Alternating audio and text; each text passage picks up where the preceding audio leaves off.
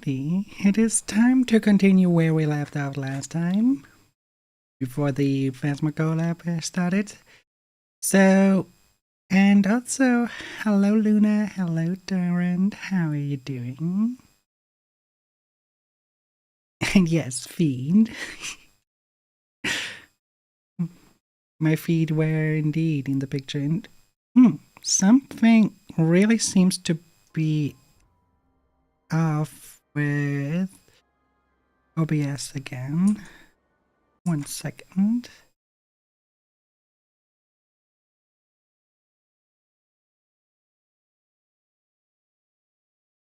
There we go. No, I played DNA through the closed beta testing phase, and I'm basically, yeah, now almost done with what has been there during the CBT. So we are just in the warden interrogation phase right now. Which is where we go right now.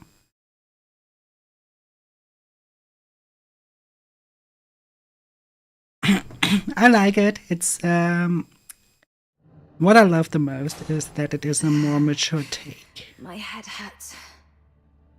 The most games, like especially like Genshin or Honkai Star Rail or Withering Waves, they are innocent to a point.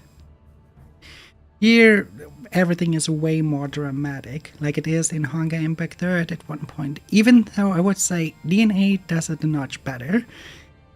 Traitor of the Empire. So, if you claim to be innocent, prove it to me. Where am I? and because of Hellfire, since we are encountering Hellfire now, You're still alive. that's why our title is Where Are the Sinners?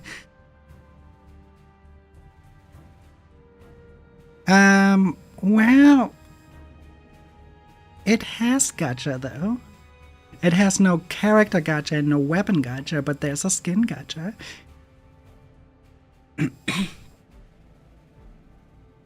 As you can see, Mom, all our plans have been leaked.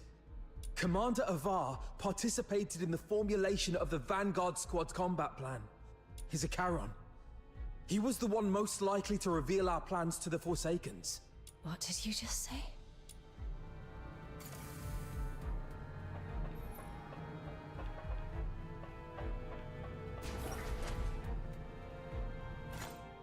And we are in that menu. I cannot show, but there is a gacha system. It's just know that it is not in the character in weapons. Mako! The Forsaken set traps in every path.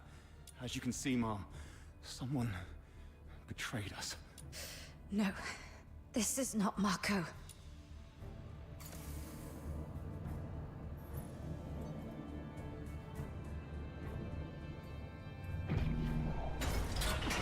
Well, yeah, during the closed beta testing phase, it was still a character gacha thing. So it happened between the CBT and the actual release. But they decided to get rid of it. The warden said something about interrogation. That interrogator mentioned a hypnotic agent. I'm probably not in a real world. This is a dream. And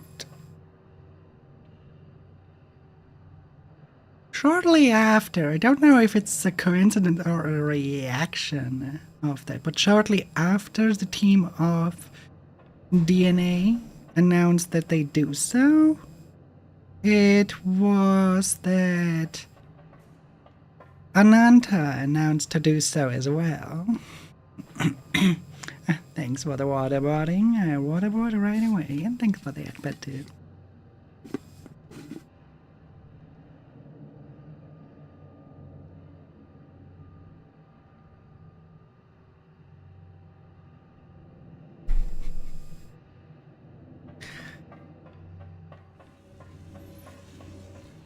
But yeah, so far this is one of the best storytelling in gacha games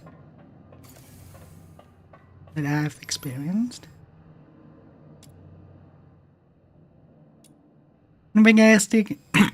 Investigation into the family background of Enma. Enma is a confirmed survivor of the which occurred 3 years ago during a military operation against. According to Enma's Indolane, she suffers from memory loss, though exhibits no signs of cognitive dysfunction. Notably, eyewitnesses' accounts from other survivors confirm that Enma was not listed among the original passengers on. In other words, she was a bona fide ghost passenger. At the time, the 13th Legion conducted a comprehensive investigation into Enma's background, but was unable to verify her identity. However, the possibility of her being was definitely ruled out. A leading theory suggests that she may have been a local civilian who sought shelter during the bombing and suffered a head injury resulting in partial amnesia.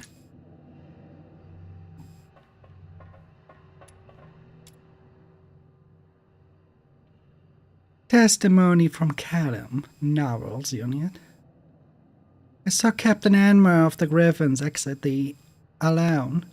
There was a chest. She told us to hold position while she went to check for any remaining Forsaken personnel. 2 minutes later, the alarm sounded. Captain Falsey and I rushed in, found Captain Avar of the Snow Wolves lying in a pool of blood. The had already been triggered.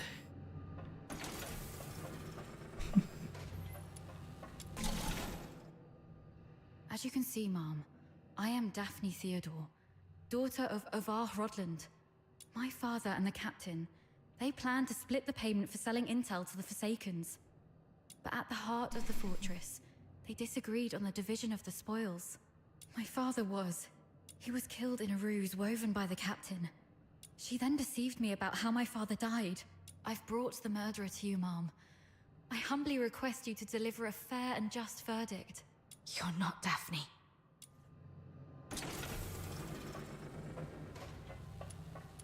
She's true about that. Sir Avar. As you can see, Mom, I am Avar Rodland, commander of the Vanguard squads in this mission. I turned my back on the Hyperborean Empire. I betrayed the 13th Legion. I sold out the Griffins and the Snow Wolves. My accomplices include my daughter Daphne from my ex-wife Claudia Theodore, and my protege at the Imperial Military College, the captain. So this is the charge Volvis had prepared for me. Shut up! You're not him!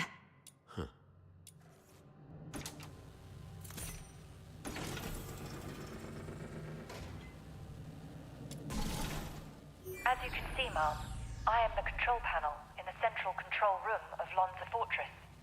On the day the fortress fell, only Avar Rodland and the captain of the Griffins accessed the central control room. In the end, it was the captain who triggered the self-destruct sequence, but I was fitted with next-gen encrypted logging tech, the Eola Pile's pride and joy. Even if you melt me down, the data remains. Ha, ha, ha, ha, ha. Motto 18 of the Hyperborean Legion. An unexpected Back then it was not victory wise. often leads to an impending ambush. I can't believe you have to recite those mottos, even in my dreams.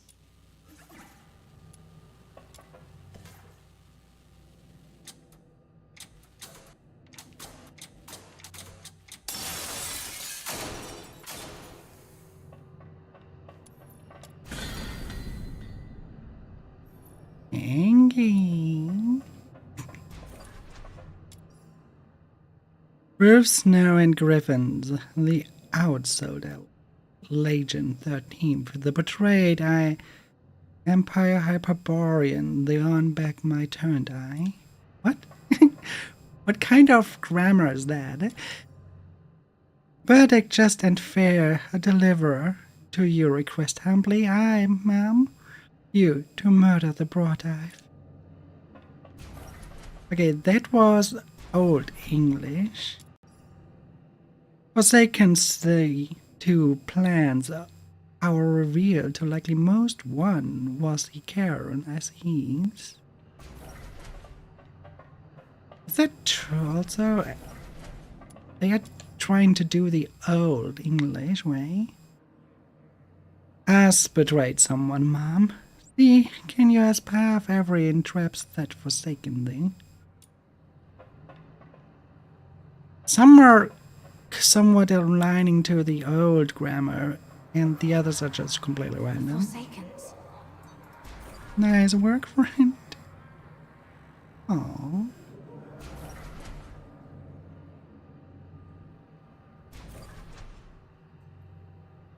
All verdicts are in the name of justice. All questions must be answered absent falsehood. I tolerate no fabrication, alteration, or concealment of the truth. First question. As an Imperial soldier, have you conspired with the Forsakens and betrayed your empire? Should you betray the justice of the empire, these filthoids shall tear you apart with their claws. This one's easy.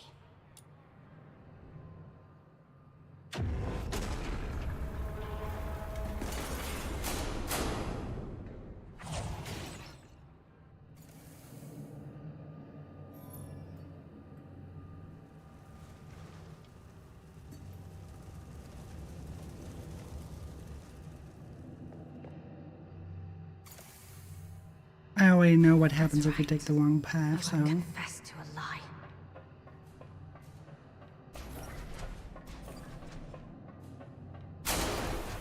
Why are there still fights here?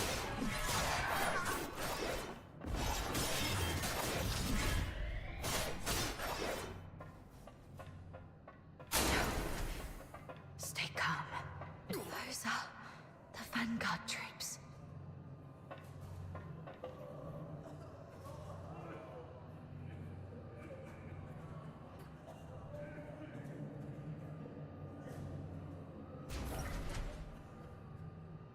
Next question, dear. Second question. The Vanguard squads were annihilated at Lonza Fortress. Were you the architect of their doom?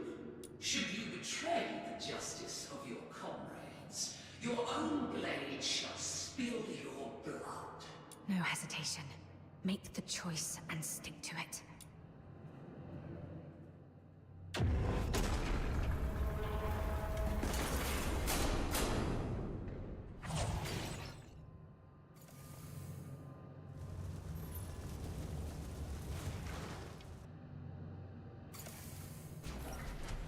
Yes, I have to keep going.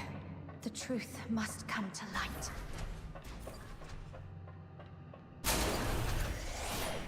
You're not me. You're just a cheap imitation.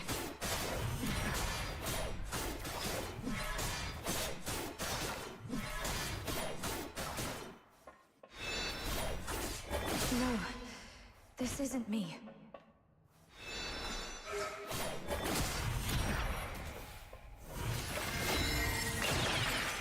It is indeed not us. Get lost.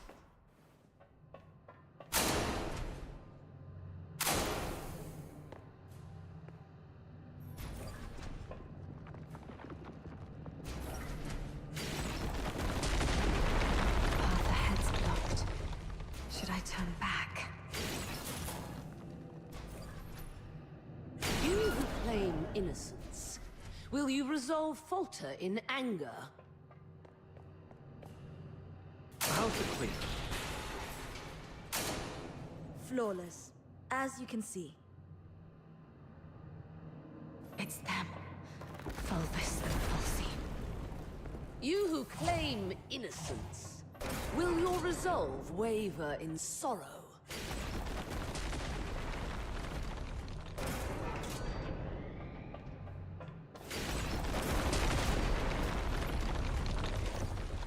You, my cadet. Sir Avar.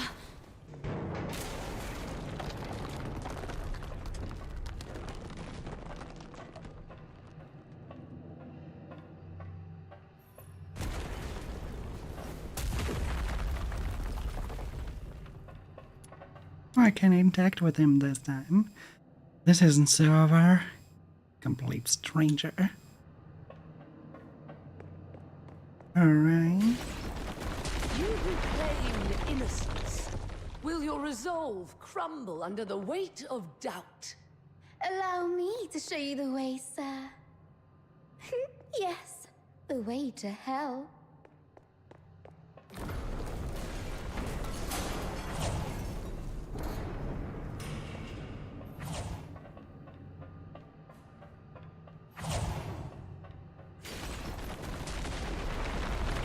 That's enough, ma'am. Please stop. Come with me. I'll lead you out.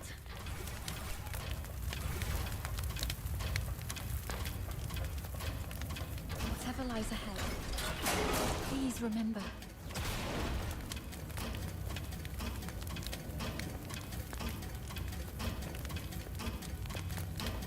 The traitor. Huh? We will survive this. Together.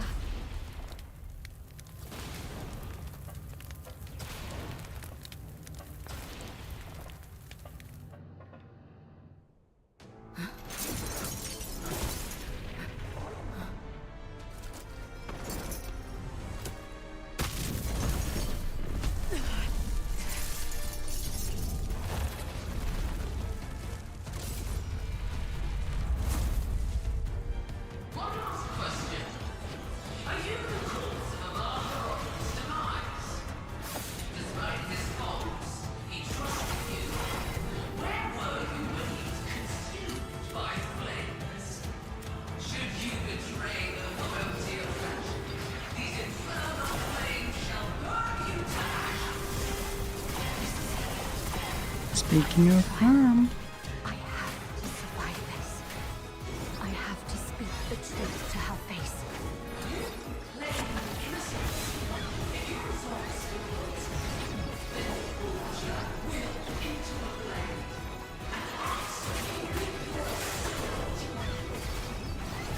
And if I answer with my flamethrower instead? No escape from the Inferno's grasp.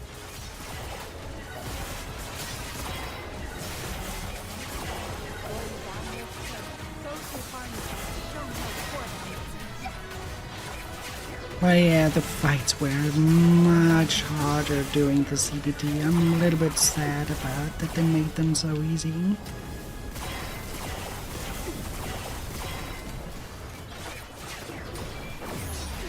You proved yourself in the face of fiery.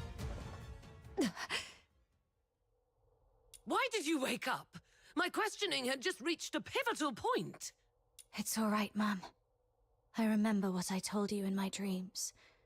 But this is classified. I request a private conversation with you. I'll tell you exactly what happened that day. Once you've heard the truth, I hope the justice within your heart will guide your decision. Go ahead.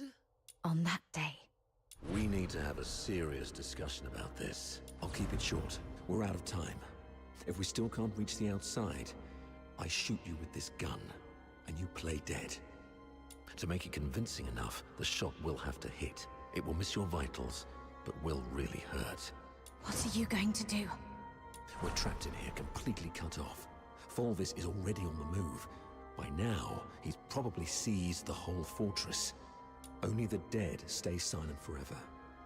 He'll kill me, no doubt. And you're in this too. You've seen the fake evidence. He won't let you walk away either. It's okay, I got you. If I kill you and feign allegiance to him, he might lower his guard.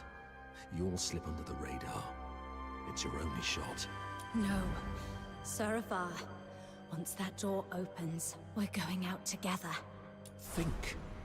After everything we've been through to get here, boxed in, outnumbered, what chance do we stand against Fulvis's personal guard? If we're surrounded, close to none. But so what? I'd rather die fighting than... Dying is easy. Living on, carrying the mission, that's the hard one. This is an order. You're the only one who can do this. As for me, I'm not done yet. I've still got a part to play. I'll try to negotiate with Fulvis, though I believe it's going to fail in the end, so don't get your hopes up. The negotiation is for a more important purpose. To collect evidence. Take this recording device. It'll provide the evidence needed to expose and destroy Fulvis. We can't let the cries of the wronged echo over Lonza Fortress forever. Sir Avar... Why the long face? Cheer up, kid. A true soldier laughs at adversity. I'm proud to have been your instructor, and I'm sorry for dragging you into this mess. You must survive. Bring the truth to Chief Sybil and His Majesty. Let the entire Empire know that every soldier here held true to their creed and duty, and everyone fought till their very last breath. All glory to our Emperor. That's exactly what happened in the Central Control Room that day. Sir Avar fought valiantly, confronting a conspiracy far greater than any individual could withstand alone. He sacrificed his life to secure crucial evidence, his final act in defense of justice. But we underestimated the enemy's meticulousness. As I drifted in and out of consciousness, I sensed Fulvis's adjutant, Falsey, removing the recording device from me. By the time I fully regained consciousness, Fulvis had seized control of the fortress. Confronting him would have led to our deaths, and the truth would have been buried with us. That's why we came to you like this. Framing Avar was never the real goal. What Fulvis truly wants is to purge every Charon born from the Empire's upper echelons. If he succeeds, you know what that would mean. For the Empire, and for you, Warden Hellfire. I know you hold justice above all else, and I believe you possess the means to defend it. Please, go get Falsey. She holds the truth you want. If we're lucky, you'll recover concrete proof. If not, even her testimony will carry weight. Let me face her, right before you. Let the truth speak for itself. Hyperborea functions like a vast machine, requiring every component to operate flawlessly. My role is to uphold the law and protect the justice defined by Hyperborea. If anyone attempts to manipulate me to subvert this law, they will face severe consequences. I will investigate Falsey. Be aware of the consequences if what you said proves to be false and a waste of my time.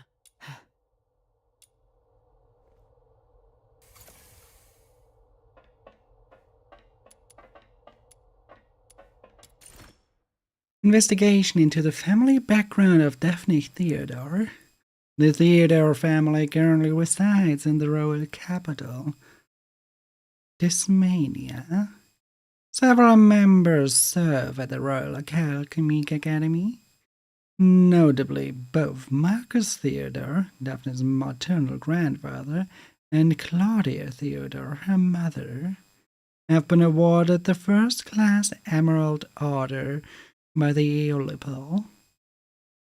No criminal record has been found in connection with the Theodore family. Further inquiry reveals that Daphne's biological father is Avar Rodland. Although Avar and Claudia officially divorced 5 years ago, Avar has continued to maintain contact with Daphne since. Investigation into the family background of Anma. Enma is confirmed the survivor of the Alexis airship crash, which occurred 3 years ago during a military operation against the Elysian Church. According to Enma, she suffers from memory loss, though exhibits no signs of cognitive dysfunction. Notably, eyewitnesses' accounts from the other survivors confirm that Enma was not listed among the original passengers on the Alexis. In other words, Enma was a bona fide ghost passenger.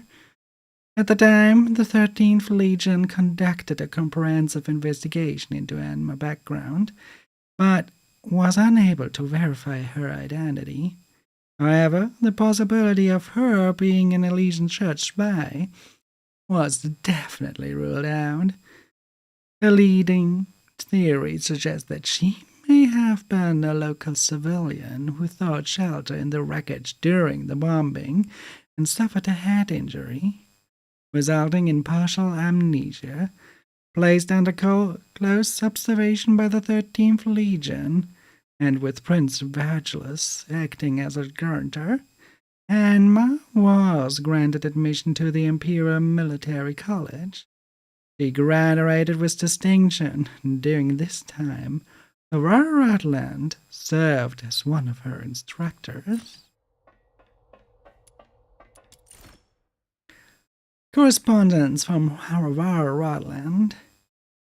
This letter contains specific instructions addressed to Enma and Theodore, detailing acts of disruption to be carried out during the assault. Control panel, central control room. Status data compromised due to blast damage. Recovered via classified recorder. Access logs from the final 3 days. No entries. Aurora Land and Enma Zindalan. Hellfire's note. Worth noting. Audio recorder recovered from the hallway by Kato, Novels Unit. Allegedly dropped during the Forsaken's retreat. At timestamp 3317, a voice resembling Aurora Rutland is heard in the conversation with an unidentified Forsaken's operative. Hellfire's note may prove useful in establishing a timeline. Credibility remains in question. Testimony from Callum, Naval Unit. I saw Captain Enma of the Griffins exit the central control room alone. There was blood all over her chest.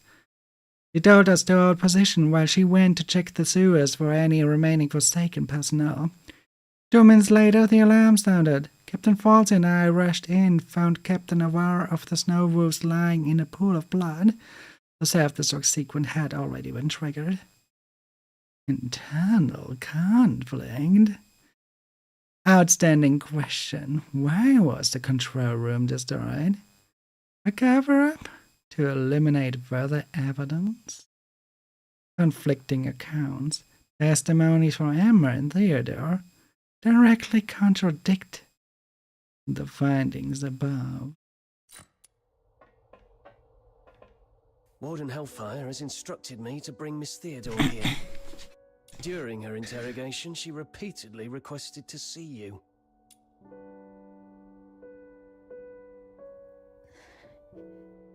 You weren't supposed to know that part. Well, I don't know what happened, but the interrogator seemed much more accommodating this afternoon. He even asked if I wanted anything. My testimony hasn't changed. Did you say something that swayed the warden? Or is this some sort of final kindness before our execution?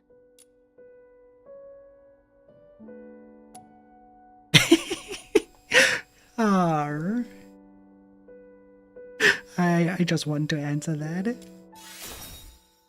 Really? I see. I suppose you had no other choice. No one can withstand such intense interrogation. It's all right. You've done so much to protect me already. She believed it. Jesus. It's not true. I was just messing with you. What? You really scared me. You owe me an apology. If Warden Hellfire's investigation goes well, we'll be free soon. I'll make it up to you by taking you to the Opera House. I hope so. And one more thing. I'm sorry, this might bring back painful memories, but I must ask while I can. Back at the fortress, the situation was so desperate that you didn't have time to tell me about my father's death. But I've sorted out my mood. Can you tell me about it now? Did my father leave anything behind? Saravar kept this with him at all times, in the pocket closest to his heart.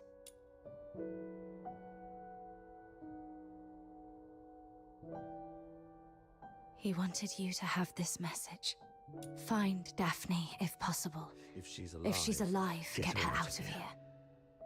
Once you're both safe, tell her, I'm sorry, my baby girl. I've always wanted to hear you call me Dad again. Just like when you were little.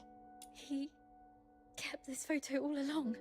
So long that I'm not the little girl in the photo anymore. All right. Both of you have again passed the Warden's test. Miss Daphne, you may leave now. Were you eavesdropping on us?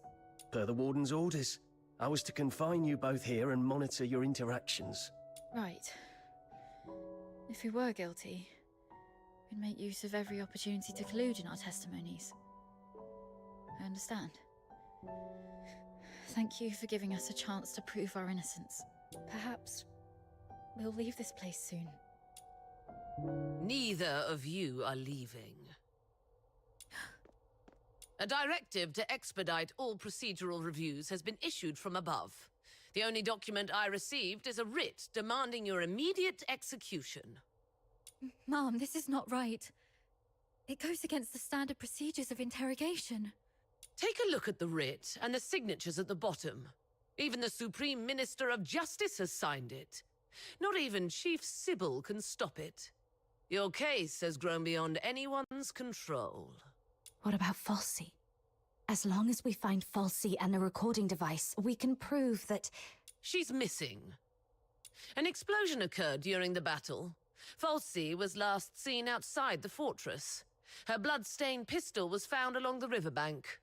Although the Legion continues to search, it is likely that she is deceased. Mom, do you really believe in such a coincidence?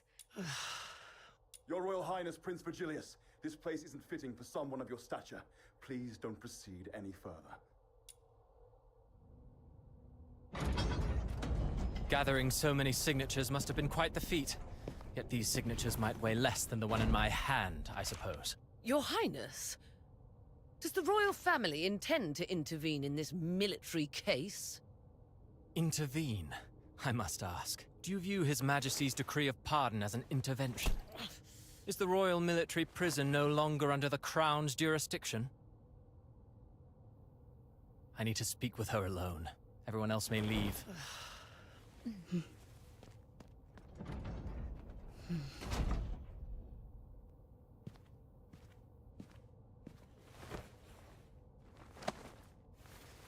They're finally gone. Thank goodness. One moment later, and I might have had to talk to your headstone instead. They improved the voice acting here a lot.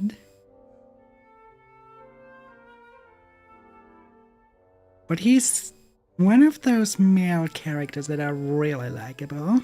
By all that is holy, my friend, you've really landed yourself in some serious trouble.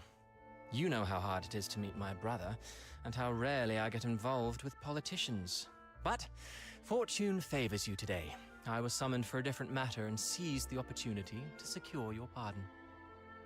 He's a really charming one, to be very precise, but even though he fucking looks like a Otto Apocalypse, which put me on edge the first time I saw it. I was like, oh no, not another blonde, good-looking guy that brings on doom to the world. Things have finally blown over. You're free at last. Where do you want to go? The art gallery? The opera house? Or just a simple stroll along Whisper River for fresh air? Thanks, but no thanks. You look pale. They did go rough on you. Why don't you come to my place? My personal physicians will tend to your wounds. A millennium has passed, and still, the prisons of Hyperborea cling to such crude, barbaric, and wholly inhumane forms of torture. Those sycophantic chroniclers call this the greatest and most prosperous of times. What a most exquisite farce. Let's not dwell on that. How's Daphne? I heard about your efforts to ensure her safety. Fear not, the pardon includes her as well. One more thing. Fulvis's adjutant, Falsi. I don't think her disappearance was what it seemed. She holds the key to the truth behind all this. If it's not too much to ask, could I trouble you to look into her whereabouts? Dead or alive? I need to know. Fulvis's missing adjutant. I see. I'll look into it. Thank you. And... sorry, I don't have anything to repay your kindness at the moment. Repay me? How about serving as my bodyguard for 6 months? Bodyguard? I'll explain later, after you've had some proper rest. The stench of blood here is proving itself noisome. Let's leave this dismal place, once you're ready.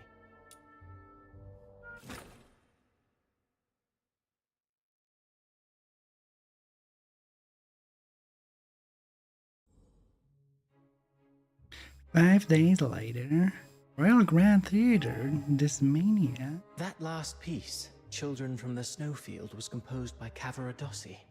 It was inspired by a folktale in his hometown, Ice Lake, one about a mystical creature that roams the snowy wilderness. You're not really listening, are you? Yeah, something about a mystical creature in Ice Lake? Thought so. Still carrying the weight, I see. I'd hoped this might offer a brief escape. About that bodyguard role you mentioned. I need to know what it actually entails. There's something I have to deal with. I need to know if this gets in the way. That's what I wanted to talk to you about.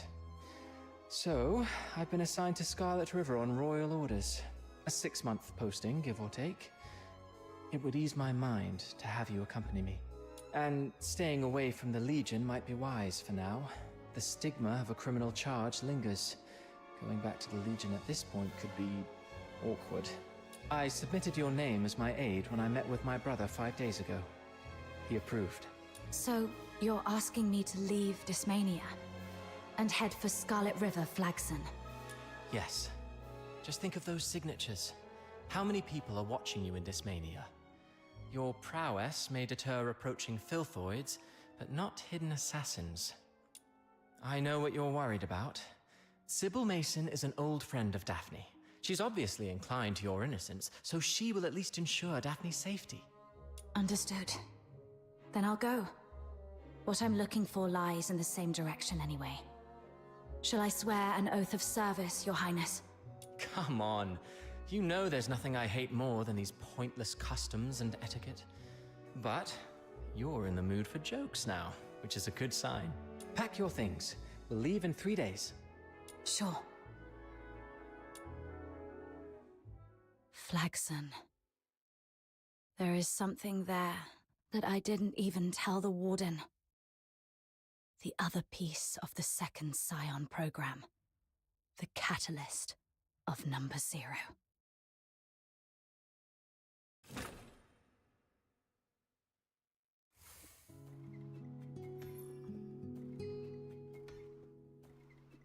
And this is where the closed beta testing phase ended. This is how far the story got back then. Now, I am completely blind on what is happening. And for everyone who went alongside here or played to this point themselves, they can tell how generous it is to have that much story in a beta testing phase. So that is quite a lot. I've partook in a few closed beta tests before. Never was it that much. But I'm really, really grateful for this, because this is amazing. This is really, it has been a blast back then. It made me decide to, this very thing made me decide that I take so many days off a week, even completely get rid of my off days to stream this, because I think this game, out of multiple reasons, just deserves more love. Like, love from the player, not from the devs. The devs love the game. They put so much good work in here. Yeah, let's unlock the theater. Fresh off the stage, new show, new experience. Hey, you there? Fancy trying something different? Yep, you're talking to me. The Galliers Theater is trial running a brand new form of performance. Immersive theater. It's an exciting start from Luca. No more sitting stuck in your seat. You can move around freely and even become part of the story yourself. We're looking for volunteers to help bring the groundbreaking art experience to life. Our current production is a timeless hero's adventure. Interested in joining? We've even got a special gift ready for every participant. Count me out. Wonderful. This way, please.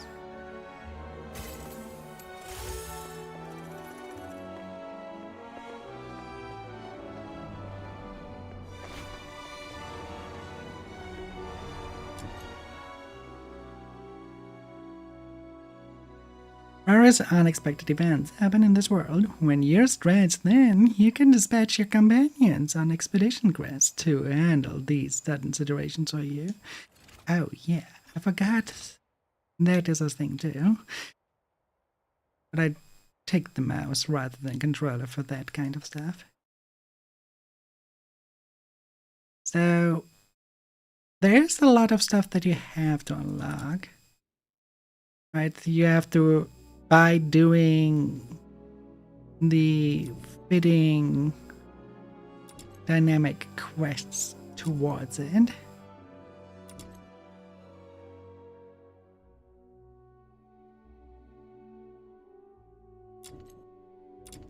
Like the hide and seek, the Lunox supply a small record. There are a lot, and it will be at one point that we will unlock all those. Right now we just send off a few characters. Margie and Truffle can do that one. And the apparel can be done by Outside and Daphne. There we go. I can do that for a while. Now you have those icons here. Like this one. It shows you they are doing just that. You can now see also the ones actually still to unlock right here. But what it did not show, which I'm kind of surprised, is under the Echoes of Missteps, we now have the immersive theater. This is the big thing because this is where you unlock a few secret ladders to hunt for our dear butterfly. Why is this having an exclamation mark? Already used everything up. Nothing is showing up here though. But yeah, anyways. Oh, we have an intro now. I forgot. We should directly use it. But yeah, we can... Once down, there's also a lot of stuff. Oh yeah, see, it was a seasonal thing, I forgot. But as you can see, quite a progress there as well. Oh yeah, we have also level. Oh, we have 45 now. Which means we could technically push that further, but we need... Okay, we need those books. Then we just continue with the main story, which is what it is trying to put us in right here. Now I'm quite curious. Camilla. Swallow the medicine first. Camilla, why was I? It was somehow phrased like, hey, invite me to dinner first. But yeah, in this new scene that they, there was one scene they added in between that hadn't been there for the closed beta testing, the one where she gets attacked. That scene wasn't there. It was never there. It's a new thing, and now we figure probably out why that all this has happened, why she was attacked. You've been unconscious for 5 days. Lucky you. Another day and you might never have woken up. So, you've been... Thank you. No need to thank me. You're not who you used to be. Since the request involving the Crystallo of Stella, plenty of commissions have come in specifically for you. Just make sure you stay alive long enough to finish the gigs. Maybe I should have stayed dead for a while. I cannot go higher on this chaos anymore. Too late.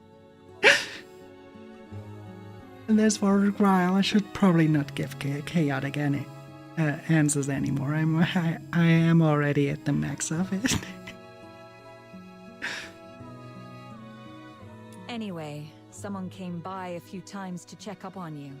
It's Rhythm Fisher, a warrant officer in the escort. Rhythm Fisher, warrant officer of the Cocytus Escort, 6th Legion. She left a message. Said she'd like to talk to you. I heard about what happened at Lamenting Lake that day. I know you probably don't want to see her, but you were the sole survivor of the murder case that night. I doubt she'll give up easily. The sole survivor? I should be going. If you want answers, go to the Asphodel and ask your friends. They've been worried about you these past few days.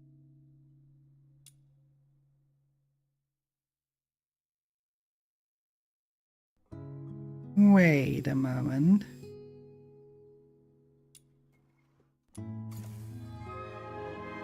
Children from the snowfield. I did that look like a theater entrance. Observe the package. The care packages are scattered across the room.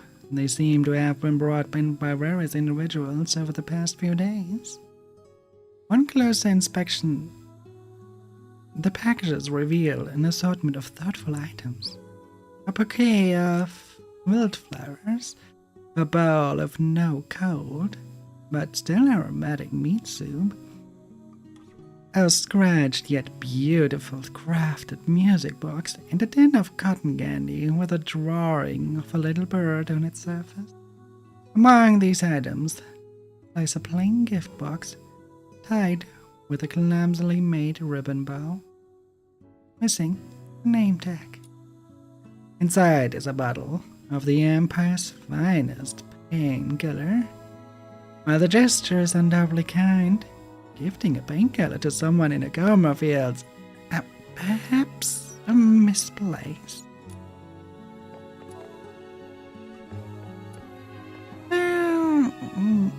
No, because they kind of thought about what you would need once you wake up.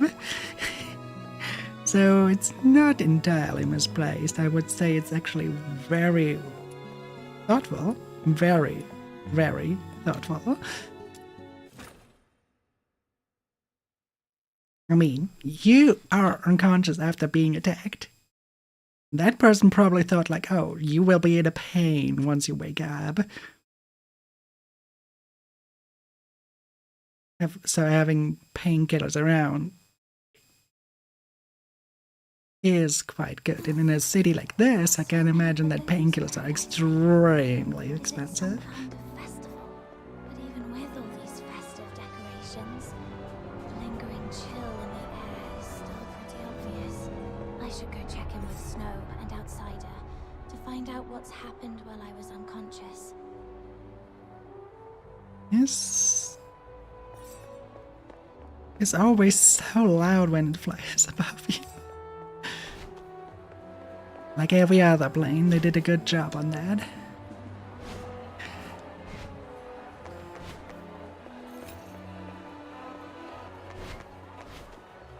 How?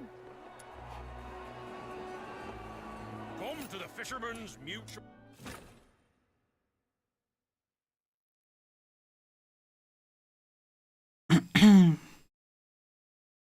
Even staying home isn't safe anymore. What are we supposed to do? Oh, come on. Stay back. Oh, these old. Oh, look, there they are. Both of them. United.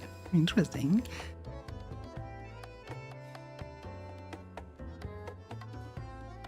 I whistle. Little minion!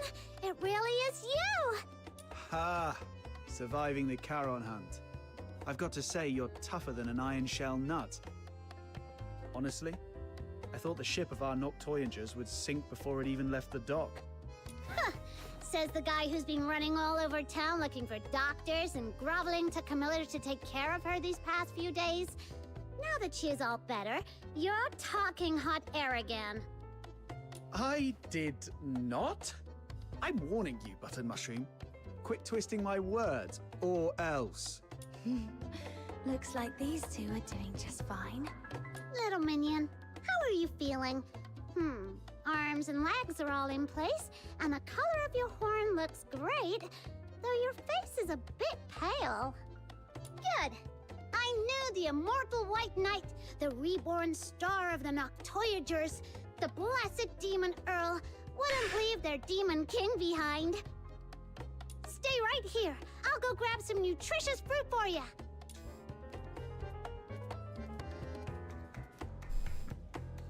Why is my title getting longer, but the rank keeps dropping? Oh, wait. I can't let Snow's silly titles distract me. What were you talking about earlier? Charon Hunt. What's that? It's a trouble you can't run away from. Excuse me. Is she awake? Eek! Speak of the devil, here comes your trouble. A big one, with a name. Rhythm Fisher. Yep. She's been stopping by every day around this time to ask about your situation. Since you say every day, that means you've already dealt with her a bunch of times. She's all yours, Outsider. You've got this. Not so fast. I told you, this trouble is something you can't run away from. I like the wittiness of the main character. Charon Hunt is a string of serial murders in the outer city. As the sole survivor, there's no way the Legion won't want some information from you. It's only a matter of time. Honestly, she seems pretty reasonable for a Legion officer. If it was someone more heavy-handed, you'd be wishing it was her instead. All right, I get it. If you're not ready, I'll go talk to... I see you're finally awake. There's an important case that requires your cooperation. She saw me. Well, no way out now. Go on, my friend. What's meant to happen will happen. Oh, you're right. What a big trouble I can't run away from. All right, let's see what she wants.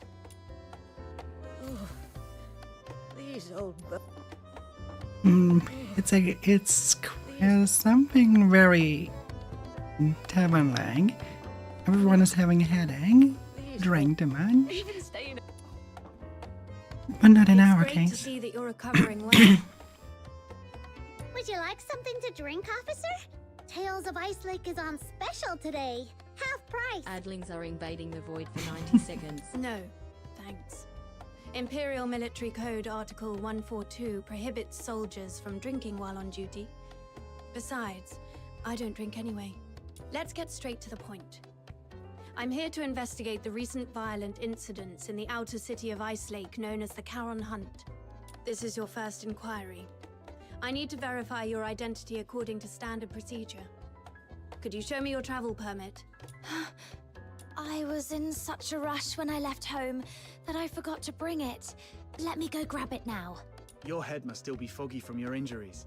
You left your travel permit at my place a few days ago. I was just about to return it to you. Here you go, officer. Name? Place of residence, Ice Lake, Cocytus region. Occupation, animal trainer?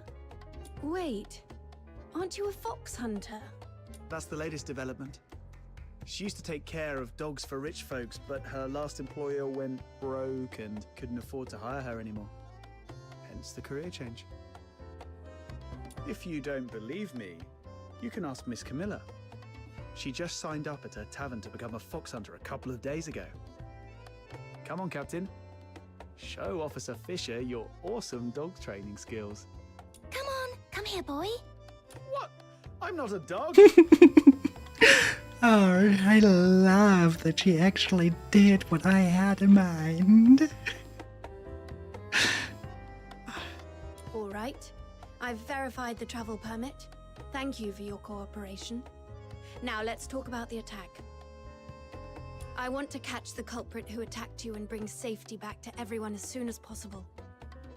As the sole survivor of the incident, your testimony is vital for us to fully understand the case. That said, this tavern is hardly an appropriate place for an inquiry. Ah, got it. Let's get to a quieter place to talk then. Thank you for understanding. Please, come with me. Hey, what are you waiting for? Don't tell me you're upset about the travel permit. Well, that was the only type I could get for you. Just roll with it, all right? All right, I know. You're probably still bitter about Rhythm Fisher for what happened that night, but it wouldn't be a bad thing to get on good terms with Fisher. I mean, the Legion's got connections everywhere. Your search for somebody might get somewhere. Besides, don't you want to take down that dishonorable coward with your own hands? As for me, I want this whole Charon Hunt mess resolved as soon as possible too. The whole outer city's been on edge, and that rickety old door on my house can't take another lock. The Legion. Barry's whereabouts. The murders. And the one who attacked me. Fine. Let's do this. I'll take a 20% cut. You keep 80%, as usual.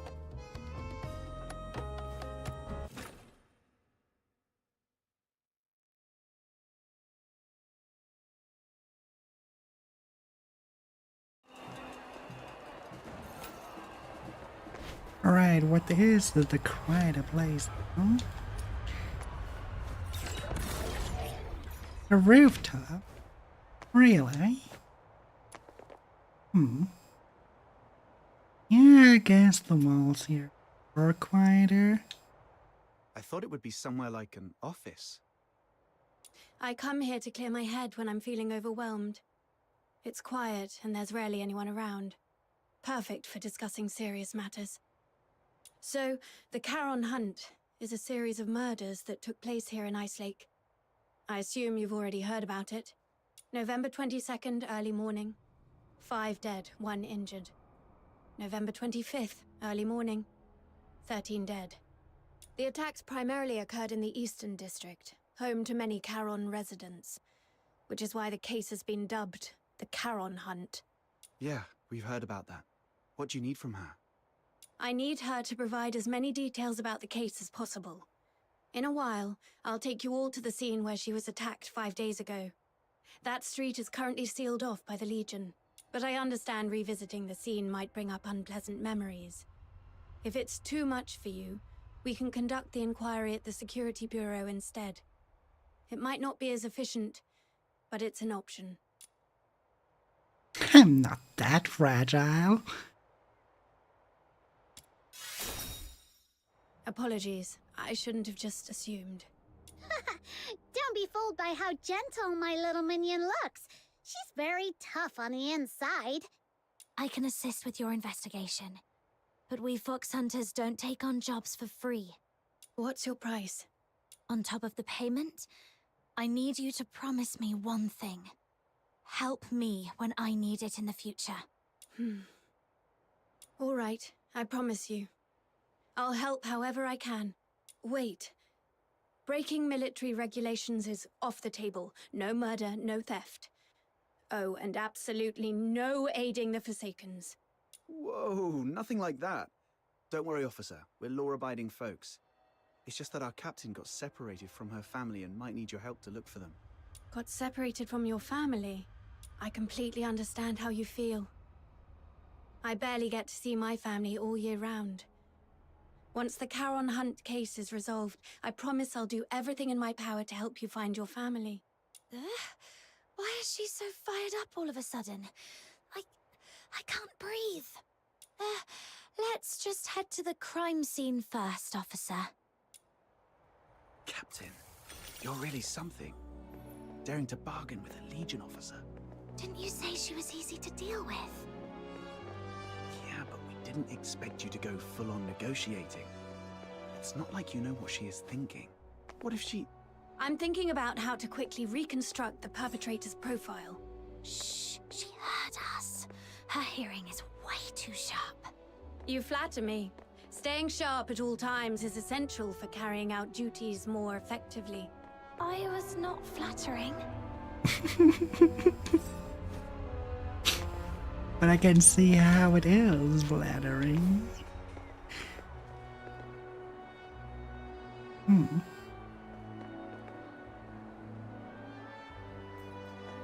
Yeah, it works. This is it. Does this street look familiar?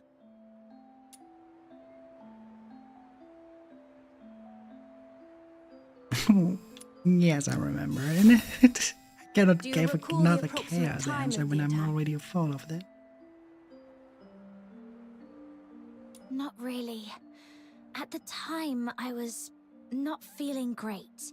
I figured I wouldn't be able to sleep, so I decided to take a walk around the city.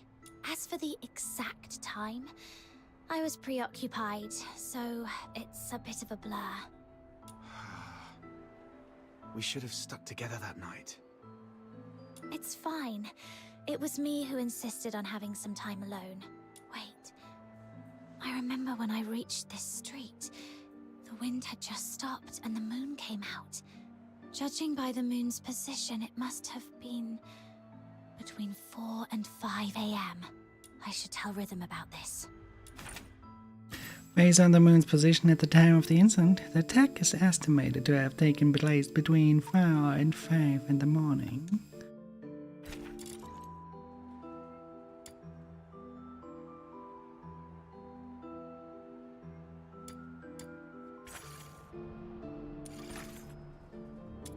And now it lets me. Between 4 and 5 a.m. That matches perfectly with Camilla Scarlet's testimony.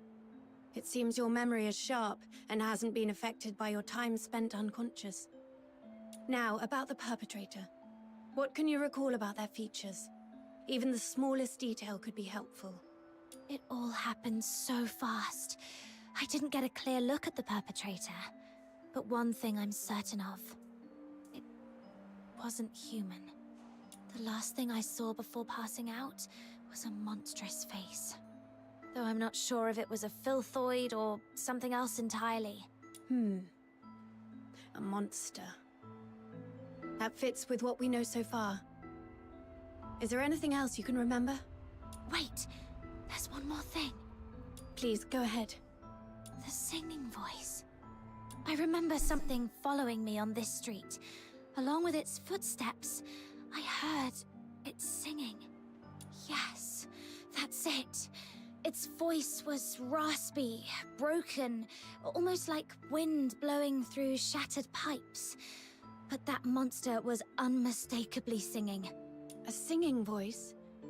No one else has mentioned that. Great. This is a brand new lead.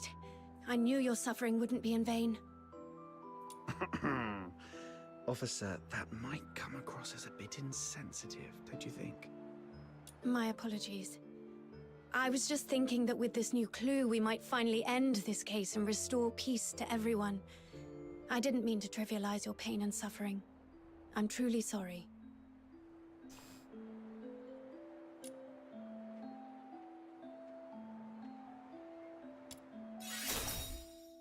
Thank you for your understanding.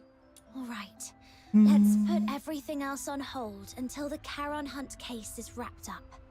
Since you went to all this trouble to bring me here, let's focus on the investigation and get it done.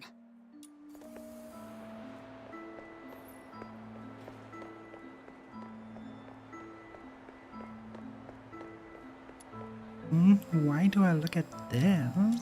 About the monster singing you mentioned just now, do you think you could try humming the melody?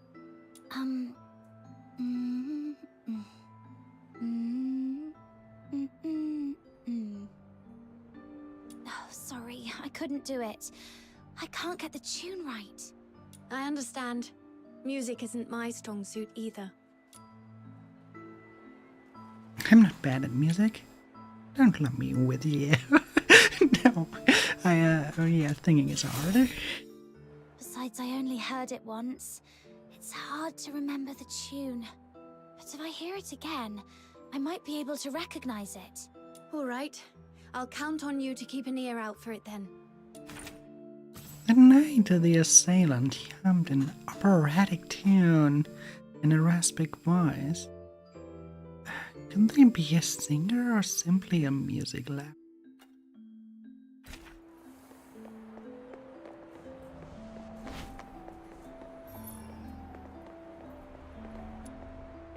What's this? A piece of cloth. It feels pretty nice. Barry would definitely love this fuzzy texture. Let me take a look. It's velvet. Judging by the patterns and creases, it looks like a piece of a stage curtain. The only place nearby with a stage is the Gallia Theatre. They've been preparing for the Silver Candle Carnival, and with all the hustle and bustle, it wouldn't be surprising if someone accidentally discarded an old stage curtain. Silver Candle Carnival. Is that what all the decorations are for? This piece of fabric alone doesn't tell us much. But if we connect it with the clue you mentioned earlier... A stage curtain. It does seem to connect to that clue somehow. A scrap of velvet stage curtain was found at the crime scene, identical to the kind used at the Gallia Theatre. Could this point to the theatre's involvement? More evidence is needed to confirm the link. There is quite a lot of evidences right here. Is this blue snow? I've checked. It's a few drops of foxica. When it seeps into the snow, it spreads out like a flower. Beautiful, isn't it? Every time I see these little blue flowers, it Hey, feels Ado, like the day's how you exhaustion doing? simply melts away. Hope you have a wonderful day so far. Welcome. Look at this colour. The purity seems pretty high. Could there have been a foxica leak? I'm doing good as well, thank you. That is possible. But just to be sure, I need to confirm something with her. Foxica traces were discovered in the snow near the crime scene. However, no leaks have been reported from nearby facilities. Better consult with him about the details of the case. Gather more clues.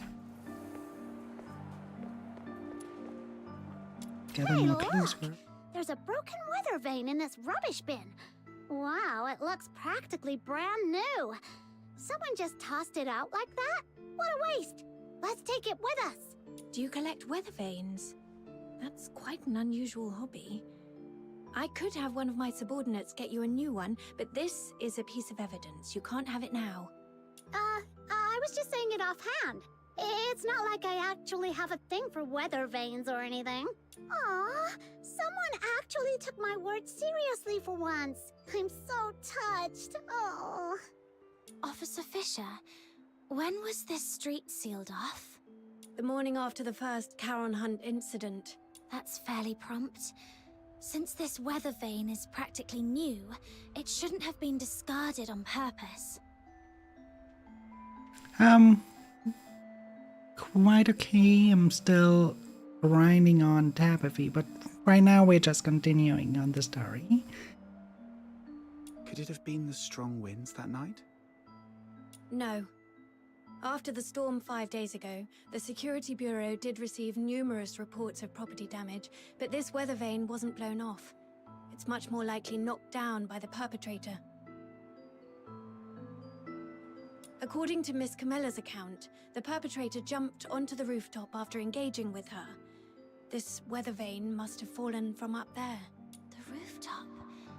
Might as well check it out. The freshly broken vane probably snapped when the assailant landed on the roof. Together with other clues, it may provide more information. But yeah, we basically, we are aiming for unlocking her, because you could basically joke around that she is my daughter for the tentacles.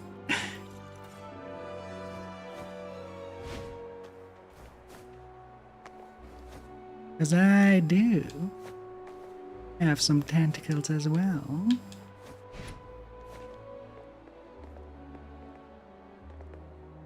This is it. The break aligns perfectly. Judging by the bending on the base, apparently it was not blown off by the wind. It was struck with force. And based on the angle of bending, we can deduce the direction the perpetrator fled. The wing's base is bent towards the southwest. Together with other clues, it may provide more information. Okay, one final proof here, and then we can down. The Foxica. There's something I need to ask, just to clarify. When you encountered the perpetrator, did you notice any strange smells? Something sharp and unpleasant? Like a mix of 80% paint and 20% moldy bread. Sorry, I'm not great with analogies. What kind of smell is that supposed to be? I'm not sure what you mean, but now that you mention it, I do remember being hit by a sharp, acrid smell when the perpetrator lunged at me. Oh, so you think this Foxica might have come from the perpetrator? Exactly. The Foxica produced by the Aeola pile is mixed with irritant gases. If you noticed a strong smell at the time, it likely means the perpetrator was covered in a large amount of Foxica, and these blue flowers must be traces of it dripping from its body. There are only a few places in Ice Lake where someone could come into contact with that much Foxica. Combine this with the other Thank you for the clues, water bunny. and we should be able to narrow down the perpetrator's hideout.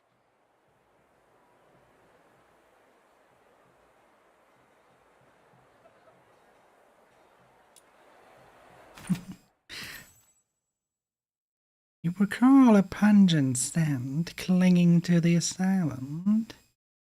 Clear evidence of heavy Foxica contamination. Very few sites in Ice Lake could account for such levels. Cross reference with other clues to narrow it down. Hello there, Elvie. Thank you for the headband. How are you doing? How was your karaoke event?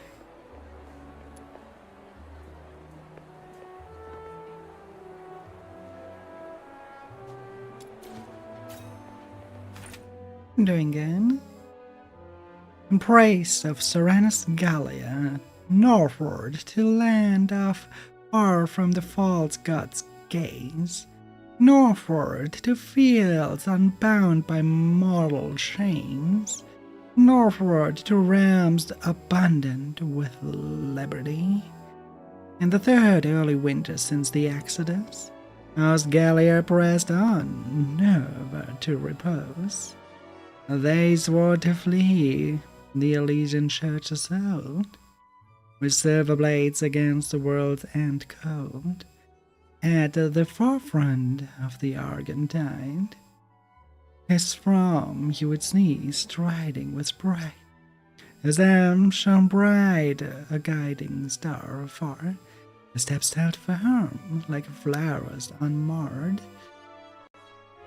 His eyes gleamed keen, rare diamonds untold. His form sped light as dust on winds old.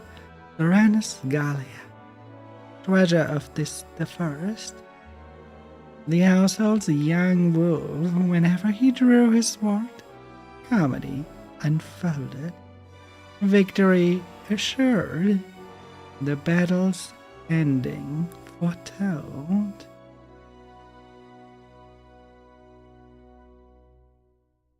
I mean, okay, so you just looked at, watched it while the others partook in the...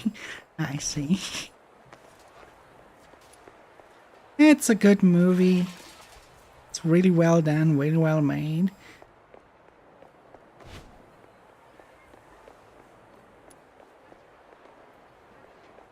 Bit surprised it was in an actual cinema, and since it is actually a Netflix thing. But yeah. Oh yeah, the clues we should deduce.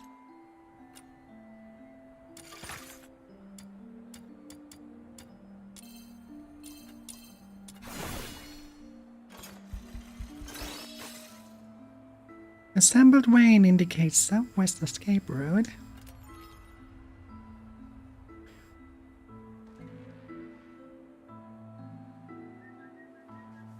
Okay, yeah, I can understand that.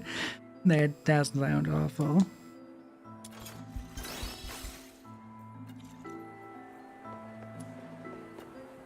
That's right. You saw it too. The perpetrator fled southwest. If you already know that, why hasn't the escort gone over there to search? We're short on manpower, and our intel is incomplete. We've been systematically combing through the factories, residences, and schools in the southwest, but the sheer scale of the area has made progress slow. So far, there's been no major breakthrough. To be honest, it's just me and a few of my subordinates working on this case. And one of them was killed by that perpetrator. He was among the victims on November the 25th. When we found him, all his internal organs had been crushed, like dough flattened under a rolling pin. Nice analogy. My condolences. Catching the perpetrator is the only way to honor him and deliver true justice and closure to all. But we haven't found that monster yet. I've requested reinforcements from my superiors multiple times, but my applications keep getting denied. Or rather, they say I need to pinpoint the perpetrator's exact hideout before my request can... That's only because you're a Karen too, and they are racist.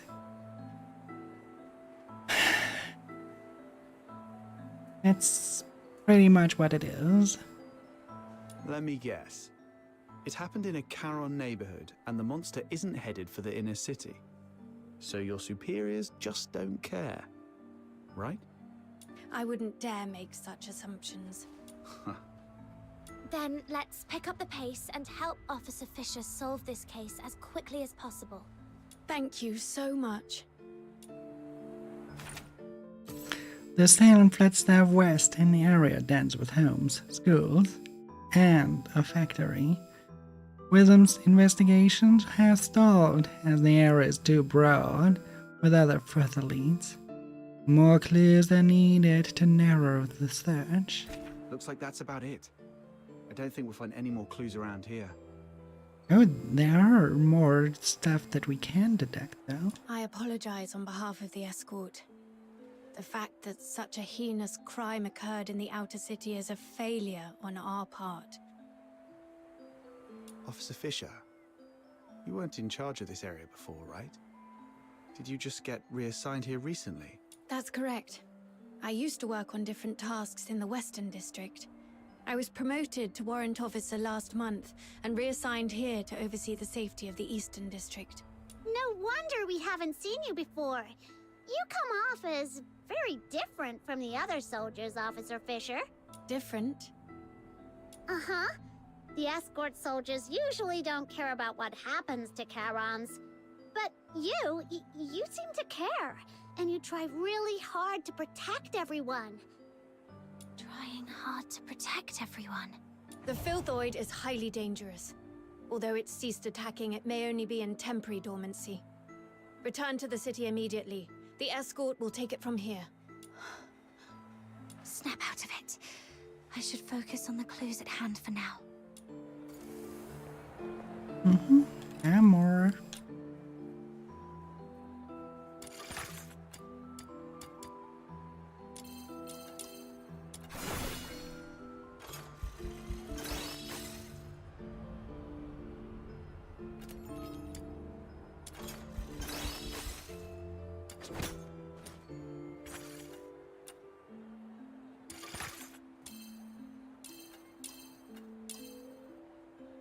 And only 2 of those, okay. And let's see, we have the spots of Foxseeker.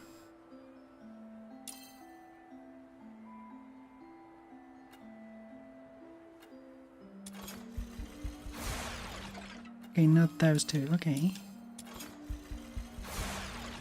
Not those 2 either.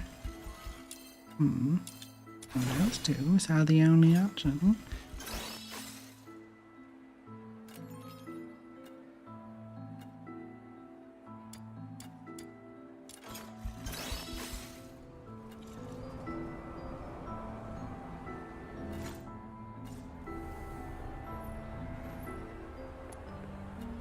Let's go Based on through the it. clues we have, there are 2 locations that stand out.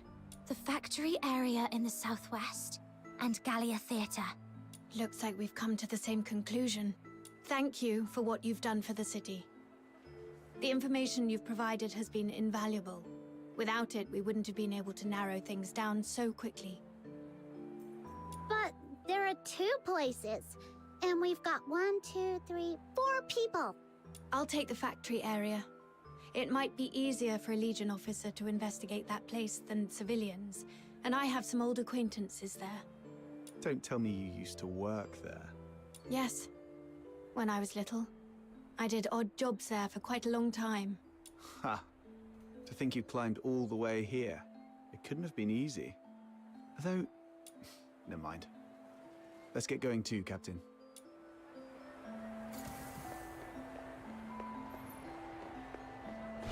Alright, then we are going to the theater. Okay.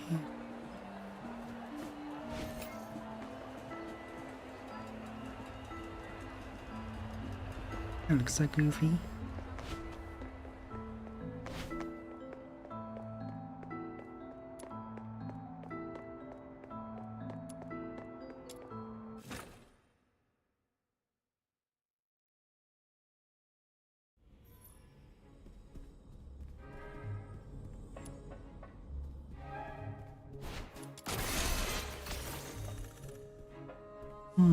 The fact that there is a save point right here means we will fight here.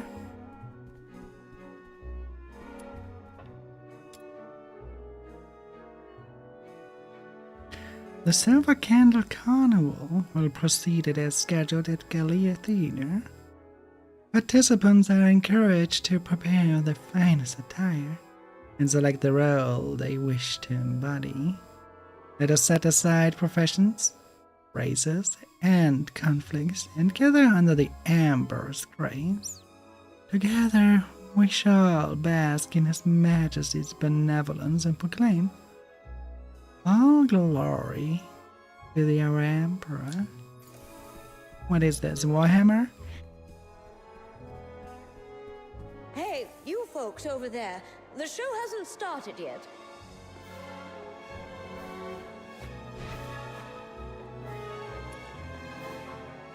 Oh, it's you. Outsider. Director Perch. Still going strong, I see. How have you been? Just drop the pleasantries. You're not exactly the type Adlings to are hang around invading the void places for like 90 this. seconds. What do you want? I'm here on a job.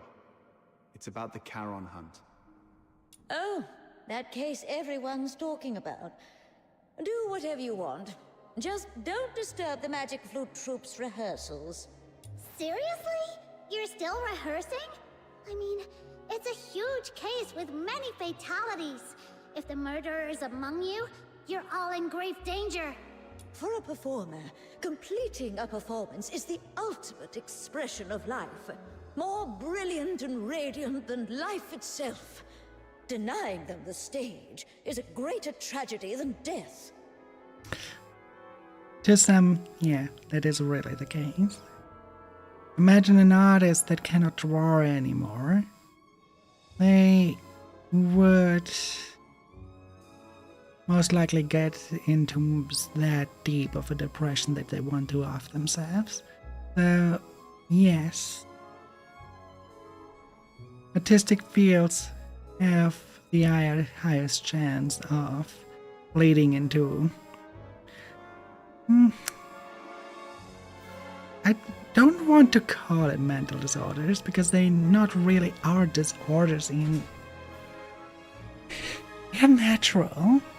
I kind of hate that to call them disorders, but that's what they are named. Depression is not really a disorder, it's a cause. Basically, a casualty, not a disorder. PTSD is not a disorder itself either. A natural reaction to something. I really don't like the term disorder. Yes, you are disordered. You cannot partake in a normal life. But well, I have a little bit trouble accepting that term. Everyone, get ready. The third rehearsal of the day starts in 5 minutes. Because it has some sort of judgmental... it's quite judgmental towards the person that are... the people that are suffering. And I deem that unfair towards them. Ugh, she's really not making this easy. Let's split up and ask around.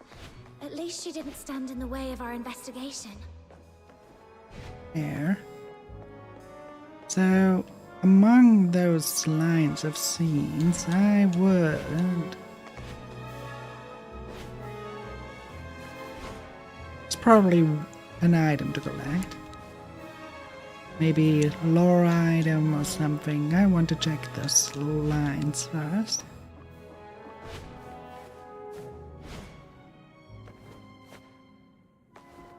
Nothing. Surprisingly. Lighting needs fixed. Ah, but up there. In the balconies. Okay. Oh, here in the doorway where everyone can see it. Not that well hidden either. Not that well hidden, as you would expect.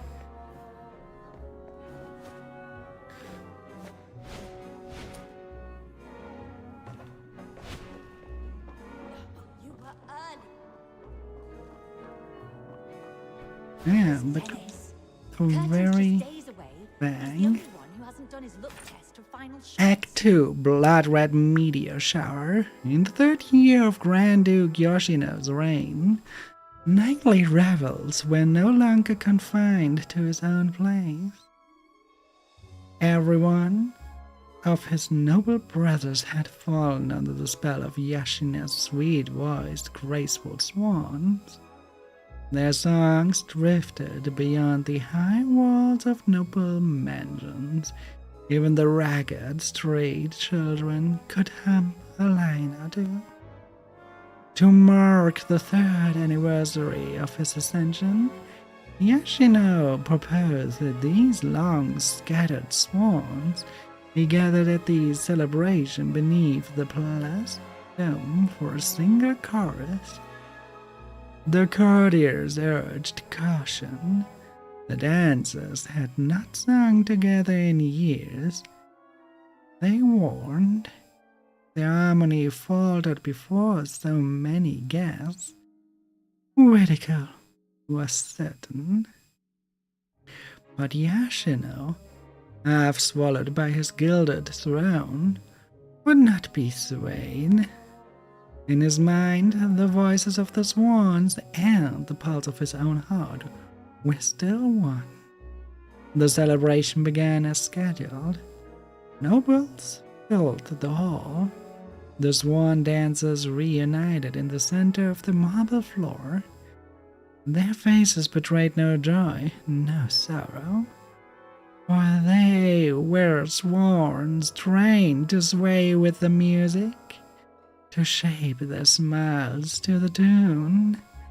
At a single crystal note from Yoshino's favorite dancer, 1,000 voices arose as one. Clear and keen, like lightning, splitting the sky. When the last chord fell away, silence descended, like the sea after a storm. So calm it seemed the revelry moments ago had been no more than a dream. Yoshino's brothers drifted into the deep. No good dreams. He watched entering the peace, since taking the crown he himself never slept so soundly. But tonight, beneath the bright moonlight, surely even he could find peace. Tatanaga, 400 of 99 insults against the Grand Duke. Verdict: execution. The voice from the throne was ice. One by one, Yoshino pronounced the name of the noble who had scorned him most, and the long list of charges, meticulously recorded by the very swan dancer he had gifted Tatanaga 3 years before, the dancer who had long kept close company with Tatanaga, stepped forward, with serenity unchanged. A gauzy sleeve brushed the nobleman's cheek, just as on the night they first met. Then, a dull thud, his head still wearing the soft curve of an intoxicated smile, parted from his body before fear could reach his eyes. It sailed cleanly through the air, railing a fine red arc, a meteor of flesh and blood.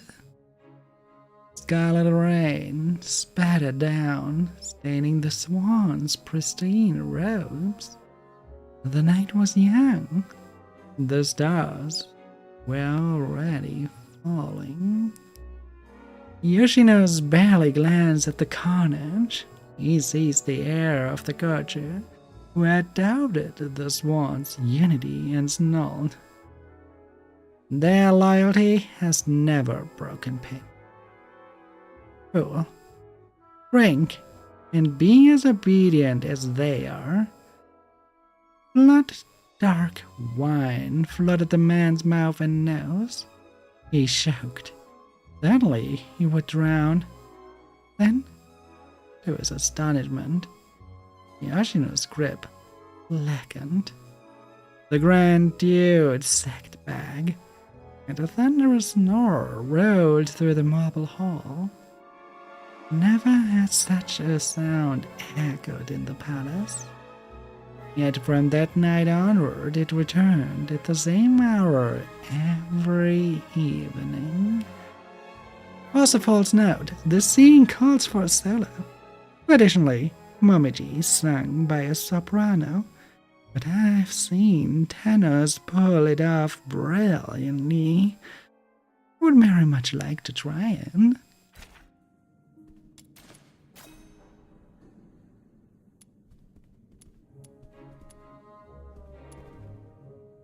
Excuse me, may I ask? 15 flower crowns, check. 9 pairs of riding boots, check. All right, inventory's done. Now, who are you? What do you want? Can you tell if this piece of fabric is from the theatre? The stitching is a mess, and the pattern's just as bad. Gallia Theatre would never use something this shoddy. Who sent you? Are you some tabloid hack trying to smear our theatre? Whoa, calm down, we're not tabloid hacks. We found this at the Charon Hunt crime scene, and just wanted to get some information. Now you're accusing us of being involved in a murder case? You filthy tabloid hack! He doubt you, we're not tabloid egg. When we're right about tabloid egg, and I'll shove this dirty rag straight from the rubbish bin down your throat. I wish to take that one. But I take the other because we have to level our... We are already maxed on chaos. That's clearly a chaos answer. Oh, let's take the other one. We're assisting the escort in investigating the Charon Hunt case. This velvet cloth was found at the crime scene, and we need your cooperation to verify its origin. The escort? All right. Guess I was too sensitive. Sorry about that. Ever since that incident 2 years ago, tabloid hacks have been spreading rumors about the troupe, calling us a fraud. It was so bad that the director fell ill and couldn't get out of bed for weeks. Anyway, this fabric is definitely not ours. The props inventory is right over there. Check it yourself if you don't believe me. Now, if you'll excuse me, I've got work to do. Hey, you little punks! Put those wigs back on the mannequins when you're done. Get back here! I swear I'll sew those wigs onto your scalps! I like your attitude.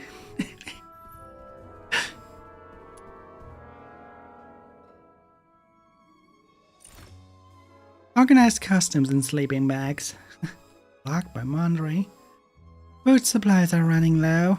We need to bring in another batch soon to prepare for the upcoming month-long intensive rehearsals. 12th of November, 3 new microphones. Locked by Grindy. One microphone produces an unusual loud sound, but Director Purge insisted that it remains as is. Updated red curtain installed. Gold curtain returned to storage. 5 missing wings. The dressing room corners are cluttered and seem to hide all sorts of things. I clean them out today. 15 flower crowns, 9 pairs of riding boots.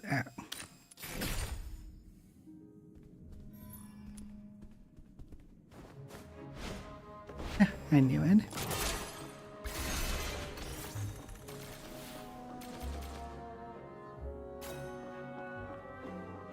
This is conveniently hanging there.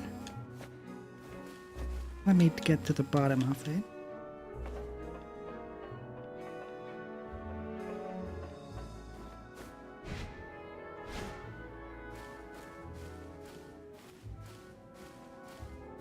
How high can I actually go with this?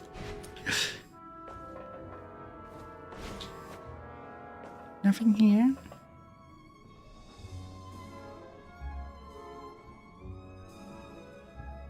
That latch probably.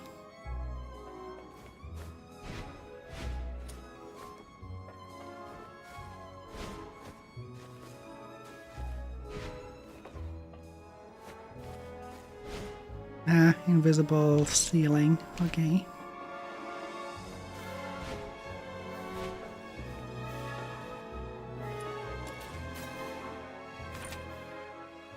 Act 3. 1,000 ladders to my most revered, most tenderly pitied, most admired Grand Duke Yoshino. You who once spent 3 sleepless years for the countenance of Yashna. This is the 1001st secret letter I have written to you. In loyalty and in love.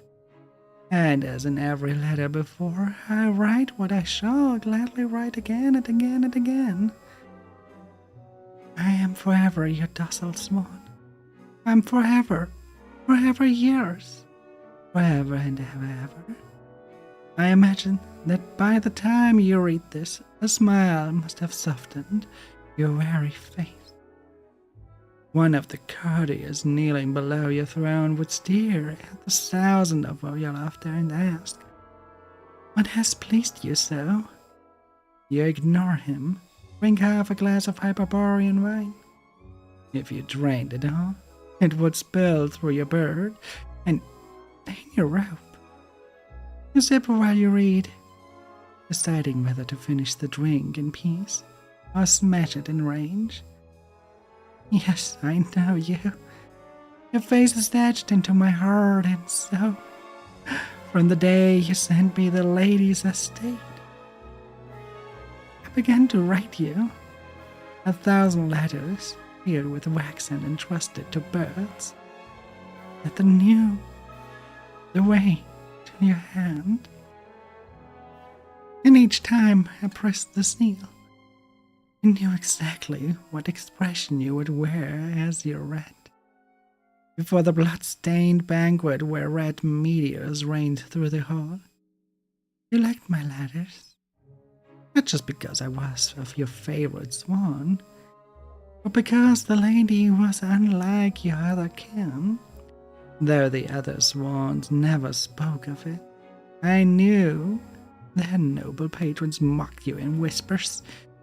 It was why we were ascending to their houses, to gather their sins behind a veil of dance. The lady was not like them. She never uttered a word against you. She said you were admirable for banishing the brother who once mistreated her. She said you were pitiable for tossing and turning through the night over your noble's crimes. She said you're brilliant for wrapping grand designs in feasts and song.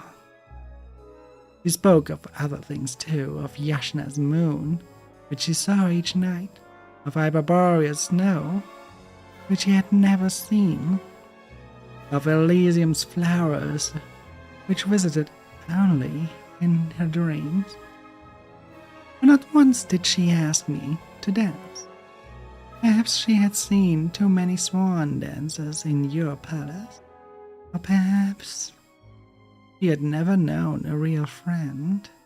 I was disheartened. Swans are born to dance, and I was left to write, with quills plucked from my own wings, and still hoped that each time you opened one of those harmless little letters, the furrows in your brow would soften, and perhaps that is why, on the night of that blood-drenched banquet, he alone walked out beneath the echo of your thunderous snores. I followed her as she stepped into the dawn. Her breath misted in the coat. Her shoulders trembled. Fear of you, or joy for our newfound peace. I could not tell.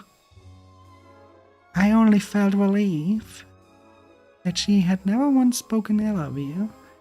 If she had, had I disobeyed your order, the other swans would have torn her apart like ravens at your command. From that day on, I was the only swan who never returned to your palace. Outwardly, nothing changed. She still shared her stories and wishes for travels with me. And every 4th day, I sent you another letter. But perhaps it only seemed that way. Before the sun rises, all is called night. But the midnight of your thunderous snores and the final breath before dawn. Can they truly be the same? Since then, I imagine you no longer smile when you read me. You buried yourself in state affairs, reforms, punishments, suspicion. You've trusted no one in Yashinas who still breathed. Even Birdsong was questioned for daring to disturb your sleep. The lady was no exception. Her praise became flattery, her silence a hidden slight, her advice betrayal. How could you allow me to blame? On my first autumn in his estate, she let me stop calling myself Swan. By now, I expected you have hurled your wine glass in rage. Grand Duke Yoshino, you saved me from starvation, made me your ever-dancing swan. But she is the one who taught that swan to be a person. He never asked me to dance, because people are not swans. To protect her, I was ever obedient, ever gentle, ever yours. Always fearing your fury would fall on her. But your suspicion grew like mold in the dark. I defended her again and again, until 7 days ago when you summoned her to the palace. And she never returned. So now, I ask just one thing. She's still alive. I no longer wish to be anyone's swan. If she's gone, then I shall tread upon the shards of your shattered glass. Even if my feet must bleed to reach you, until your blood spills like wine and dyes your robe crimson. By the time you reach this line, I will already be standing before you, waiting to pierce this letter into your throat with the very same blade. Raise your head and answer me, Yoshino. Parsifal's note, except for the final line.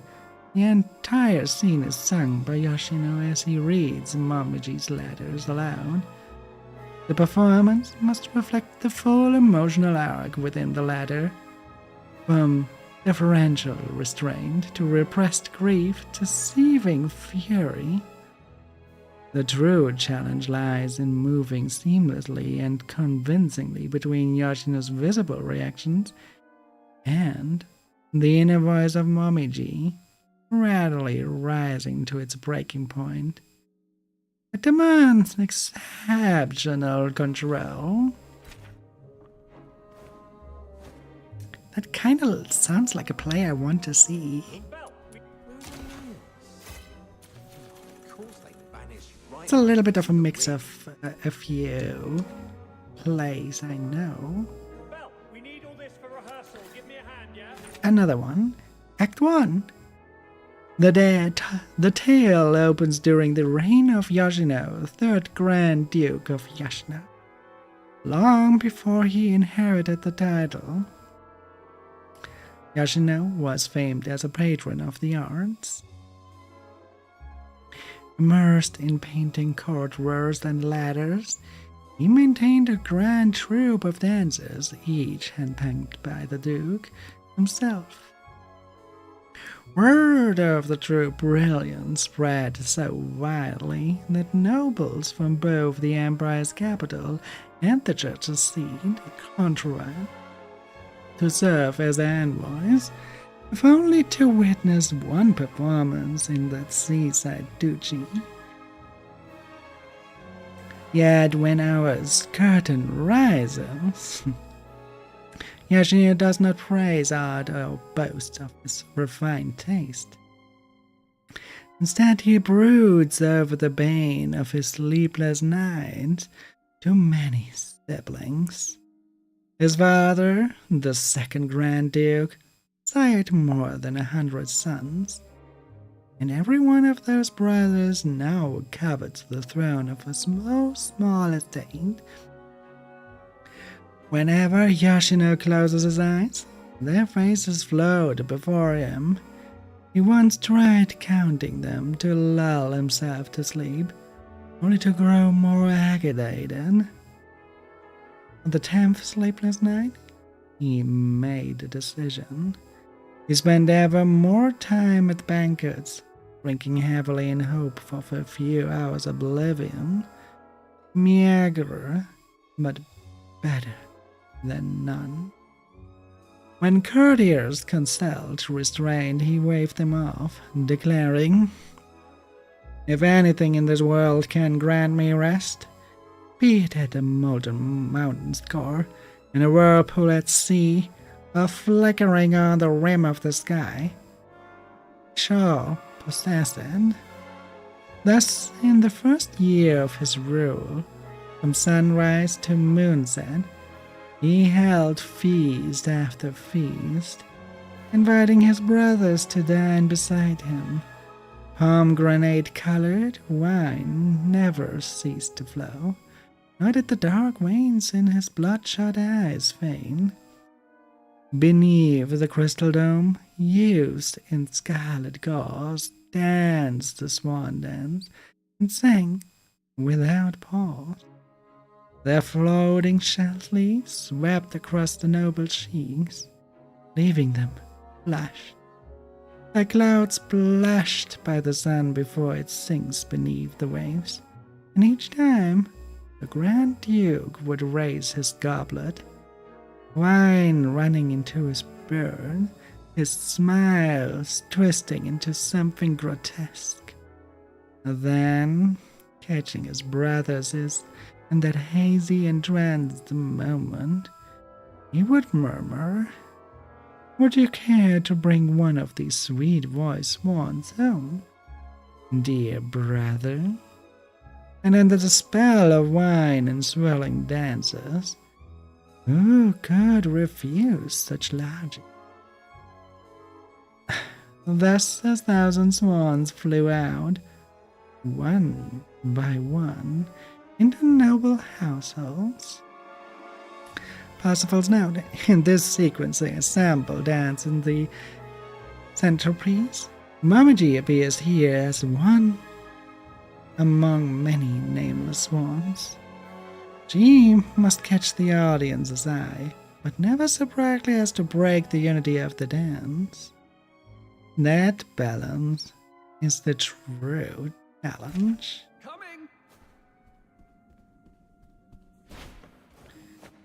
Interesting.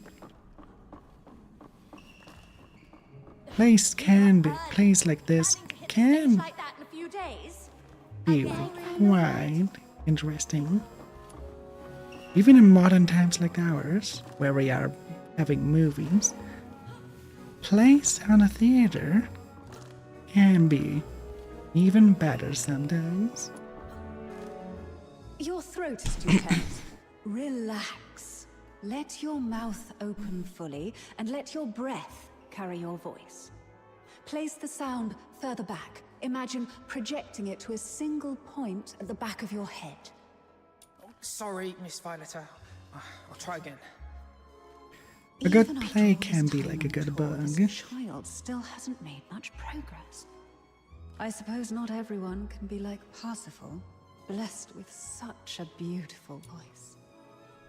Hey there! Your face looks so weird. Are you hiding something? This great demon king demands a thorough interrogation.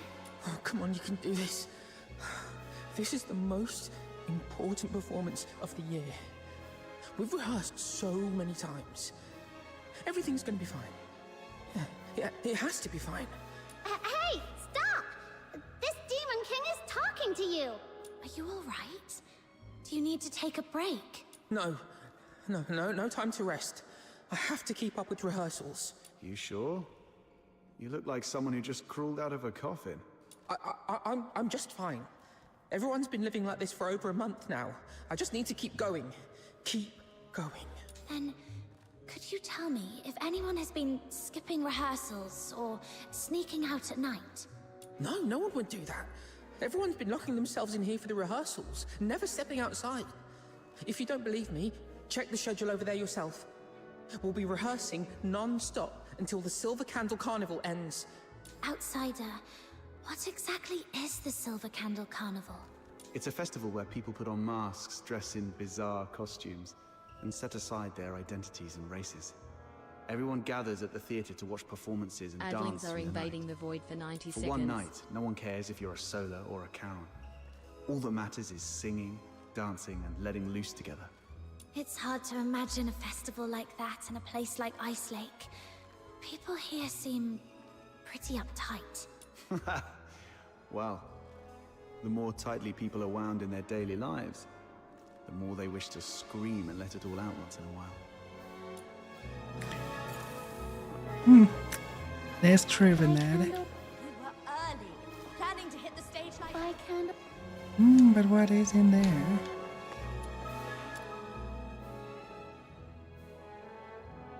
A thick attendance log that meticulously records every staff member's daily schedule, tracking everything from rehearsal to meals, sleeping hours, and even bathroom break. Not to tell whether the directors is ruthlessly imprisoning everyone in the theater or simply keeping a vigilant watch to protect their performers. Whoa! That microphone's so loud! Everyone, take your positions. The third rehearsal starts now. I checked the attendance log. It shows nobody has left the theatre at all for over a month. Even hibernating bears get out more often than this. With such intensive rehearsals, no one would have had the chance to sneak out and orchestrate a hunt. Let's go see if Rhythm has found anything.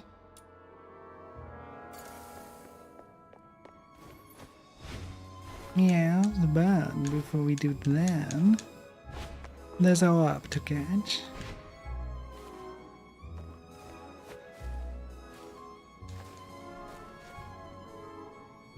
I think I know another reason why we have a teleporter here. Good thing that it could be that in the future, to Halloween, to Christmas, and such things, you have to return here quite often in order to partake in events. Can imagine the Christmas one planned maybe being a play where you are the center role, or stuff quite similar to that.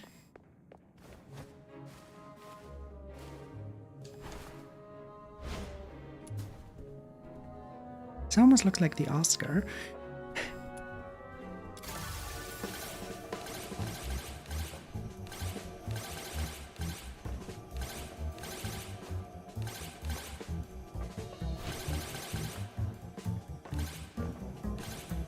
Oh.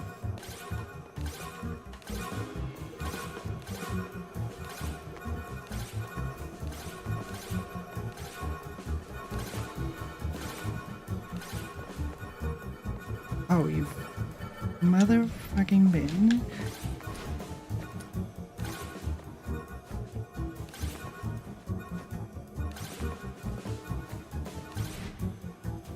Okay, that's better. That's a quite long one, but interesting. Very interesting. Well, I got that one. Oh, and here's another orb. It was...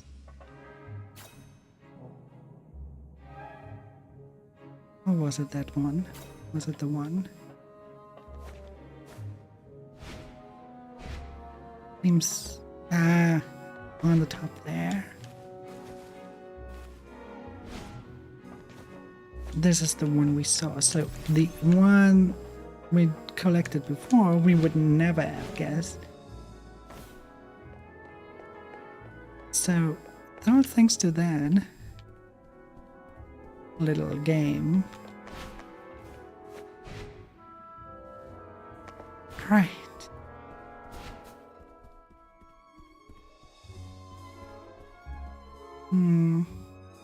Don't know how I feel about the gold. It comes close, but it to the hand-drawn effect, but it still has this CG done.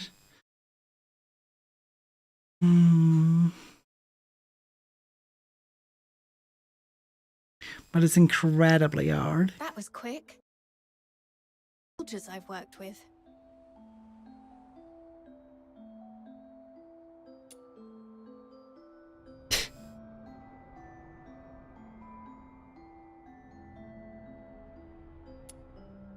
There wasn't much to find in the theater, so it didn't take long. I wouldn't call me a genius. The It's a workers chaos at the answer, factory probably. area are all cleared of suspicion. But I did find this at a motor plant. Isn't that Foxacre? Take a sniff. Ew, so fishy. It smells like frost spines. The asphodel just had a batch delivered a couple of days ago. I spent hours gutting and cleaning them. Huh. Button Mushroom, you must be a great ballerina. We should have had you perform back at the theater. Ballerina? I don't know ballet. Why? Well, with all the time you spend on your toes bussing tables at the Asphodel, you've got the perfect foundation. Such a waste. Nah, I always stand on a crate. Wait, hey! That's mean! All right, no more messing around. So, officer, what's your take? Do you think the workers soaked frost spines in Foxacre? He loves teasing her for some reason. He's very good at it without her ever noticing, and then and then at the end, she's like, wait a second. It's an ongoing theme the entire time. No, look closer. This isn't Foxacre. It's frost spine fish oil. They just happen to look similar in color. I questioned the workers. On the night of the incident 5 days ago, none of them heard anything unusual. They were so overworked that they barely got 4 hours of sleep and were completely out cold.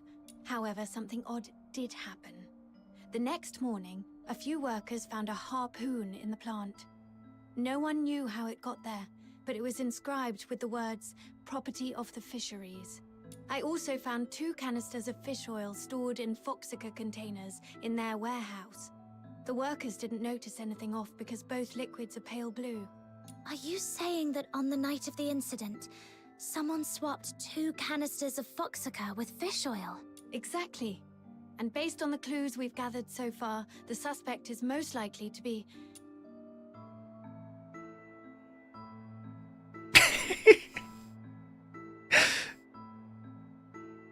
The fact that I cannot answer Chief Sybil. That's the chaos answer. The fisherman is probably, I would say, a performer. Didn't you just rule them out yourself? Huh? Oh, I was just kidding. Considering the harpoon and the fish oil, I think the suspect is most likely to be a fisherman. Most of Ice Lake's fishermen live in Mistaken, aka the slums. Let's head there immediately and see what we can find. I see what you did there. Okay, that's a great name for a place. Ah, this could be part in a D&D campaign. Like, I had once a character that came from a place called Port Raid. We put it together rather than writing them as separate words. You get Port Ray. This is just the same thing that they do here. Mistaken. I love this. I love this so much right now. But before we continue our investigation, I have to go to the bathroom really quick. So, be right back.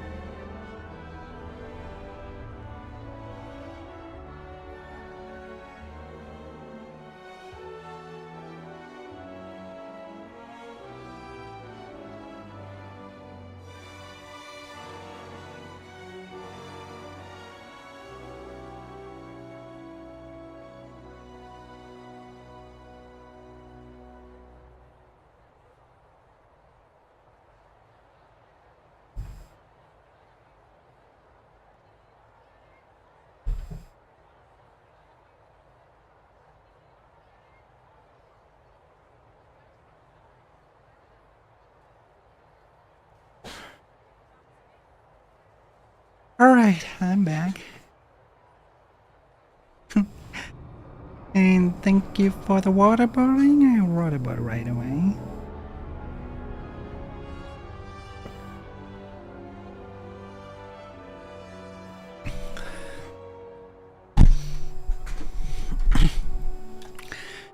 Alright. Time to continue our investigation here.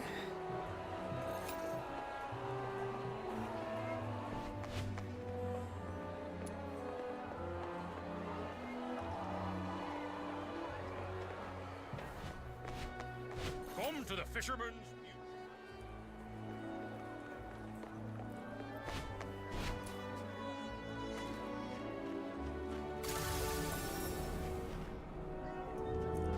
Oh, now we have the hide and seek one.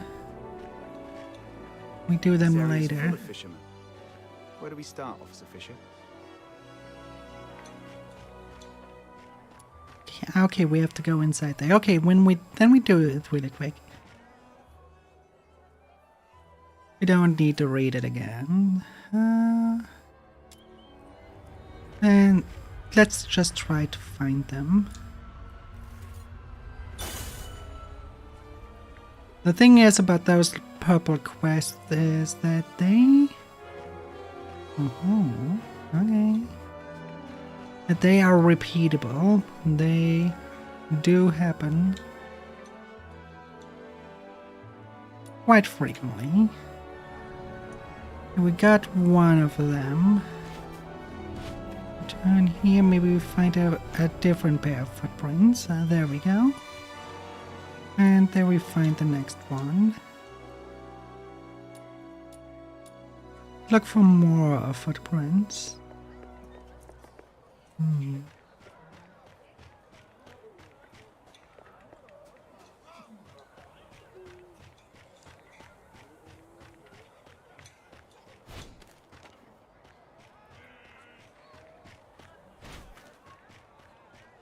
Find them pretty fast if we just look for footprints and stuff. Seems, but I don't see footprints. Ah, here we go.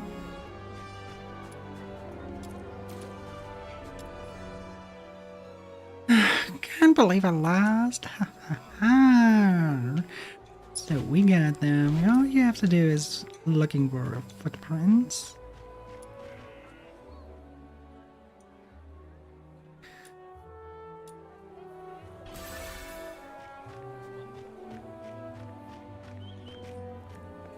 Well, it helps to unlock the reason why we did it. It helps unlock the expeditions here, and the play was one of them.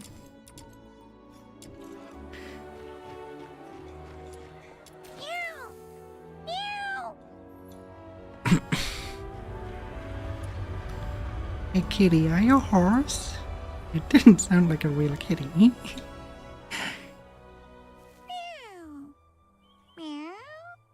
This cat keeps staring at Rhythm. Could it have picked up some strange scent? Officer Fisher, could I borrow that fish oil for a second? Here. Did you notice something? Yeah, I've got a theory I want to test. Meow! Meow! Let's follow that cat. I think it's trying to lead us somewhere. Sharp instincts. True to your roots as an animal trainer. Thanks for that, outsider.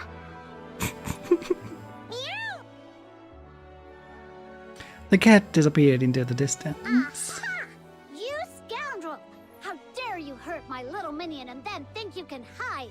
Justice has arrived! The escort? Please, don't hurt me. I'll talk. I'll tell you everything. Speak. I haven't been catching much fish lately, so I stole a couple of Foxica canisters to sell. But does that really warrant this many people chasing after me? Officers, please, have mercy. Give me another chance, I beg you. It doesn't seem like he involved. That depends on how much you're willing to cooperate. This officer's gun isn't exactly known for its patience. I'll cooperate with everything I've got. Please, don't shoot me. Have you met her before? Someone this sharp-looking and impressive? No way. I'd definitely remember if I'd seen her before. Quit sucking up and just talk straight. 5 days ago, around 4:30 a.m. Where were you, and what were you doing? I snuck into a motor plant during the shift change to, borrow 2 canisters of Foxica. Borrow? Sure. And what else did you do besides borrowing the Foxica? Nothing! That's all, I swear! Is that so? Officer Fisher, remind me, when was the last time that gun of yours made a fresh hole in someone? All right! I was scared they'd noticed the Foxica was missing, so I swapped it out with fish oil instead. That's really all I did. I swear, nothing else. So you know nothing about the Charon hunt? I've heard of it. It's that horrifying string of murders. Everyone in the outer city's freaking out about it. Wait, you don't think I'm behind it, do you? I couldn't pull off something like that even if I had 10 times the guts. Situation understood. Theft of Imperial property is punishable by 10 years in prison under the Hyperborean Criminal Code, Article 33. 10 years? Officers, please, have mercy, I'm begging you!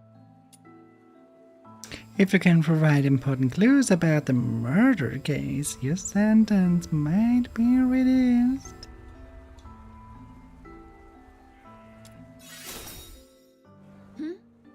Oh, yes, that's correct. Wait! I have important clues about the murder case. The Charon hunt you mentioned earlier? Oh, all of a sudden. Tell us everything. Do not leave out one single detail. But you have to promise me that you'll protect me. If I talk, that monster might come after me. I give you my word, that creature won't lay a finger on you. All right. That night, after grabbing 2 canisters of Foxica, I was climbing over the wall to leave, and then I saw it. A monster crawled out of the sewer right in front of me. It was twice as tall as a man, had a filthoid's head, a bear's strength, and fire shooting from its eyes and mouth. That sounds like a filthoid. No. Filthoids are unintelligent and typically rampage openly through the streets.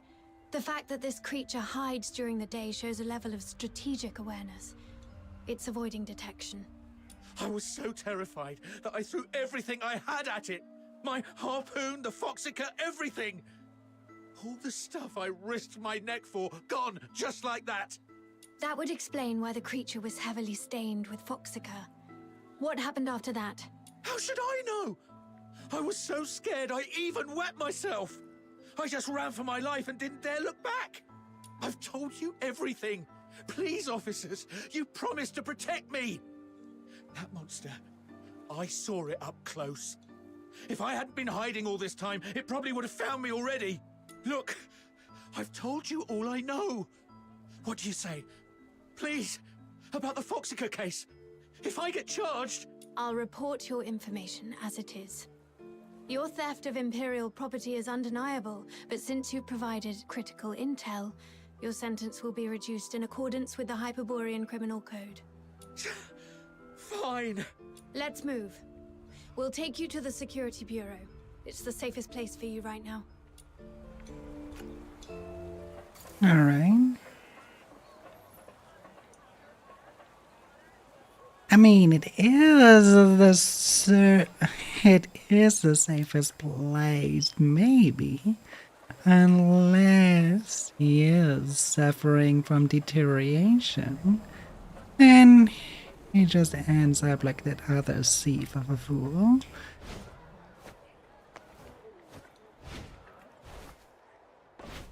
In a body bag. But he probably will not have a proper burial. Hadlings are invading the void for 90 seconds. Come to the fisherman.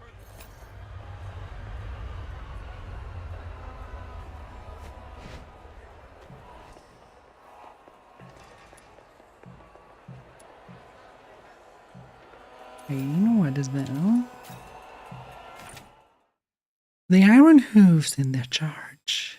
The host steered and dwelt like waters brought to the boil.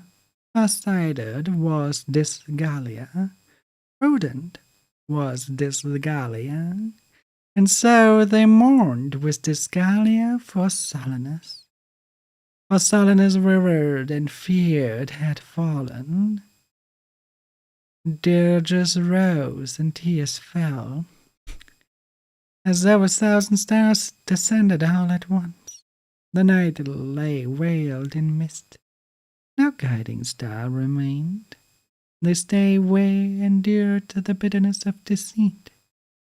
Yet when the tide of the great migration next sweeps the snow-bound plain, though death descends as equal fate on every soul, Sulla and Charon alike, the demon blood shall drench the earth, their bones shall be roared in the goblet. Their houses shall become graveyards. Their horns shall be broken and cast into the lamenting lake, until its waters brim with ruin, and this land bright with vaccine shall rise as offering unto Soranus. Thus feeding in hatred, this Gallia and his host endured the winter. They unsheathed their swords and seized the hamlets. They tightened their reins and trampled the houses, yet endless massacre slowly dulled their wrath. And the Sovereign, guided by reason, turned from the path of carnage and blood, and thought instead of a road of conquer. Now we know what the perp looks like and where it's hiding.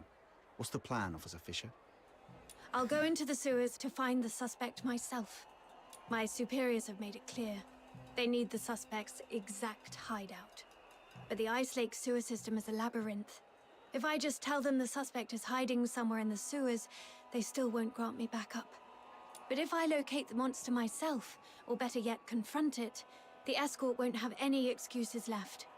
The grown-ups refuse to sow or plow, yet they expect a bountiful harvest come winter's end. What was that? That just slipped out. It's a line from the opera, Children from the Snowfield. So you're not a fan of the way the escorts works too? An opera fan? Officer Fisher? That's quite sophisticated. Can't say I'm a fan. It's just something a close family member of mine enjoyed. Anyway, enough small talk. I need to get moving. Allow me to thank you again for everything you've done for the escort and Ice Lake. But before I go, I have 2 final requests to make of you. This is the medal I received when I was promoted to warrant officer. My name is engraved on it. If I don't make it back, please go to the Security Bureau under the escort and inform Chief Damien about what happened to me. Tell him the investigation into the Charon hunt must continue, no matter what. And second, please have Chief Damien deliver this medal to the 6th Legion in the inner city. It's for a young man named Blues Fisher. Let him know he doesn't have to wait for his sister anymore. Tell him to stay strong and move on with his life. Oh, and there's one more thing. That's enough. There's no one more thing. In fact, we can't do the first 2 for you either. Because the Noctoyagers are going with you. No way we let you play the hero alone and hog all the glory. Right, Captain?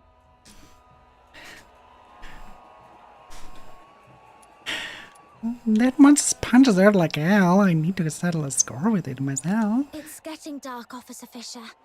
You don't want to drag this out and risk another victim tonight, do you? I see. Let's go then. Wait! Aren't you guys the least bit curious about what Officer Fisher's third request was? Oh, I was going to give you the key to my secret base. All my savings are there. If I didn't make it back, you could go there yourselves and collect your payment. But since she insists, and after seeing what you're all capable of the first time we met, I trust we'll make it back together.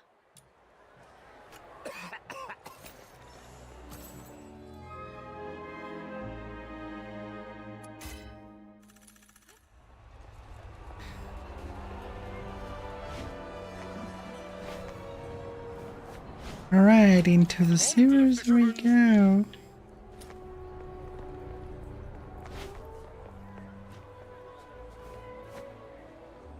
Quite the familiar stage.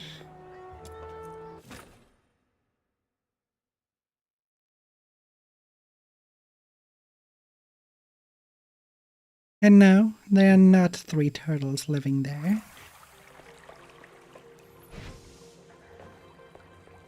Neither a talking rat. This way. Officer Fisher, you seem pretty familiar with this place. In recent years, the Empire has heavily invested in underground infrastructure across its cities, with the escorts assisting in its maintenance. When I first joined the escort, I was assigned to clean this place every single day. Cleaning sewers every day. Does being a Charon mean you get pushed around no matter where you are, even in the Legion? Prejudice runs deep. But in the Legion, we at least have a chance to prove ourselves through merits and exploits. It's also one way for us, as demons chill. Help me, please. I don't want to die. Whoa, slow down. What if it's a trap? Ugh, fine. Let's keep up with her before she does something reckless.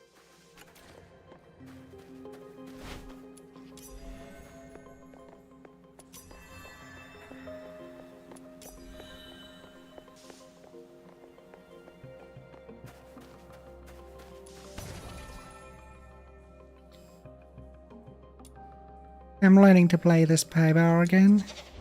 Are you really? After my doubts.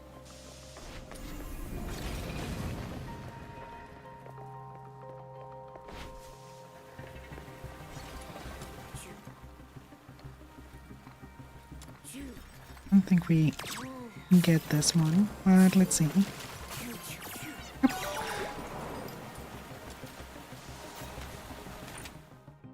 The Snow Owl's Ballad, Canto 2.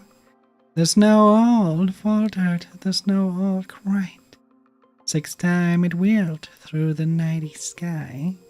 It longed to feast at the banquet, yet as it poised to descend, a wall of spears and bladders arose.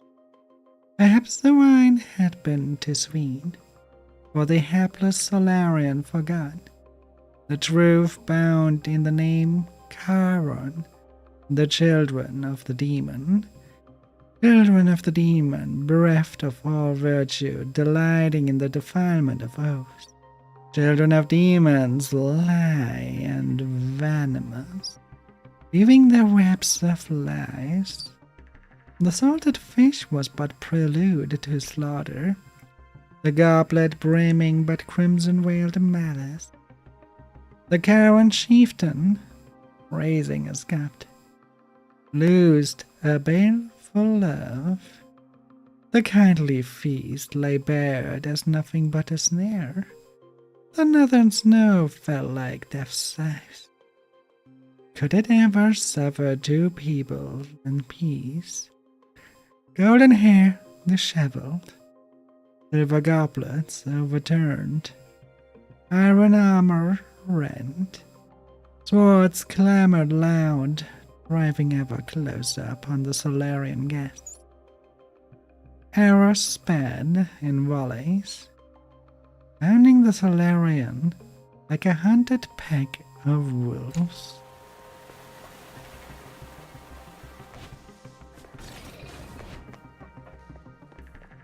Nothing on this side either. Then we enter the main stage. What's going on here?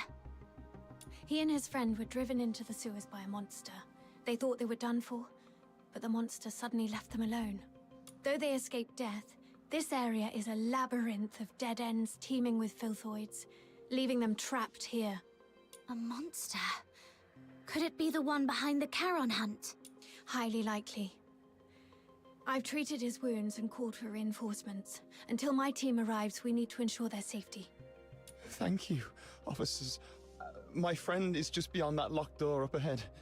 Huh? So we're babysitting now? Well, if no one else will, Snow shall take on this noble duty. Just don't fall behind. The door lock control panel isn't working. It's probably jammed because of clogged drainage pipes nearby. Let's turn on the emergency water valve and see if that clears the blockage. I think this is still a trap. Whatever, very well. Let's do so. Warning.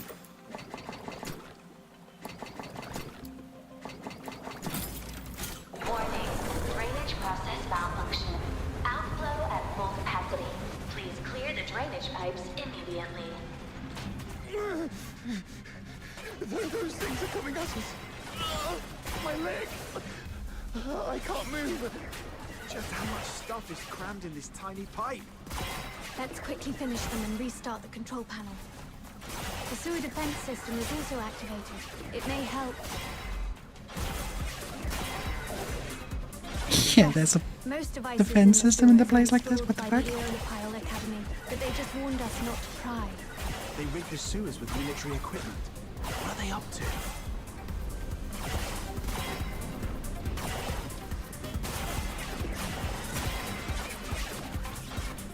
Why is there a mechanism like that in here?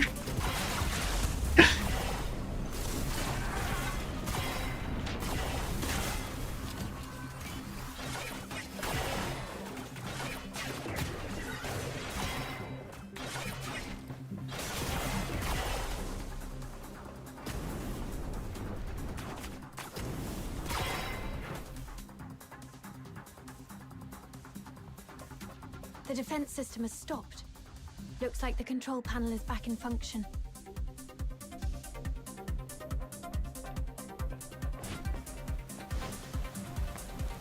Did you get hurt? It's nothing, just a scratch. Let's stay focused on finding the other victim. That monster chased us all the way here before disappearing. My friend should be just ahead.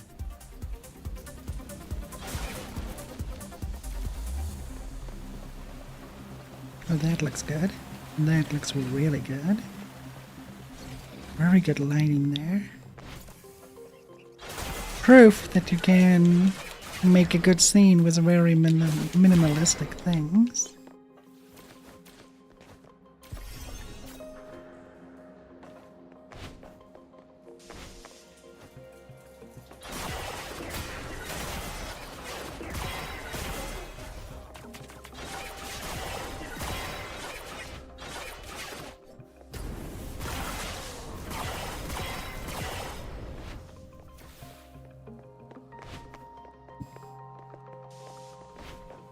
We can explore later.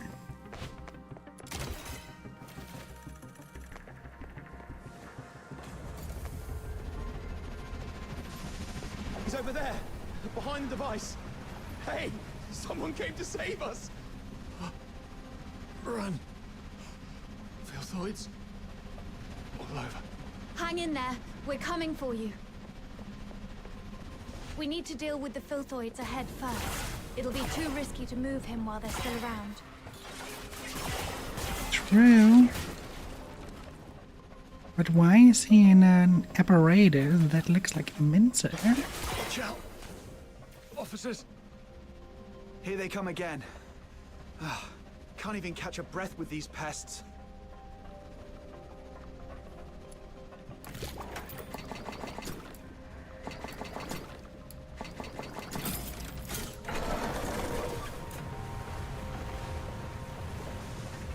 All right, Next one.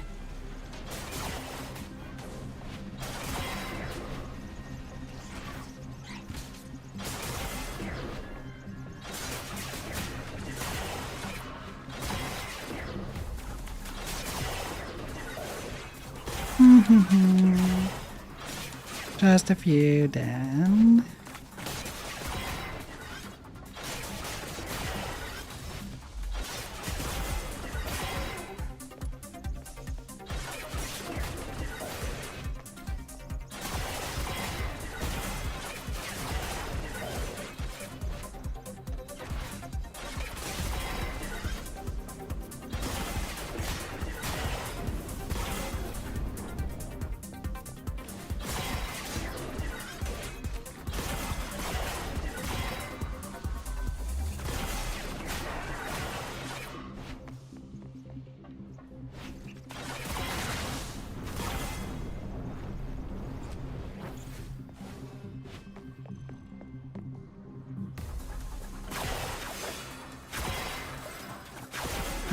They keep coming.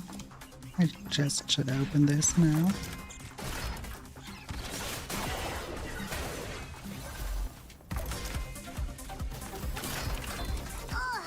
This water valve's stuck like a rock.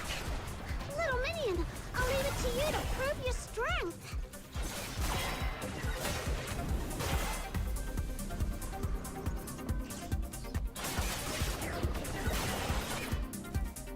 I'm proving my strength the entire time. What the fuck is he talking about? So now, do you want to be the diner? Do you want to be like a dessert for the Philippines? Hooray! Finally! If so, just say those words again. And I gladly offer you to them.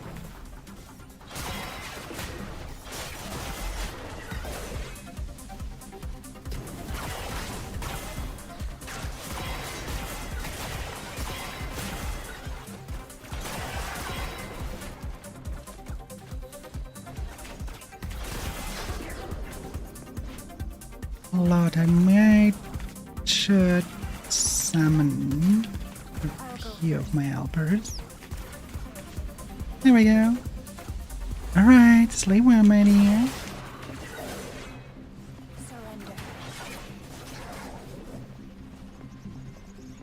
There we go. Don't do that. There we go.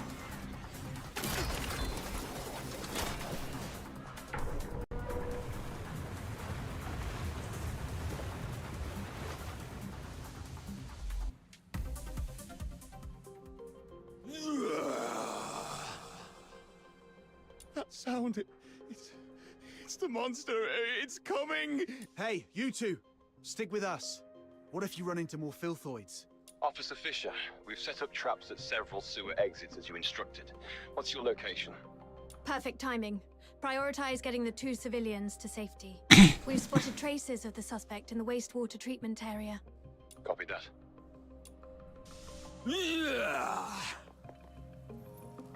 Where could that monster be hiding? That does not sound like Wastewater a treatment area monster. is connected to the rest of the sewers. Let's drain the water and search the entire section. It does sound like a man with back pain.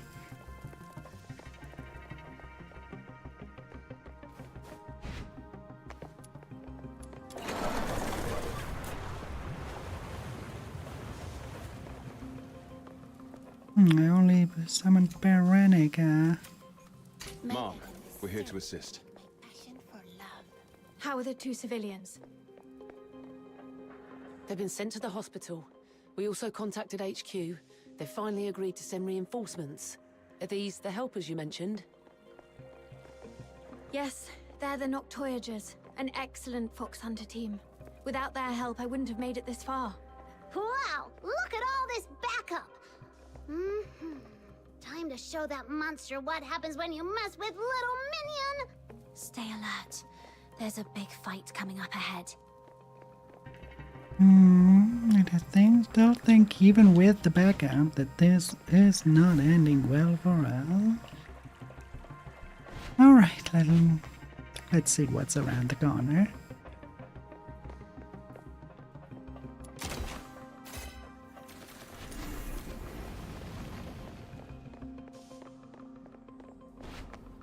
Okay, that's one more avian tower.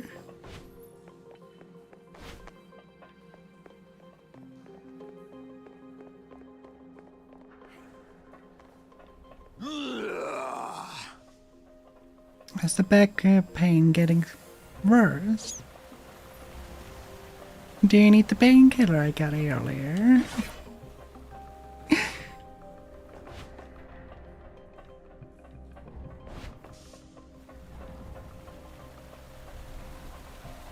Okay, no chest up here, it seems. Time to enter the battle stage.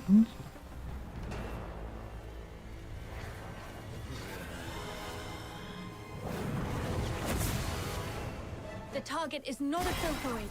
Use containment tactics to subdue him. We need him alive. The victims deserve... Okay, it's a singular thing. Destroy! I'll cover the retreat of the wounded. Stay focused. Go outsider. There's an opening on its left. I'm on it.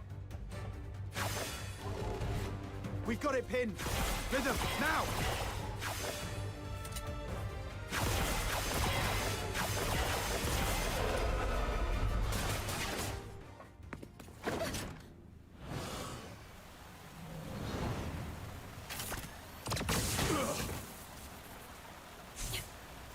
Retreat!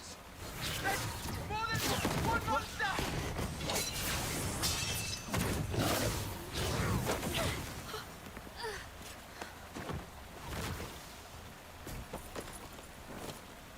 Evacuate the wounded. Hurry, get them out there.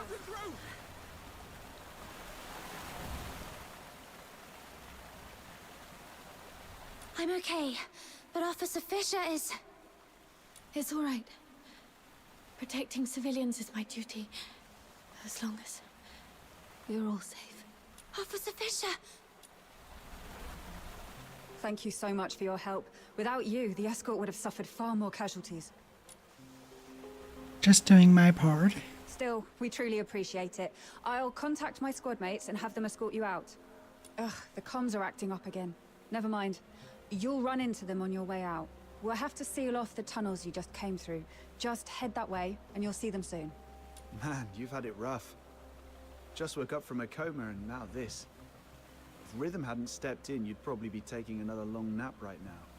Yeah, you almost gave me a heart attack back there. I was so worried my little minion would end up with a serious brain damage and not even recognize me anymore. I'm fine, really. Just don't stay quiet if something's wrong, okay? Some injuries don't show until you're old. Then they hit you like a truck.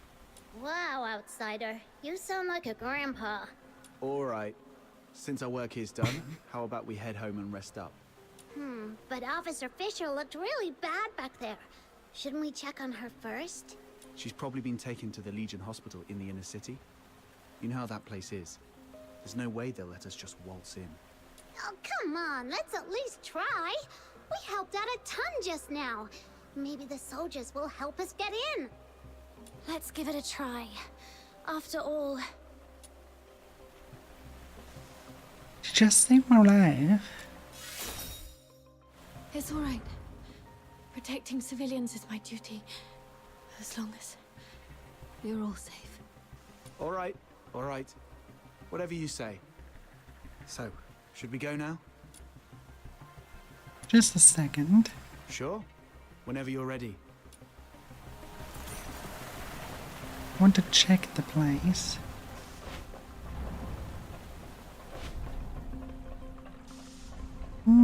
Guess I cannot check it for evidences and stuff.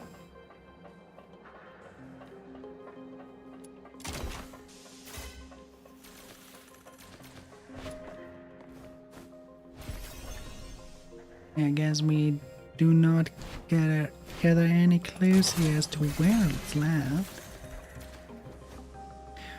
But apparently we have a female and a male murderer.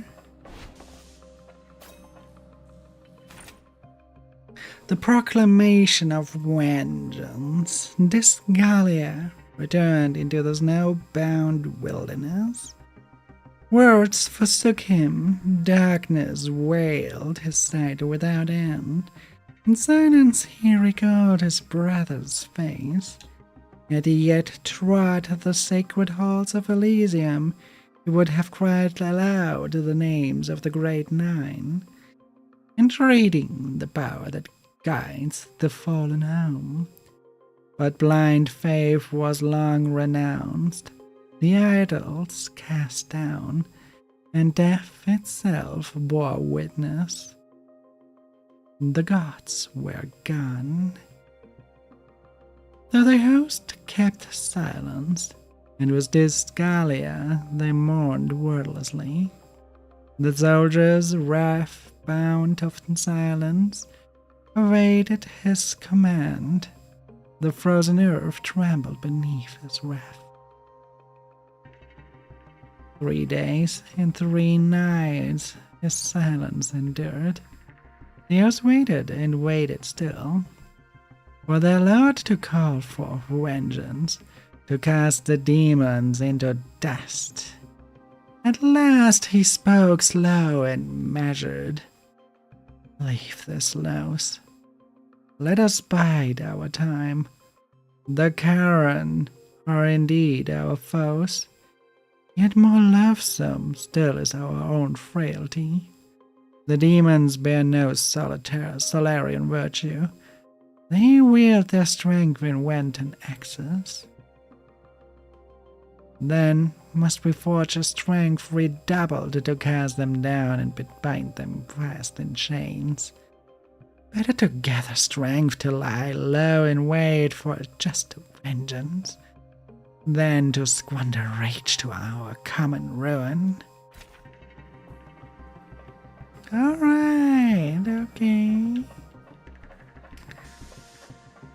A little bit salty, aren't we?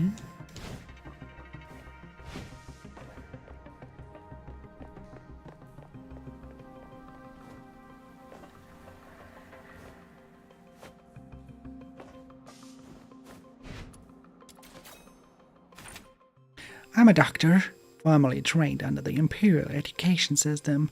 I, of course, never believed in ghost stories. I'm not writing this account of my final patient for fame or recognition. I do so only because tomorrow I will be dead. It began the night before dawn. I was roused by a frantic knock at the door. The man outside was pale, soaked in cold sweat, his pajamas still creased from sleep. At first, I took him for yet another poor soul fresh from a nightmare, but the look in his eyes deeply unsettled me. Disgust, fear, and perhaps even a visceral loathing. I composed myself and offered him a cup of tea to calm his nerves. He took a sip, then spat it out at once. Had he not been a regular patient, I might have thrown him out on the spot. Instead, I waved off his apology and gently asked about the nightmare. A few long, ragged breaths. He gave no explanation. Only a question. Do you think I'm human? An absurd question. Biologically, as sociologically, the man before me was undeniably human. In his dream, he had become an ant bred in captivity. He lived in filth beneath the ground, breathing foul air. His twisted body writhed as he gnawed on carrion and an insect husk. He forked for scraps of space and garbage like an actor in a grotesque pantomime of survival. No different from the other mindless ants that swarmed around him. Imagine placing a human mind inside the body of an ant. The result, unsurprisingly, was madness. let out the rotten meat, tore into the fellow ants with its mandibles, and cried out for salvation. But all it could do was twitch its antennae and scream in silence. I tried to look up, but saw only countless emotionless eyes, blank and pale as moonlight. I tried to flee, but everywhere I turned there was only rot and crawling bodies. I tried to die, but instead was reborn again. And again, in blinding, incomprehensible light, until even its own body ceased to obey. Like all the other normal ants, it awoke, matured, and slept, drifting through an endless cycle, numbed by the ache of 1,000 meaningless years. By then, it could speak no further. I prescribed a few calming herbs and personally walked it out of the clinic. I never imagined it would go home, kill its wife and children, and then take its own life. The escort's official case file was neat and thorough, yet I know this isn't over, because I saw them too. Those eyes, lank and pale as moonlight.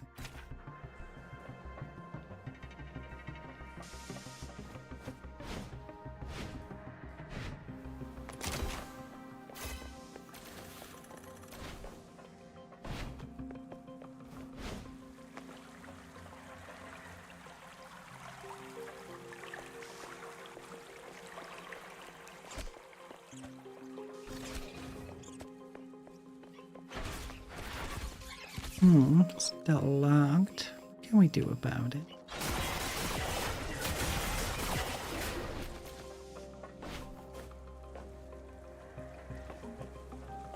Are we just diving deeper and deeper into the realm here?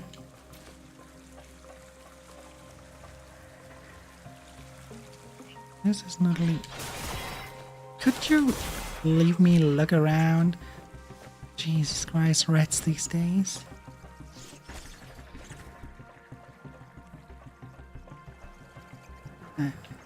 Something's up there. God damn it.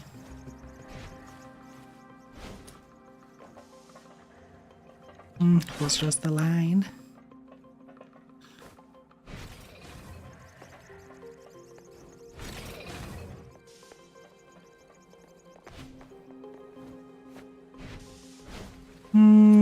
We won't get it, but we can still try.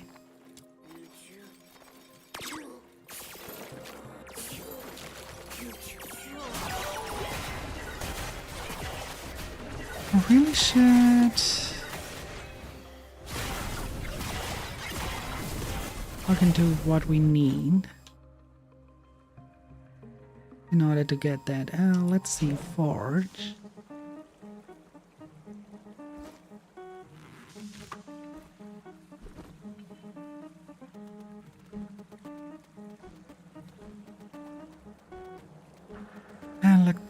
I unlocked so many. Oh, I don't have the dust.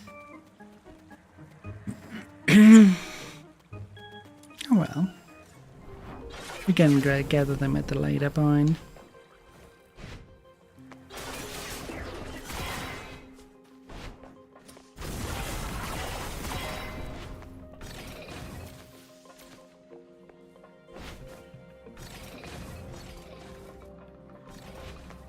That one over there, I think we can get that.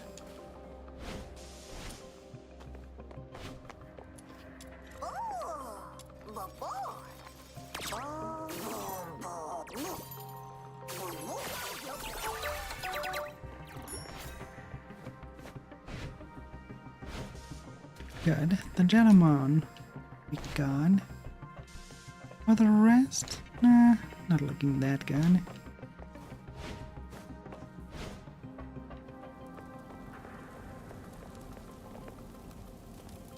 Wait, what? Huh?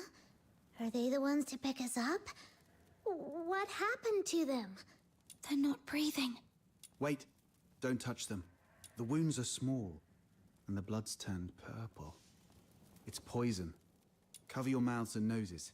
This stuff could still be in the air. Poison? Those monsters are the worst! No. This is clearly different from the Charon Hunt's pattern. Could there be another party involved? Maybe. Either way, this is beyond what we signed up for. Button Mushroom, you go with Captain to check on Rhythm. I'll update the escort on this and catch up with you later. Got it. Let's go, little minion. Could it be them? Them? Them sounds like the Forsakens. Or another party that we do not know yet.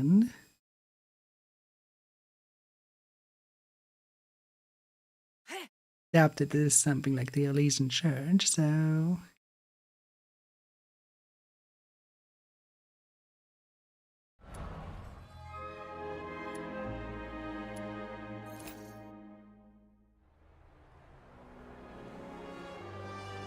This way, little minion.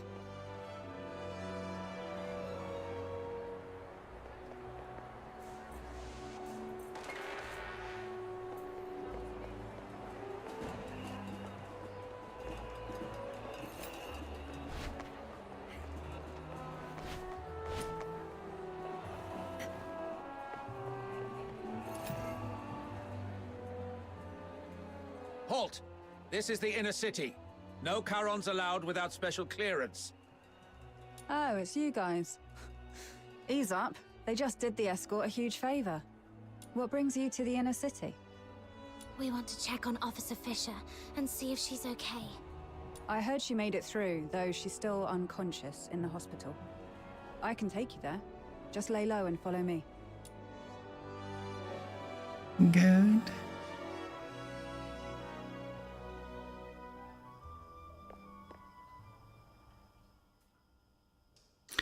The faint sting of disinfectant fills the air. In the stillness of the room, Rhythm's steady breathing, the only sound. She looks peaceful. Were it not for the horrific wounds, one might mistake her for a girl lost in a tranquil dream. After all, she is so young, still at an age for dreams. Doesn't look like she's doing too well. How come you walk like a cat? Not a single sound at all. There you are, outsider. Did you manage to report the situation with the poison to the inner city soldiers? Yeah. Took a while, but they finally got it. How's she holding up? They said she's stable, but it doesn't look like she'll wake up anytime soon. She will. Why? Don't tell me you're also a medical expert. Not at all. It's just that I read people. Look at her hands. Calloused, roughened. Those come from years of hard work. She's indeed a dedicated soldier. And those eyes of hers, always so stubborn and full of determination.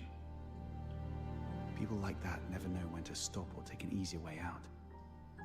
They always have to push until they hurt themselves badly. So she's not going to stay down for long. She'll drag herself back into the fight before the Charon Hunt case is resolved.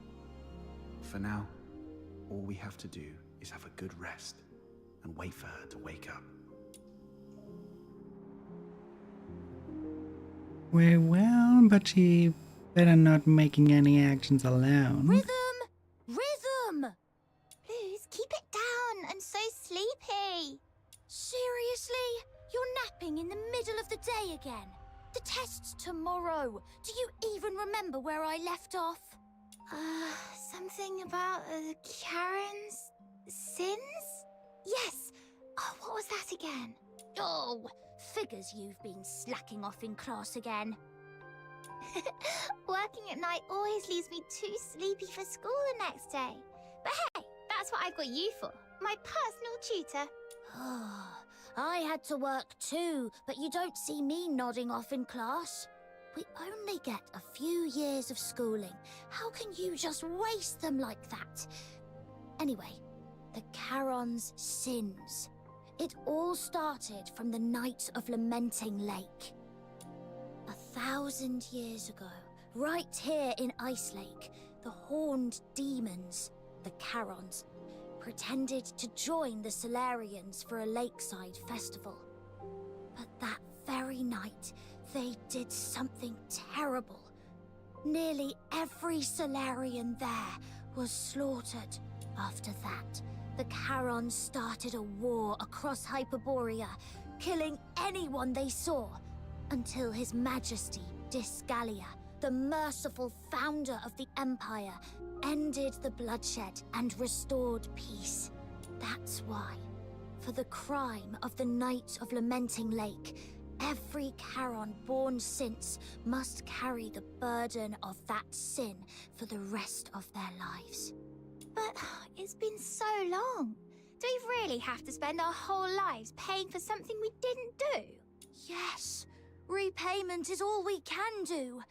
But if we join the Legion, become loyal soldiers of Hyperborea, or even earn the title of Laureled Charon, maybe things could change for us then. You'll make it, Blues. I believe in you. With your faith in me, the 6th Legion's entrance tests don't seem so daunting anymore. Well, let's wrap up today's Fisher's tutorial with a beautiful tune from my harmonica. Oh, wait, where is it? I told you to tie a strap or chain to it ages ago. But no, it was too expensive and not worth it. Fine, I'll make one for you. How'd things go at the factory? All sorted. With the 6th Legion's appointment letter, the factory owner doesn't dare push me around anymore. Oh, how's it going with the escort? Are you settling in all right? Well, I'm just getting started, you know? So, not going too well, huh? See, I told you not to rush into joining the escort like that. You could have focused on prepping for next year's 6th Legion entrance tests. Nah, it's pointless. I'm way below the passing line on every test. Hard work can't make up for everything. But if I can make a difference in the escort, I might still have a shot at becoming a Laureled Charon, right? Plus, I can help the people of Ice Lake in the process. Sure, it would be great if we could pass together. But if I don't have what it takes, I won't force it. I'll just stumble my way through and see what works. Rhythm, look over there. What do you see? A building? Sure, but I mean the spot I'm pointing at. Up there. The watchtower? Exactly.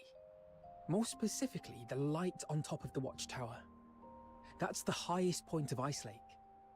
Every time I look at it from here, it feels so high, so far away, and so bright. Like a beacon from a storybook. Right before my eyes, yet always out of reach. But I'm not the same as before. I'm a Laureled Charon now. Those dreams I had, performing, playing music, they're not just pipe dreams anymore. Now I can get into the inner city, climb to the top of the watchtower, and stand under that light. It'll feel like I'm the king of Ice Lake. Soldiers, hear my command! Full assault! For the glory of Hyperborea! Shh! Keep it down! Are you trying to get yourself into trouble? Ah, sorry. Got a little carried away. The 6th Legion's training is no joke. The commander said the first 3 years will be intensive and completely residential, so I won't get to go home. If you miss me, just look at that light. I'll be in the inner city waiting for you. I'll save every coin so we can finally live the good life. We'll watch operas, eat whatever we like. No one will push us around anymore. Blues? Oh, don't cry. It's okay, really. 3 years will fly by before you know it. And hey, maybe you'll get lucky and become a Laureled Charon next year. Then we'll climb to the top of the city walls together and show everyone in Ice Lake just how amazing we are.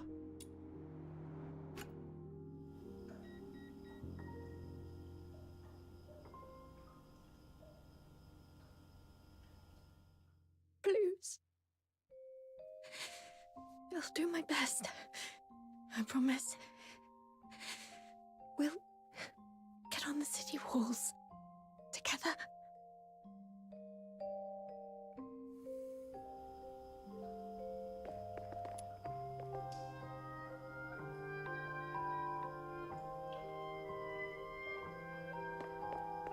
Hmm.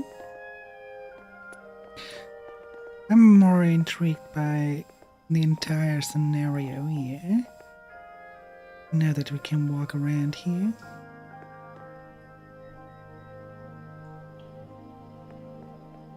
Mm-hmm.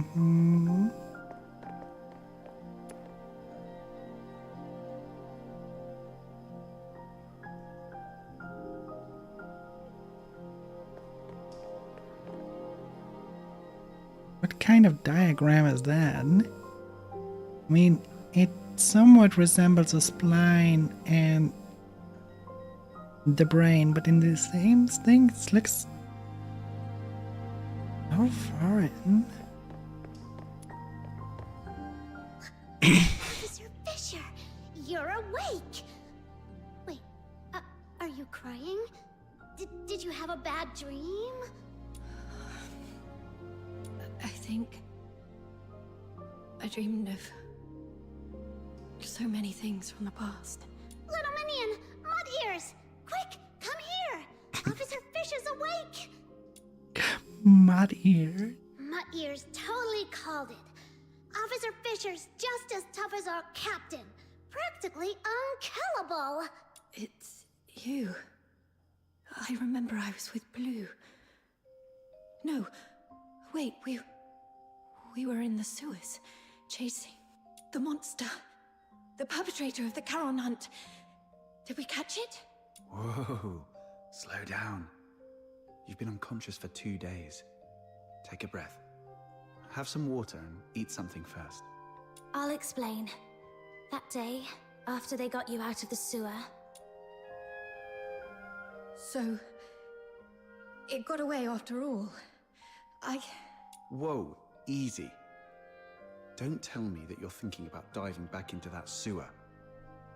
Your squad's already on it, and you're supposed to be resting. You're not going to help anyone in your condition. Yeah, you've done everything you can. Let your colleagues take over from here. I'm sorry for wasting your time. I haven't even been able to keep my promise to help you find your family. Oh, right. Here. Take this. It's the key to my secret base. The address is written on the back. Could you go there and grab my silver seal with my name on it? I'm in no condition to do much for you right now, but I can at least write a few letters to ask for help on your behalf.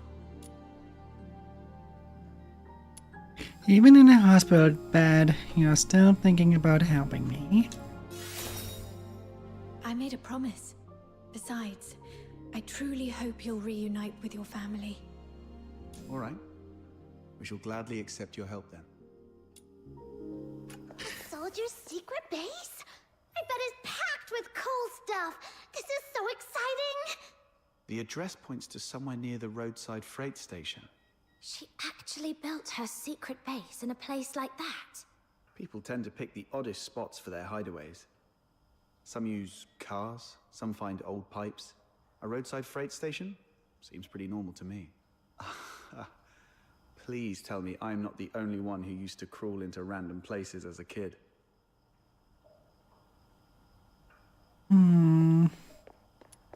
Doesn't feel right. We haven't solved the case yet. We have to... Oh well. At least it gives her something to do. Well, we could investigate the sewer system more.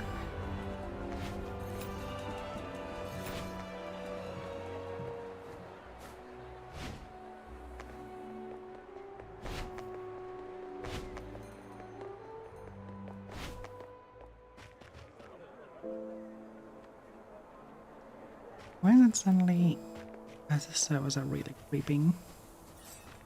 They're really struggling today. Guess that's what it means to be struggling from success, huh?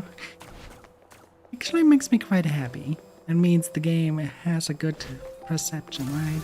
People are liking what they see. That they keep playing and playing it.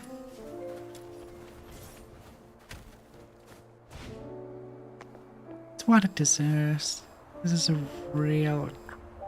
It is a real great game. I'm having a real good time with the game. Very well written, very good mechanics.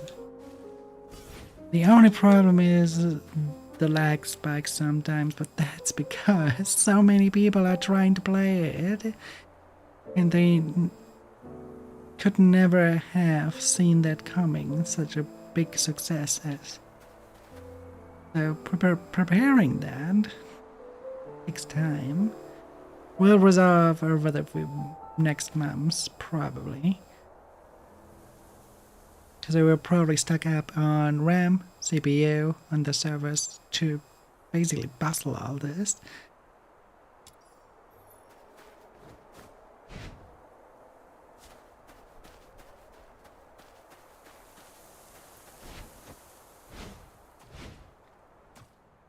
Boreal berries. How many of them?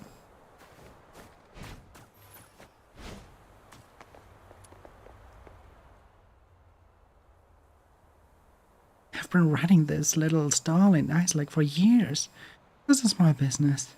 It makes more friends than money. I mean, we can look out for each other in this city, am I right?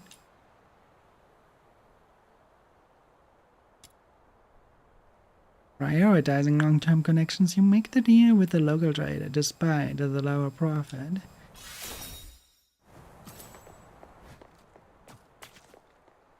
There's more to gain than just money from those things.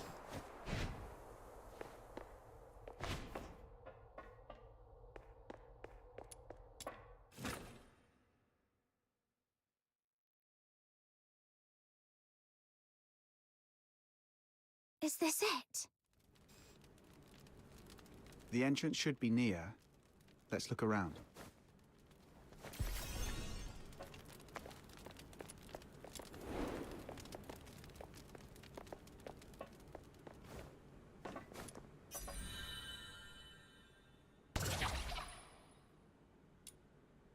Where are you off to? If you see that human who looks like a piece of broken glass, try to be a friend, okay?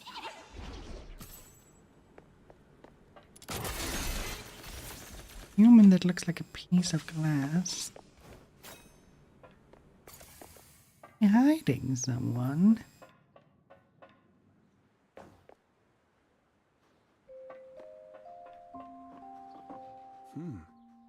Looks like this place used to be an old maintenance room. Oh, this place is kind of like my the Demon King's Grand Chamber. All right, let's split up and look for the Silver Seal.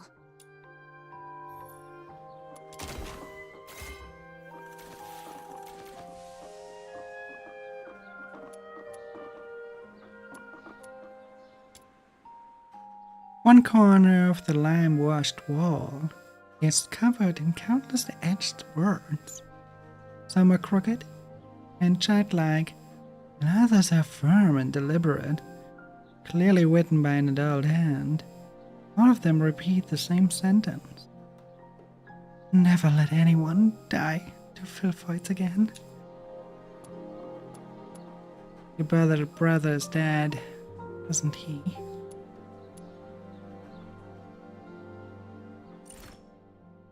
Deteriorators are exceptionally dangerous. Do not be fooled by their appearance. On September 24th, an egregious case of deterioration occurred in Iceland, with devastating consequences.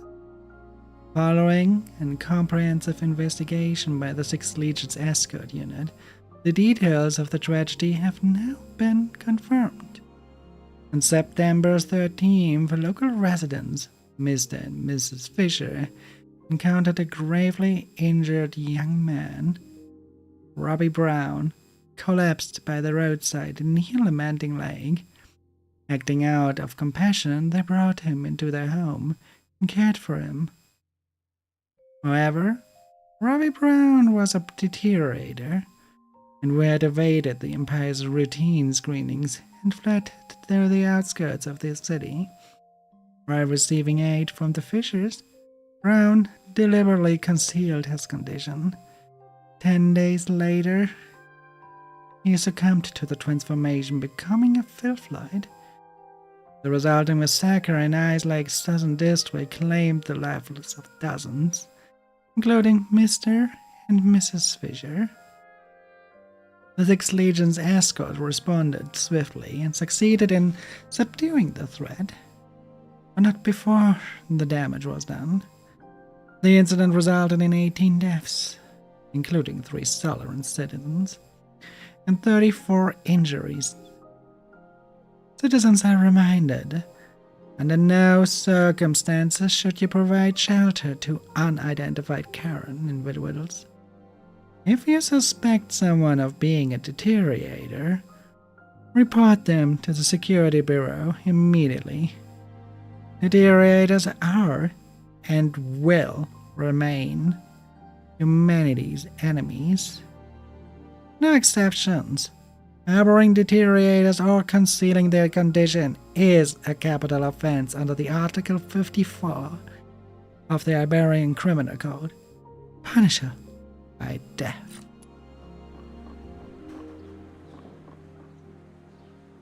To prevent people from suffering the same pain she did, he became an officer. He became a law-abiding citizen. But what if the truth is that her brother deteriorated? What if that is the story here?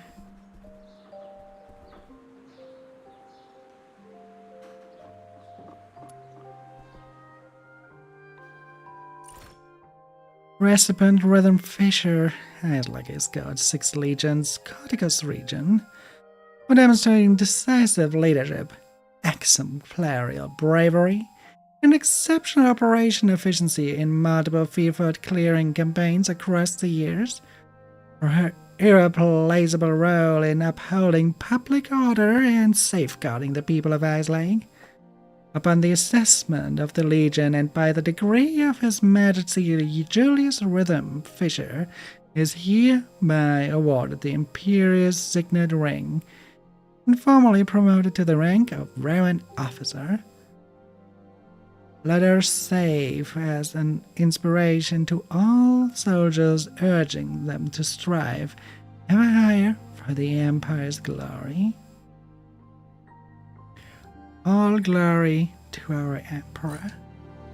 First name is Julius? Why are there so many mining lamps and pickaxes in an abandoned maintenance room? Back when the Gleven pit was running dry, miners started swiping gear to sell elsewhere out of fear of losing their livelihood. This place must have been one of their stashes. Rhythm probably stumbled upon it later and turned it into a secret base. But that's not what I wanted to show you. What is it then? A harmonica that looks like it hasn't been used in a long time. Conditions suggest it's more of a cherished gift than a personal hobby of Rhythm's.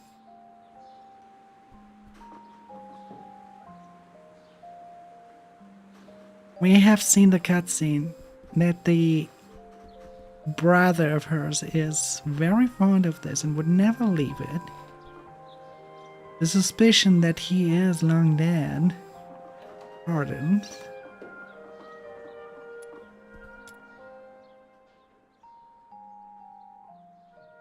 A plain gift box with clumpily made ribbon bow, accompanied by a bottle of the Emperor's finest painkiller. Next to it is an unsent note that reads, "Get well soon."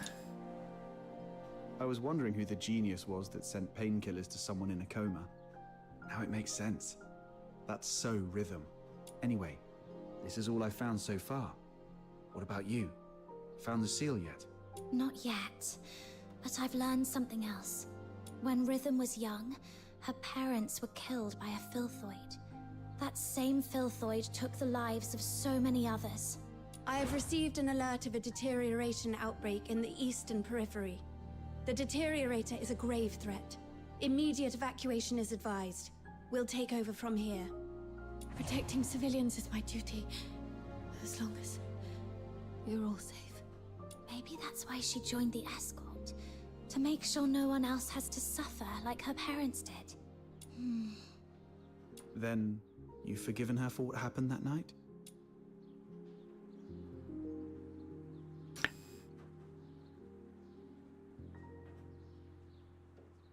Yeah. Or maybe, deep down, I never hated her to begin with. Exactly that. Invading the void for 90 seconds. Needed a vent to ease the pain inside. What I truly hate is the incurable deterioration and the gnawing helplessness back then. Nobody's at fault for what happened to Psyche. If anything is to be blamed, it's this broken world we live in. Yeah, it's getting late. Let's hurry up and find that seal.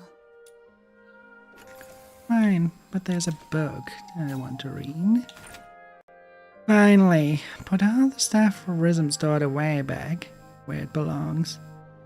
Come on! Secret Base is supposed to be messy. If we follow her neat break rules, this whole place will end up looking like some boring museum.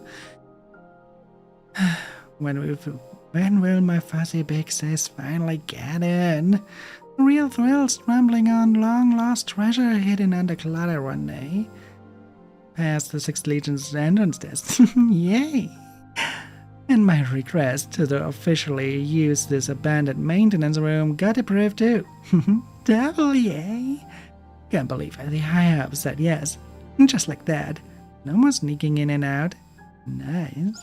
Gave the key to Rhythm today. We've already made a plan. Once I get back from the 6th Legion, we're gonna make this place bigger. One room just for my tapes, with my biggest stereo loudest music. Mic. And the best harmonica money can buy. No real performer skims on gear. Another room for the posters I copied, my paint sketchboards and stuff. Aside from acting, I think I've actually got a bit of a talent at drawing. Maybe a stage prop designer isn't such a bad career choice either. Whatever, I just try everything whenever I get the chance. Oh, and definitely a room just for our medals. A few years from now, I'm sure we'll both be laureled Karens with medals piled high. Gotta reserve an entire room just to display them properly. Oh, and I also want to... Looks like this journal's full already. Guess I'll have to pick another one once I reach the inner city.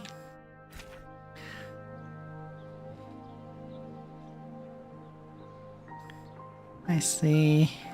It's even worse than death. Oh, bye. Oh, bye.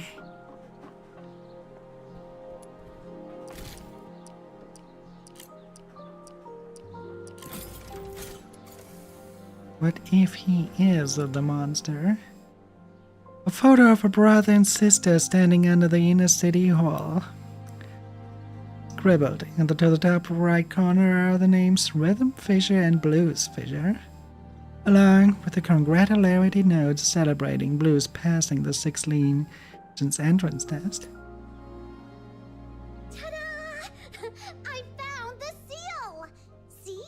When it really matters, you can always count on snow. Huh. Nice work. I guess you've earned yourself a prize. How about a DeWilot flower crown? I'm not some little kid you can brush off with just one flower crown. I want 2. One for me and one for little Minion. 0 for outsider. Sure. Once we're done with all this, I'll make you 2 crowns. Thank you, Mammy Outsider. Jesus Christ. Oh. You're not seriously going to make them flower crowns, are you? Of course not. Knowing Button Mushroom's little goldfish brain, she'll forget all about it in 5 minutes. Let's go.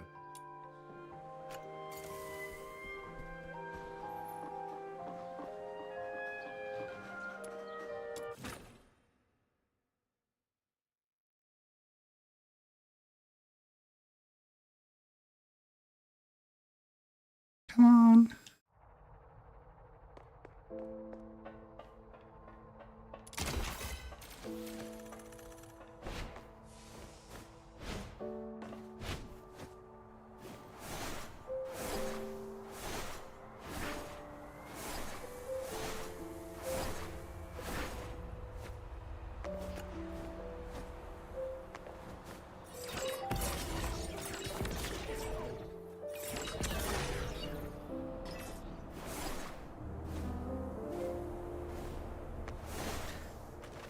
Bullet jumping is so much fun sometimes.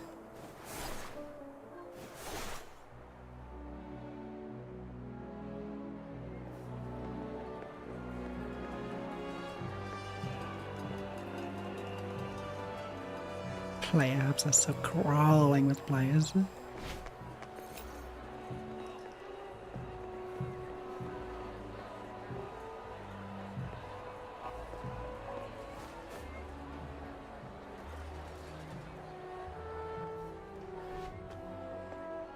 Right now it's a real lag party because of that, but it will be fixed. Be sure about that. Will not always stay this. This is, by the way, not a graphical lag. This is a network lag. It just happens to look like one. Because it's about loading assets in and everything. And for that it pauses a little. That's why it looks like that. We're back. This is the seal, right? Yes. All right, let's get straight to it. Miss, please provide your lost family's name, the place where you were separated, their appearance, the clothes they were wearing, and any belongings they might have had with them. Be as detailed as you can. Don't leave anything out. Yes, ma'am. Oh, sorry about that. It's a work habit. Don't mind me. Just tell me however you're comfortable. Her name is Berenica, from a small southern island, and I think she may have joined the 13th Legion recently. She has silver hair and red eyes. She's beautiful, but always dresses in dark clothes. She's incredibly strong and loves fluffy things, though her culinary skills leave much to be desired. Okay, I got it all down. The 13th Legion keeps their information under wraps pretty tightly, but I'll reach out to some reliable contacts. If we find her, what do you want me to do? Should I pass along a message and tell her to come find you? No, it's okay. Just let me know where she is, and if she's safe. I'll handle the rest myself. Sure. Even though she's not with you right now, I hope... No. I believe she's out there, staying strong and waiting for the day you'll reunite. Just like me and Blues. Ugh. Sorry if I came off too blunt. I probably haven't mentioned this before, but Blues is my young brother. He's currently serving as a Laureled Charon candidate with the 6th Legion in the inner city. Laureled Charon? That's no small feat. Only the strongest of the strong can make it. Yes. Blues. He's nothing like me. We were both fortunate enough to awaken as daemons, but even among daemons, the difference is stark. He's a gifted child. Even without much practice, magic came to him effortlessly. But he never took his gift for granted. He worked incredibly hard, and that's why he passed the 6th Legion's brutal selection process. Only 1 in 10,000 can manage it, and earned a place in the inner city. Congrats, I guess? 1 in 10,000, all that hard work just to lick up the crumbs nobles toss under the table. I understand your indignation, but I'm content with it. Blues achieving his dream is something we never thought possible when we were kids. Blues and I grew up under the weight of a double burden. The guilt of our Charon bloodline, and the sins of our parents. When I was a child, my parents unknowingly sheltered someone who was secretly a deteriorator. You can probably guess what happened next. That deteriorator turned into a filthoid and wreaked havoc, killing many of our neighborhood. Under Hyperborean laws, harboring a deteriorator is as much a crime as being one. But even as the children of criminals, the Empire didn't punish Blues and me. They even allowed us to serve in the Legion. Life as a Charon is harsh. But through effort, we can still make each day a little better than the last. Don't you think? But have you ever thought... Greetings, Warrant Officer Rhythm Fisher. Lynn, Major of the 13th Legion. I've been assigned to take over the Charon Hunt case. So, you're Warrant Officer Fisher and the Fox Hunters assisting with the investigation, correct? The 13th Legion? Stay calm. She doesn't seem surprised to see me. My cover should still be intact. If the 13th Legion is taking over, we'll get out of your way.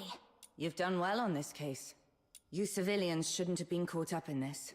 Thanks to the 6th Legion's bunch of good-for-nothings. I came to Ice Lake for only one thing, the Charon Hunt.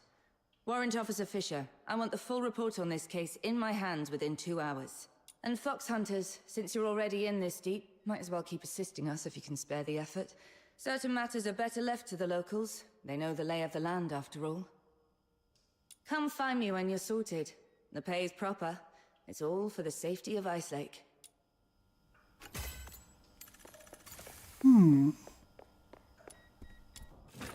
Secure the perimeter, now! No movement without a permit. Alright. Looming winter. We'll be done before this. Good. Smart choice. Now, Fox Hunters, here's your first task.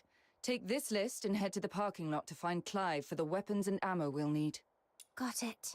I'll join you once I've finished preparing the investigation report and handed it over to Officer Lynn. Huh. The streets are full of soldiers in the 13th Legion. What a grand scene. Why did Officer Lynn head towards the inner city alone? The Alchemy Academy, the Council Hall, and the 6th Legion's HQ are all there. Could be anything. Logistics, politics, questioning. Maybe just catching up with someone. None of it concerns us. One of my life rules is, the less you ask, the longer you live. Yeah, but I have the suspicion they are not here for the case, but for us... Please, sir, let me go. I need to go to work. I've got a family to raise.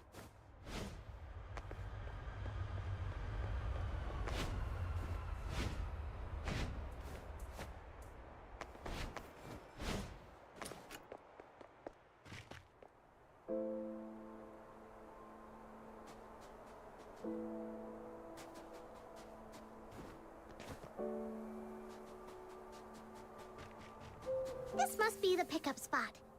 Whoa, why are there snow wolves here?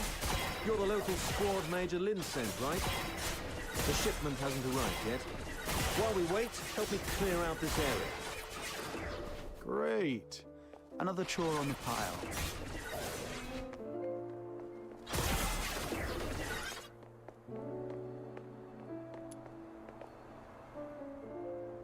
That was Come impressive. on. Let's wait here for the supply convoy to arrive. Hey, sorry for the delay. Sorry I'm late. Wrapping up the investigation report took longer than I expected. No problem. The convoy just got here. Here you are. Why the delay? We intercepted a shipment disguised as fabric on the way here. These are the Forsaken's masks. Huh. For a fox hunter from a one-horse town, you're quite well informed. Just read about them in the papers. So, with this many masks, does that mean the Forsakens are planning to stir up trouble here in Cocytus? Better not poke your nose into matters related to the Forsakens, unless you've got a death wish. I'll handle the supplies. You take care of the tasks on this list. Whoa, what a big long list. 8, 16, 24, and more?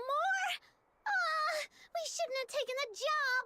Sir, if we finish all these, do we get honorary enlistment? Less of the Saki whining, and put that smart mouth to work. If it weren't for the 6th Legion's negligence, the 13th Legion wouldn't have to clean up their mess. Negligence? The Charon Hunt perp you failed to catch made it to the inner city.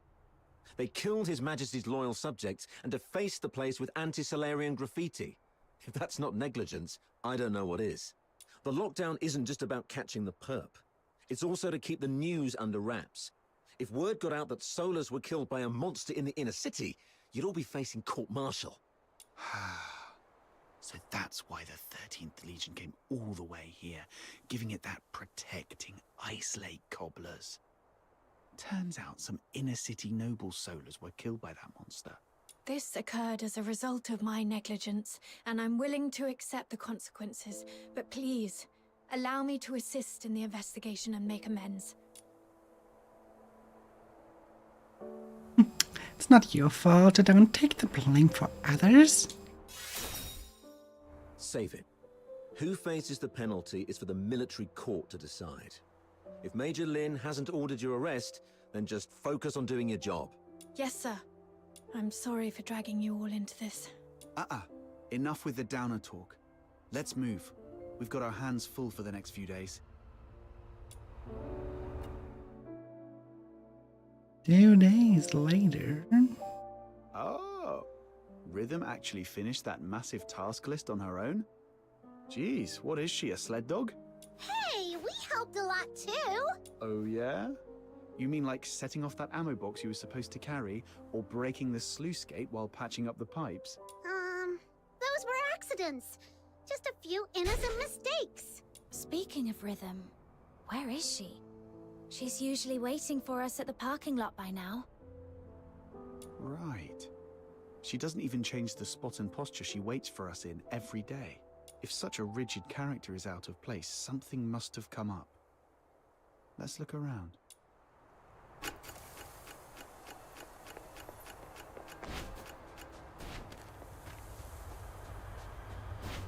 I have a bad feeling about this.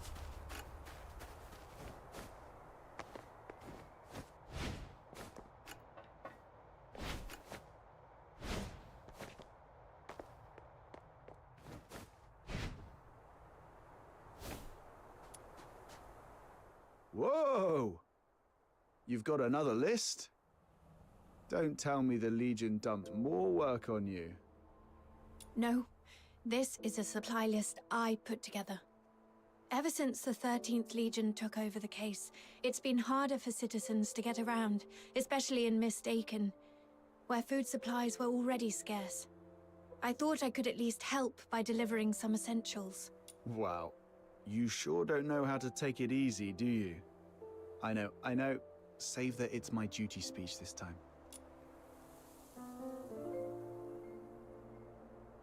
Let's help you. You don't have to. I mean, thank you. That's more like it. After all, we've been through a lot together. Let me see. Looks like the last thing we need to deliver is fish for Mist Aiken. Whoa! Fishing? Count me in! Count me in! Fishing? Really? Alright. What's so funny? I was just remembering the last time I fished here. It was 3 years ago, with Blues. That kid's smart, but he's always been boisterous. He fished all day and ended up with an empty basket. I wonder how he's doing in the inner city now. Maybe he's finally learned how to fish. You mortals are always held back by your worldly attachments. You should learn from me, the cool, detached Demon King. It's okay, Button Mushroom. We're all your family. If it makes you happy, I'll even call you Granny. Aw, why are you being so nice to me all of a sudden? Granny, I'm starving. Got a little pocket money for your poor, hungry grandkid. I knew it.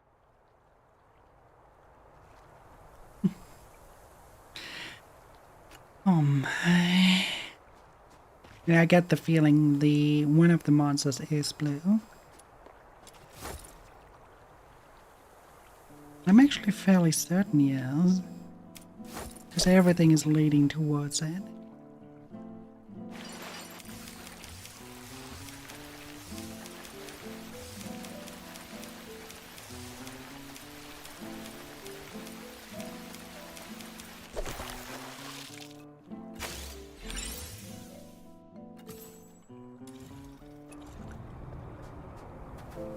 Oh, we need 3 fish? Okay. But we need more bait.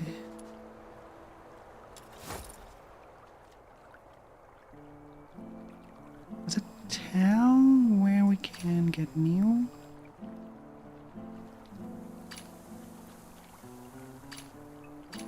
No?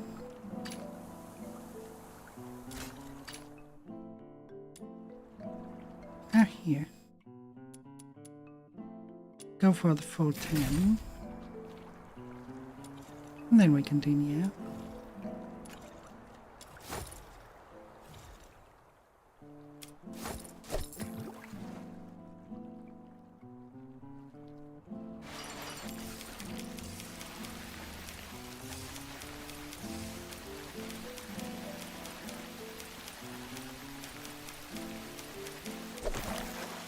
Okay, that makes 2.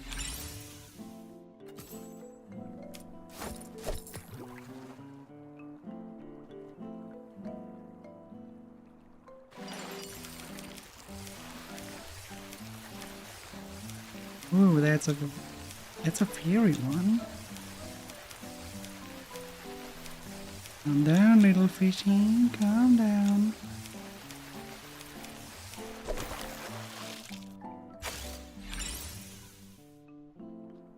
That will look cool. That's the coolest fish I've seen so far in a game.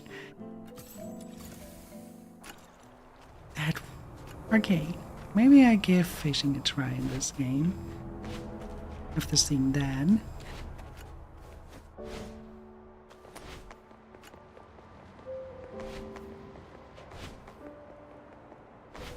Comms check. 1, 2, 1. Damn it. These fresh frost.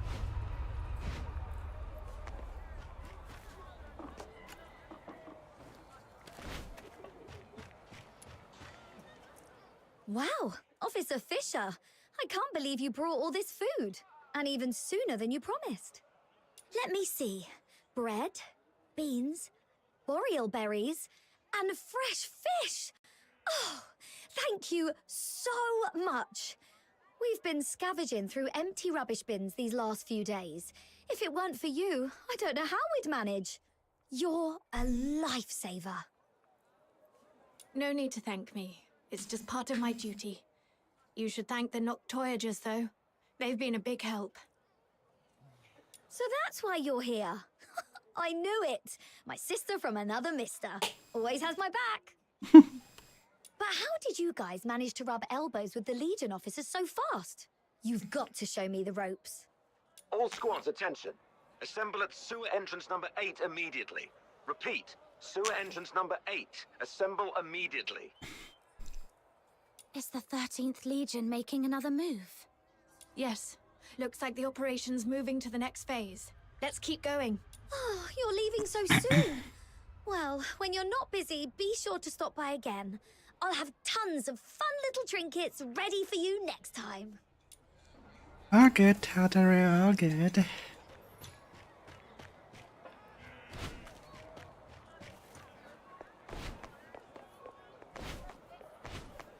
Oh, damn it. Please, sir, let me go. Arnold, take 3 men and head to the sewage tunnels right under the motor plant. Duke, the ventilation zone. Miles, you... Rhythm Fisher reporting for duty. Good, you're here. The operation begins now. You locals know the area best. Head down to the tunnels beneath Silver Piece Square and hold position. The creature's hiding out down there. Fisher, keep your comms on and await further instructions when you're down there. Yes, sir.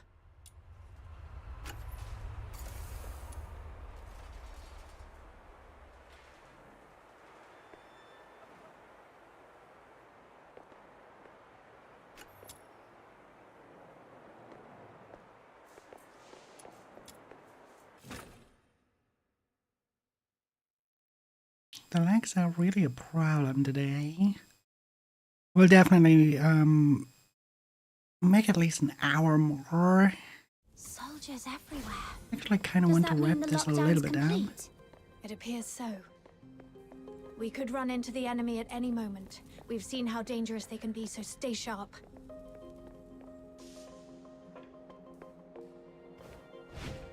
Okay, let's stay vigilant.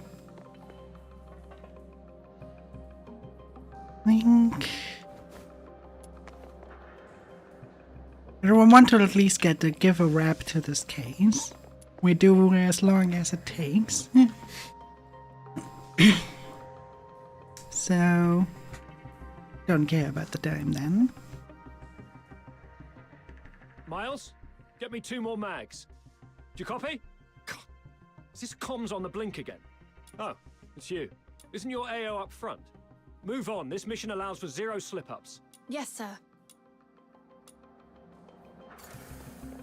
The comms are not working, which will be a problem. Okay, we have scratching marks. We should be close. Yeah, that's the tunnel right beneath Silver P Square. This is it? But the whole passage is flooded. Oh! Princess Rubbish Bin said something about a water valve. Right. Let's activate that valve to drain the water. Then we move on.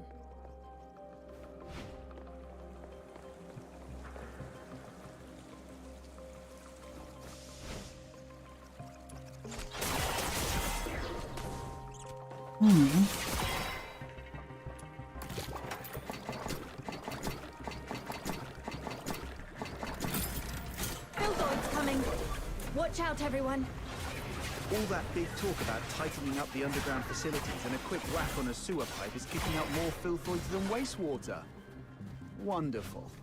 Sorry. I'll definitely be stepping up patrol of the sewers in the future. I wasn't talking about you. Forget it. Let's deal with these uninvited guests first.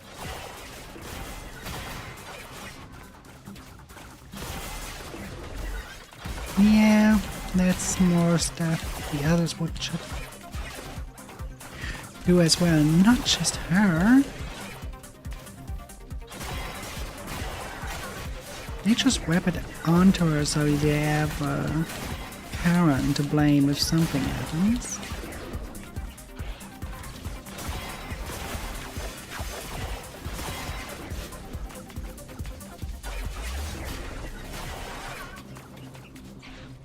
How many are there? I wonder.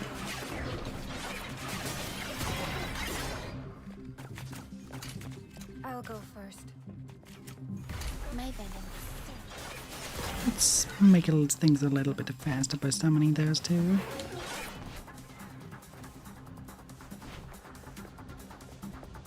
Phew. One more valve to go. It's over there. All done. Now we can get in. Ghost! No, not really. Don't come any closer. The mighty Demon King shall punish you with holy light magic. I don't know how many Honkai Impact 3rd players are looking at this right now. But this reminds me heavily to the Theater of Domination. And that means, oh boy, some fucked up stuff is happening. It's okay. Just a mannequin from some fashion boutique. Really? But that flower crown design, it feels familiar somehow. Could Clive have got it wrong? This place doesn't seem like a villain's base at all. More like a makeshift refuge cobbled together by a homeless guy. I don't think so. Look closer. There are claw marks all over the walls. This has to be the creature's hideout. Right. But this isn't quite what I expected. It even feels kind of like a cozy little home. When we were kids, Berry would hang colourful strips of cloth all around our home. She said it would make the place feel warmer and less lonely. Upon a closer look, they've set this place up pretty majestically. Maybe they're the real Dukes of the Sewers. Dukes of the Sewers? What's that? Let's not get hung up on that. The setup here is a bit strange. Let's Adlings split are up invading and the check void for for 90 anything off. seconds. Okay. Let's investigate this place. There is something. Okay. I do wonder. We're in the middle of the sewers, which means it's underground. Where's that light coming from? I hope we find an explanation for that, because if not, it's looking just good, but it's leaving a lot of plot holes, if not.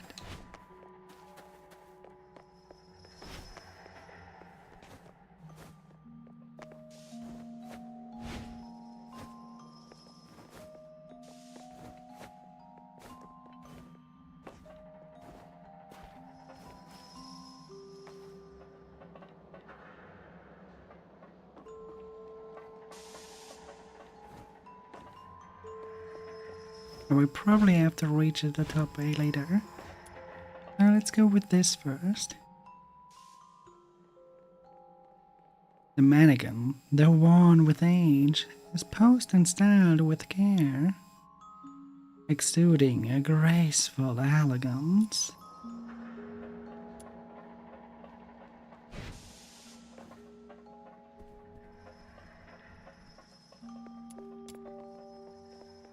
The walls are covered in massive chaotic claw marks, even if this isn't the monster's lair. Certainly a place it frequents. This might explain why the 13th Legion sealed off the area. Ooh, little minion, look! There's a weird-looking switch here. No, Butter Mushroom, don't touch that. Could be a trap. Huh. Looks like it's just a regular lift.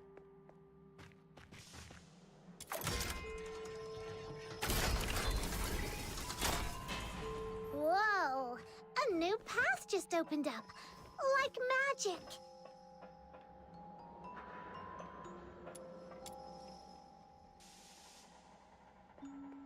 A piece of fabric resembling theater corner material, though old and worn, is impeccable clean, really maintained with care. Upon closer inspection, it matches the fabric found at the crime scene.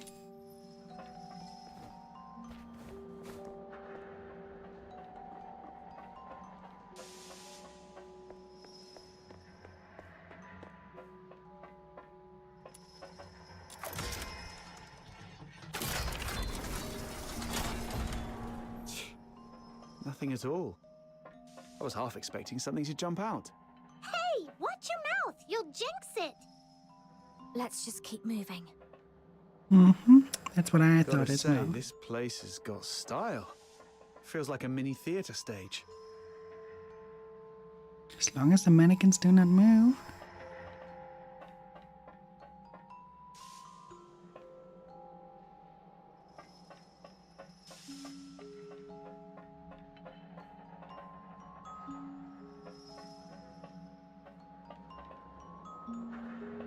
Also looks like they're all dancing, like in that Swan story.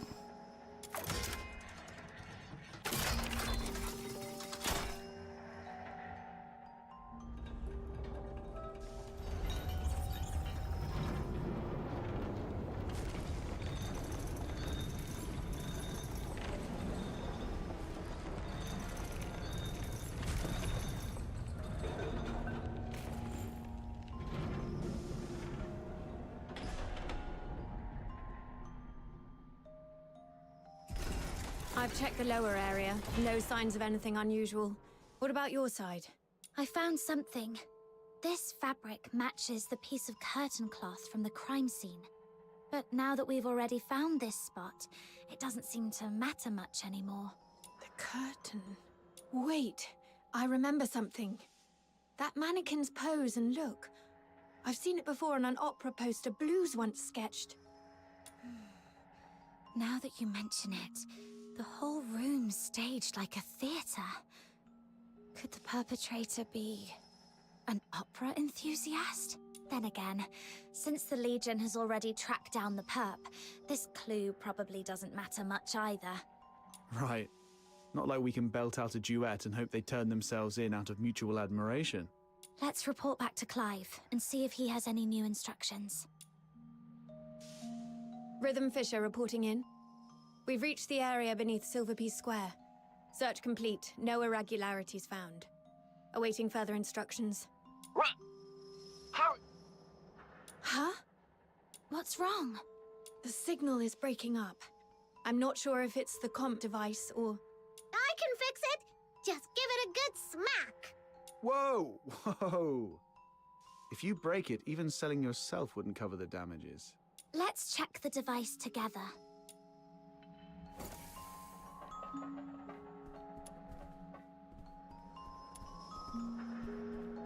Hmm.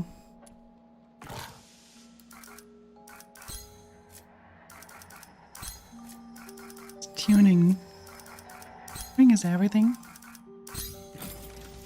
Yay! Comm device fixed! Breached! The monster is heading your way! Hang in there! Major Lin is coming for you!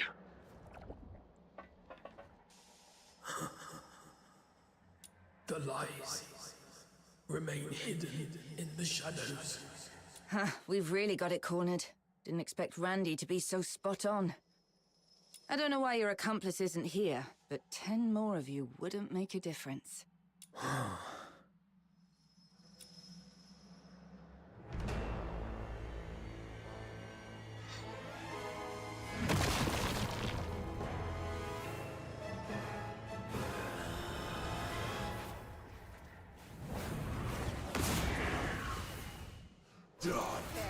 It's coming at us! Second-rate excuse for a fight. Officer Lin, I'll assist you. Good teamwork. You've proven your worth. Now, let me teach you a new rule of thumb on the battlefield. When faced with absolute power, all tactics are meaningless.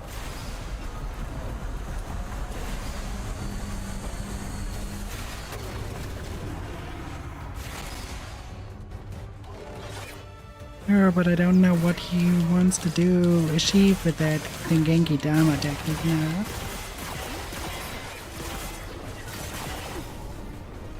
Where are you? There you are.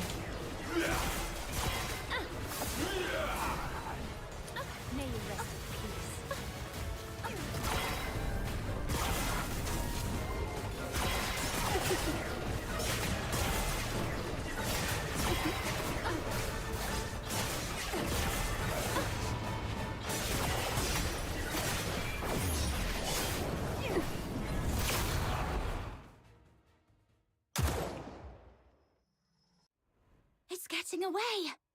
The culprit is confirmed dead. The Charon Hunt case is closed. Fisher, you know how to write the after-action report, right? I trust I don't need to spell it out for you. What? You fox hunters did well too. But remember this. Don't overstep your place. Officer Lin, isn't it too soon to call this over? The blood on the ground has darkened. Its organs were clearly pierced. It won't last long. Then I should follow it and confirm. Just in... I said the case is closed. Don't make me repeat myself. Do not overstep your place.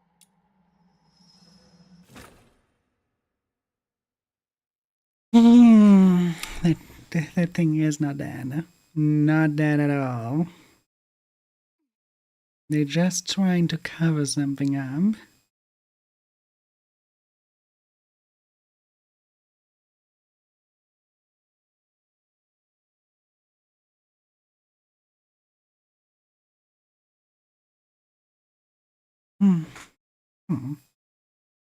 I'll go first.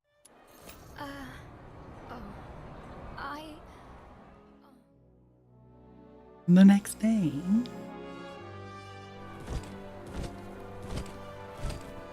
case is far from over. Wow, look at this! Such a grand display. It's like a royal procession. All that talk, and in the end, it's just a show to make it look like they did something. Aren't you going to join the send-off ceremony? You think our stubbornly upright Officer Fisher could stand up there and call the Charon Hunt case perfectly solved with a straight face? Snow would start to poop gold before that happens. Move along. Don't block the path.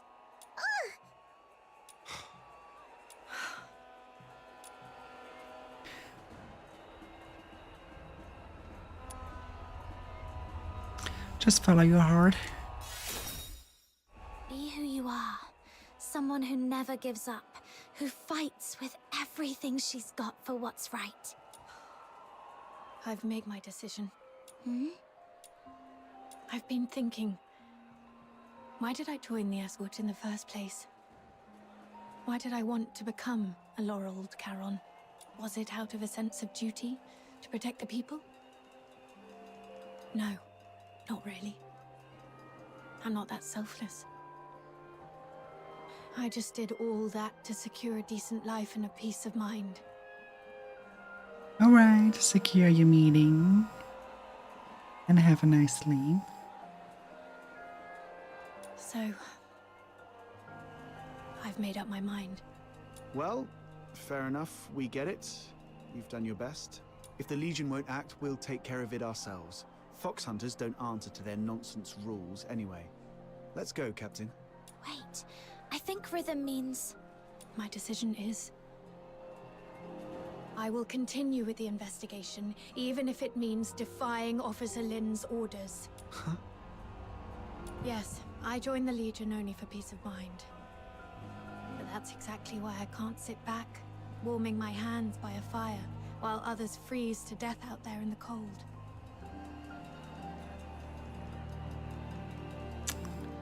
I have to point out basically that one little detail here. He was staring at one point the entire time.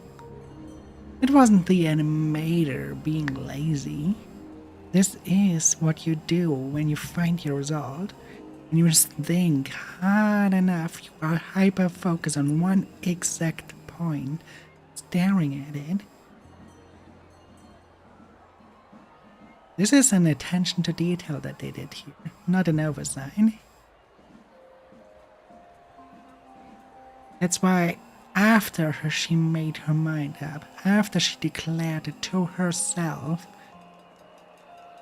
that's the moment she turned around. That's an attention to detail. I like that a lot. They know their stuff. They don't just do it because it looks good or something. They actually do it when it makes sense the most psychologically. That's good. That's very good. People did their homework. Do you remember what I told you about my parents? They were killed by a filthoid because they took in a deteriorator who hid his symptoms. But no one knows the truth. The one really to blame was me. That night it was I who begged my mother to help that man because he looked like he was dying and I felt sorry for him. Oh, how you doing? When the filthoid came, Been a my while. parents hid me in the closet. My mother's last words to me were, "It's not your fault. Don't beat yourself up for it. And don't tell anyone. Take care of Blues and yourself." My mother didn't hate me. Even as the filthoid's claws pierced her, she never once blamed me. But I wish she had.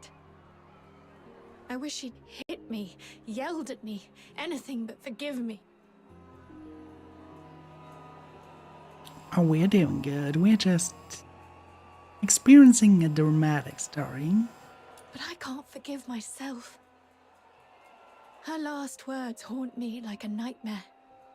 I haven't known peace of mind, not even for a single night.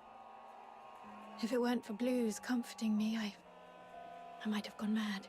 It's the same this time. If I just sit by and let the Charon Hunt case end like this, I'll never forgive myself. Sorry for unloading all these old memories on you. I should get going while there's still daylight. We'll go with you. I want to have you fix your regrets.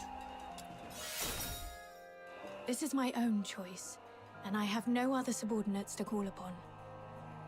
You don't have to risk yourselves to help me. Of course we help you, little dummy. What are you saying? We've come this far and now you want to go solo and hog all the credit? Sounds like a good version of Like we'd leave a good crazy person who brings unplanned warmth to Halloween others though. to freeze out in the snow.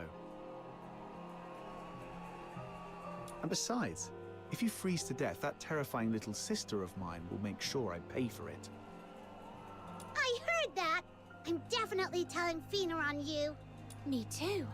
I'll bear witness to Snow's words. How dare you, sneaky little button mushroom? I'm going to whack you on the head. Ha! Try and catch me, mud ears! Thanks to this dynamic duo, I'm feeling a lot better. Let's get moving then. Yeah, Officer Fisher. I mean, Rhythm. We need to figure out both the whereabouts and identity of the perpetrator. But it feels like we've hit a dead end with the clues we've gathered. Let's go over what we've found so far. Maybe we missed something important. Well, you know what they say in a song from the 80s. Rhythm is a dancer.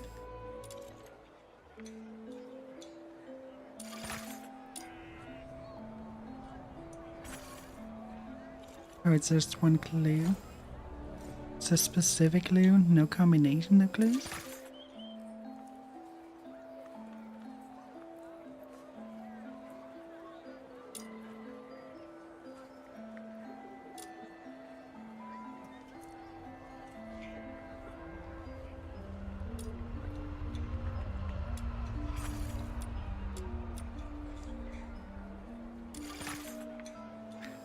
Okay. Combine those.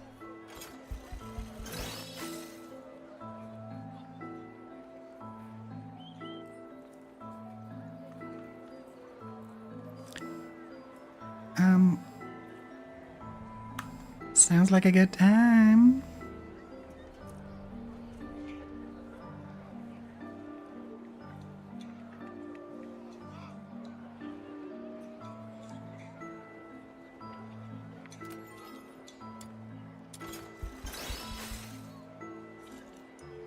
Earlier, we suspected the perpetrator might have a connection to the Opera House based on the curtain clue, but we quickly ruled out the staff. Still, from what we've seen in the hidden chamber underground, it's clear the perpetrator has strong ties to opera. I agree. If the perpetrator is an opera enthusiast, then the melody you heard that night might actually be an aria from an opera. Who here knows anything about opera? Don't look at me. That's way too fancy for my taste. I don't know much about it either. What about you, Officer Fisher? I'm afraid not. Like I said, I'm not really great with music. If only I hadn't fallen asleep when Blues was badgering me to listen to his tapes. Wait. Blues was an absolute opera fanatic. I remember he left a collection of tapes at our secret base. It's a long shot, but if we listen to them all, we might find that melody. Huh. Kudos to Blues for helping out big time. Captain, let's visit that place again. No, thanks for the headband.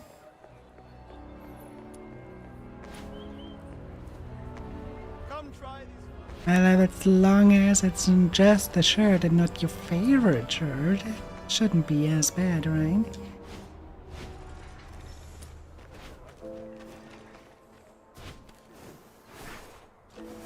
The train departing from Ice Lake to Dismania will leave in 1 hour. Godspeed to the 13th Legion. All glory to our Emperor.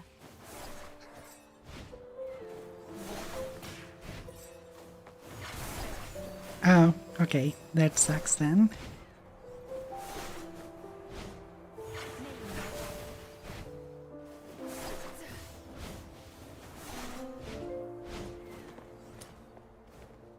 But yeah, I get it. One of my favorite skirts still got the nail color on it. Because I did not watch out. You barely see it though, so it's not that bad. But yeah, I get that feeling. It sucks.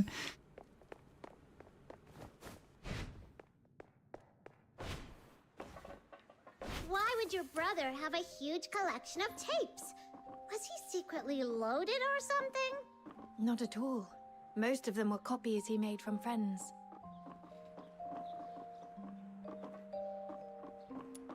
That's the important thing.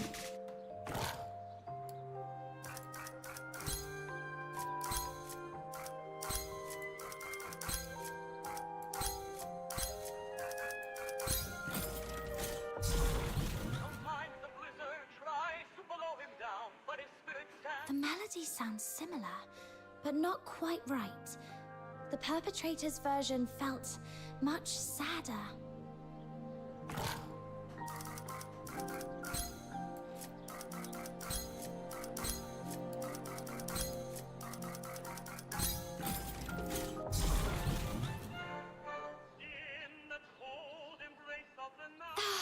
My ears! Seriously, Blues, in what world is this music? Oh my fucking god. It's kinda nice to have a critique like that in there. Ooh.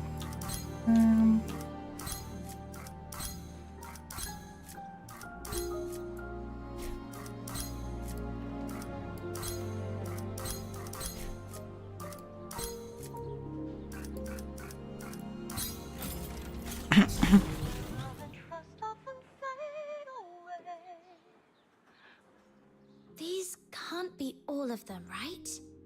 Got nothing?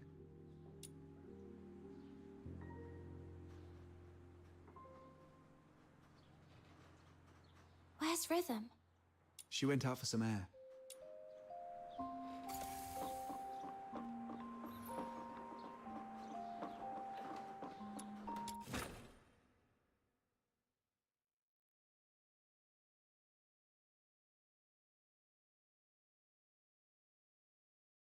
She's humming the melody now, right?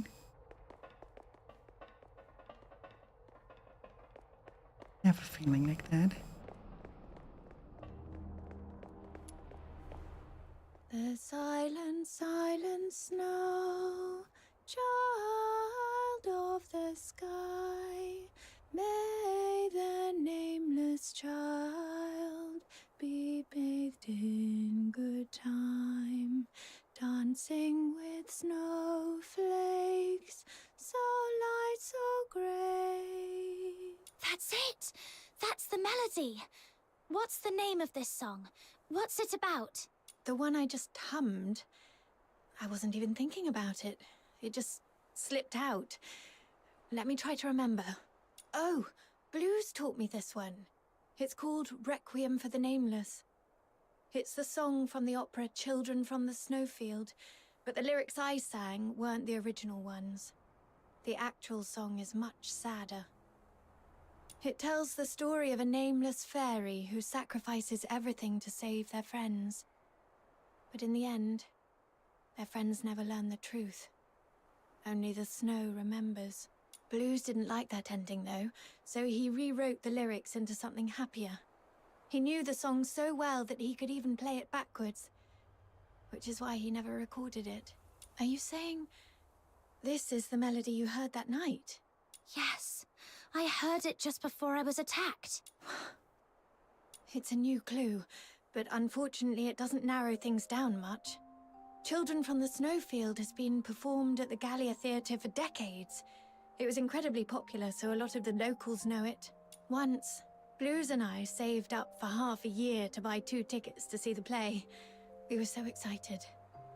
But on that day, someone in the theatre accused us of stealing their tickets. We were kicked out before the play even started. That night, I sat against the theatre wall for hours, feeling absolutely miserable. But Blues, He pulled out his harmonica like a magician and started playing that song. Turns out, he'd already learnt it on his own. As he played, a voice rose from the other side of the wall. A boy singing along. His voice was so beautiful, just like a lark. With Blues' harmonica and that stranger's singing, I felt so happy I'd almost forgot we'd been thrown out that night. Sorry. I didn't mean to get carried away and bore you with these old stories. My point is, this song is too common. It's not specific enough to serve as evidence. Any chance this play's being performed again soon? Maybe we could stake out the theater and see what happens. I don't know much about recent performances. From what I know, the play's been off the schedule for a while due to an accident. An accident? Yeah. I came across a note about it while sorting through case files some time ago. It wasn't anything major, just a brawl at the theater during a performance 2 years ago. According to Putsch, the troupe's director, their lead performer, was injured during the fight. That's why the Magic Flute troupe decided to halt future performances of Children from the Snowfield. Let me check my notes. Here it is. We're all at Gallia Theatre. Just now, before that, that's a little bit of a mistake right there, because then right now, she wasn't even blinking. It looked like a mere puppet. Let's get Putsch, director of the Magic Flute troupe, involved parties Parsifal Snowfield, lead performer, Susanna Rosie, lead performer, Matthew Bernard, audience, Billy Francisco, audience. Incident summary: a physical altercation reportedly broke out between troupe members and 2 front row audience members. Alleged assault of performers by said audience members. Several pages of the incident report appear to have been torn out. Conclusion: evidence found to be insufficient. Case dismissed. Remarks: performances of children from the Snowfield have been suspended until further notice. No resumption date announced. Would hope to watch this one with Blues. To finally make up for the snow, for the show we missed all those years ago. But I guess that won't be happening anytime soon. But aside from diving into the sewers for further investigation, this is the only lead we have for now. You just gave me an idea. If Children from the Snowfield holds great sentimental value for the perpetrator, perhaps we can use it to draw them out. Exactly. Let's pay Miss Putsch a visit at the theater and see if she's willing to help us plant a fake announcement. Naive.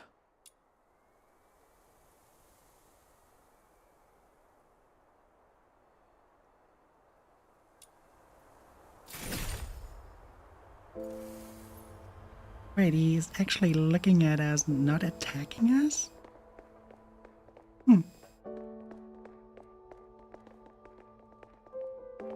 I knew the perpetrator is still alive. Huh. Came straight to us this time. Perpetrator. Perpetrator. Even now, they haven't told you the truth. Dirty liars. Even the 13th Legion is no exception. Truth? What do you mean? It's stalling. Take it down first. No, keep talking. Come on. Fill the team. We're in for good stories. Come on. It's been so long, sister.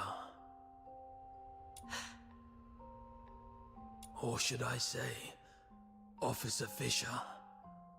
Have you calmed down now? Who are you? Answer me! Blues Fisher. Your younger brother. The owner of that harmonica. Blues? Why are you dressed like that? What happened to your voice? I thought you were training in the inner city. Why are you... Didn't I call it? Sometimes those games are just so predictable. Told you, he is the monster he became. Adlings are invading the He void in was 90 suffering seconds. from a fate worse than death. No. You're lying. My Blues has a heart of gold. He shares other people's suffering as if it were his own, and treats every Charon like family. He'd never have committed atrocities like the Charon Hunt.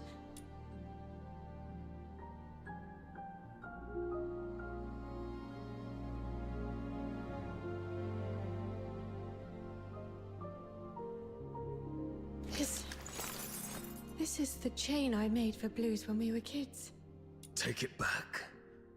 The Legion betrayed me. I don't need it anymore. Rhythm, don't jump to conclusions. You've seen how cunning this monster is. He could just be disguising himself as your brother to manipulate you. I wish that were true.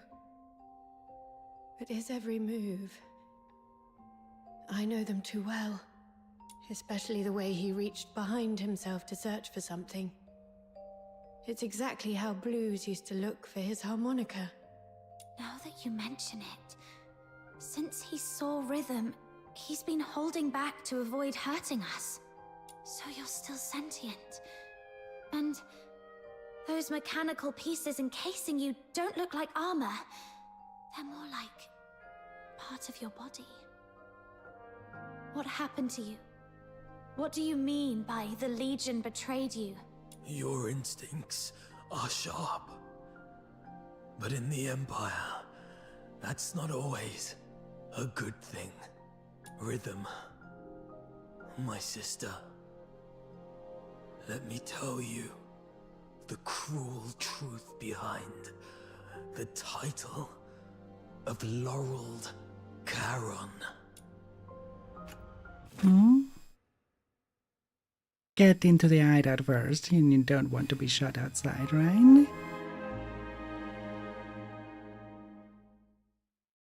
The Laureled Charon, once I believed it to be a diamond of the utmost brilliance. It gleamed at the horizon of my dreams, the eternal light atop Ice Lake's highest peak.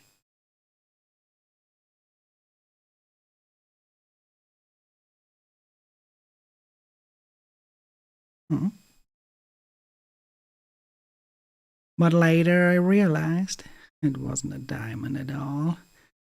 It was glass, reflecting an illusional light. Beautiful, dazzling, but so fragile it could be shattered by a single pebble or chunk of clay. A Charon who passes the 6 Legions test is nothing more than a caged beast awaiting slaughter. In truth, we would rather become numb than thinking beasts.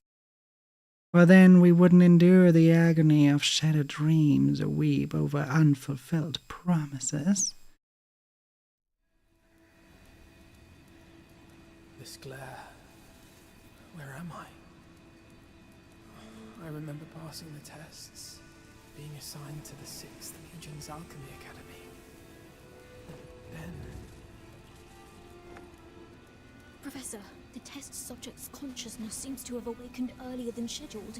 It seems to be in great pain. Should I administer another dose of anesthetic? No need. Let it stay awake. Begin resistance data extraction in 2 minutes.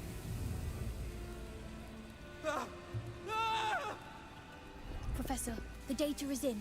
This one shows exceptional resistance among this batch of augmented subjects. The current test failed to breach the secondary heart you implanted, while fire has damaged its synthetic skin, causing its body temperature to spike far beyond normal limits.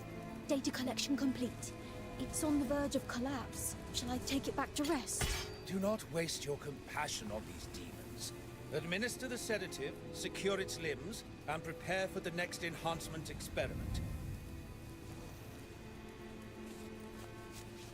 hurts. It hurts so Such vivid expressions. What? Are you trying to bark something at me? Too bad. You won't get the chance. Sedative administered, Professor. But I still think we should... Just follow my instructions. Begin with the horns. They are its most sensitive parts. This way, we'll get the most precise data. Understood, Professor. It hurts so much. It's the punishment, no matter the sins we bear. I don't know how long those days dragged on. Only that my body was slowly twisted into the shape of a grotesque monster.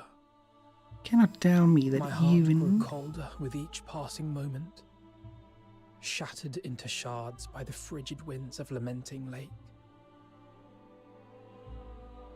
I don't know why I have this problem with every single gacha game, but apparently those black and white screens, they vanish so fast.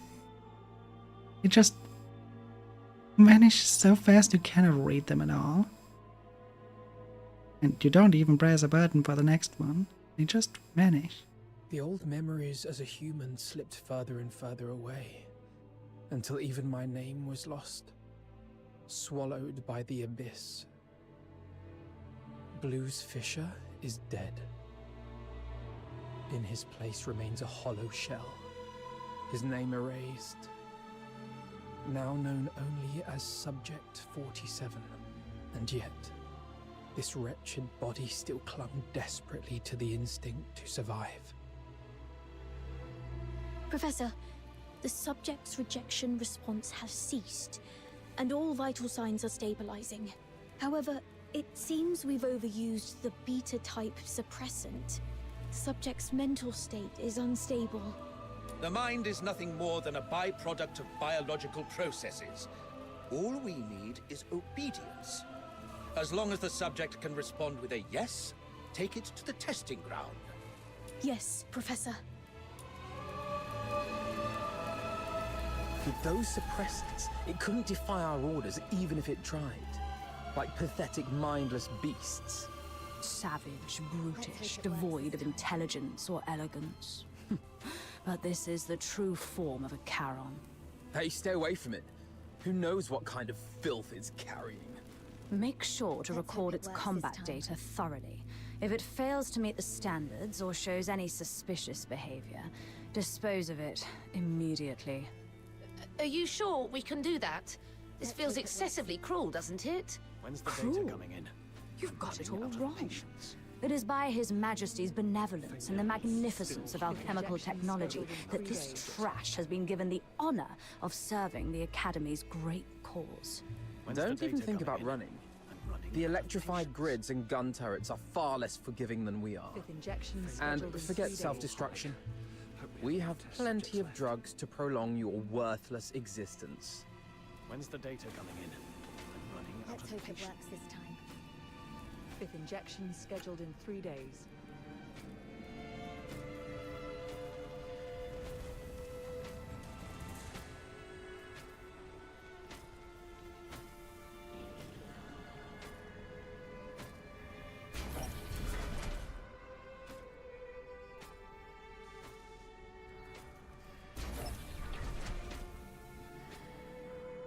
Test begins.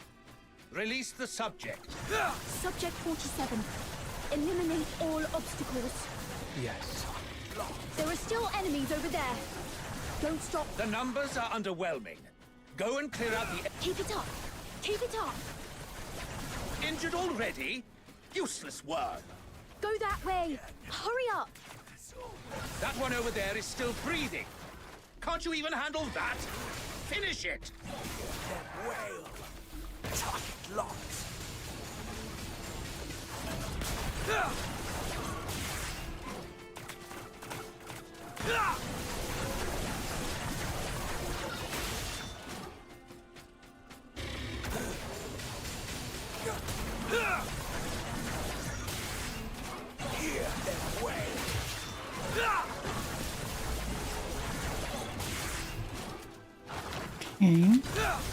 Test complete.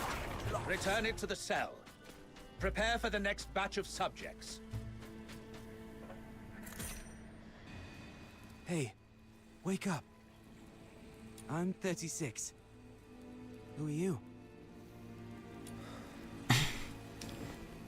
I thought 36 would be a woman. Not in the mood to talk? That's fine.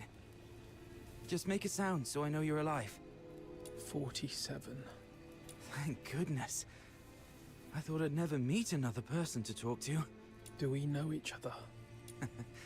Not yet, but we'll get there. After all, we're the only humans in this hellhole. Humans? Only you would still think of us that way. It's what's in the heart that counts. The heart?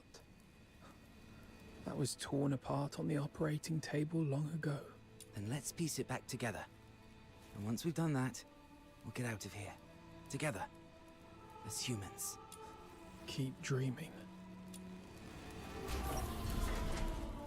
Might need to enhance close quarters.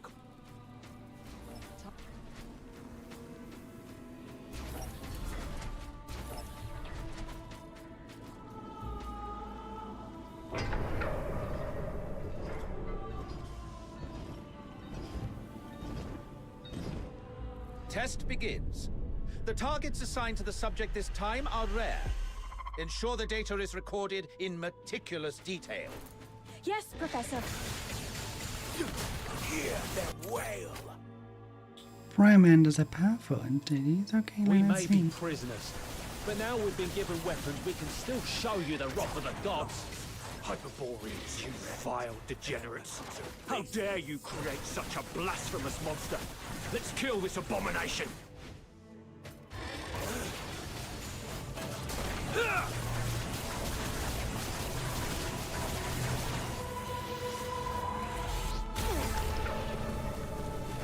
Another death breath we will see. I don't think that. We've already surrendered! See, this one's staying alive even though we battle as him. Grant me your mercy, your wisdom, your strength, and your deliverance! Sorry. Oh, merciful gods! Grant me forgiveness, grant me absolution!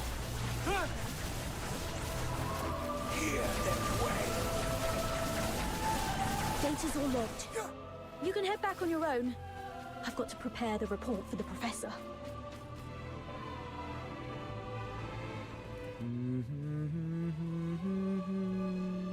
Sorry, did I wake you?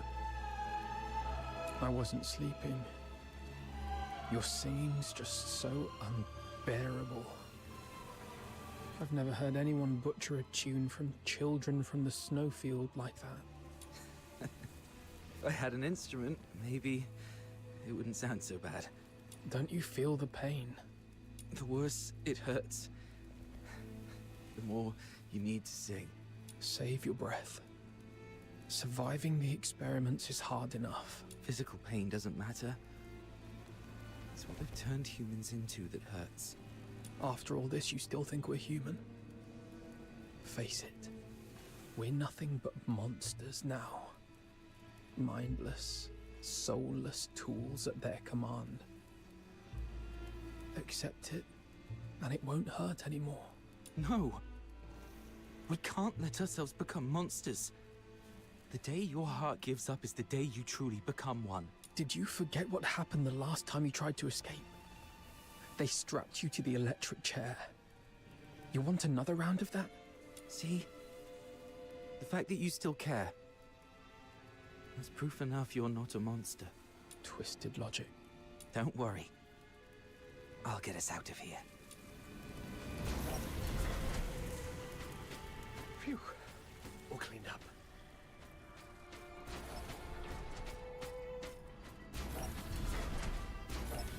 Go on. Oh, the Devourer. Let's see which of you truly deserves to be called a demon. Impressive. The suppressants we've been injecting are finally showing results. Stability's never been this high. At this rate, it won't be long before we can roll out these augmentation experiments across the other legions. Target locked.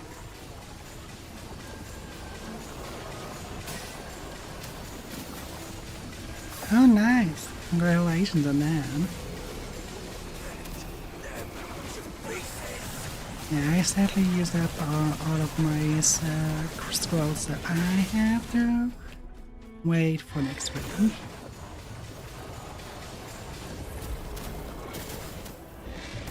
Roll experiments and such. As expected from the other tragic stories we had encountered so far, it doesn't leave us hanging. It really does continue being very dramatic, and I love that. I love it a lot.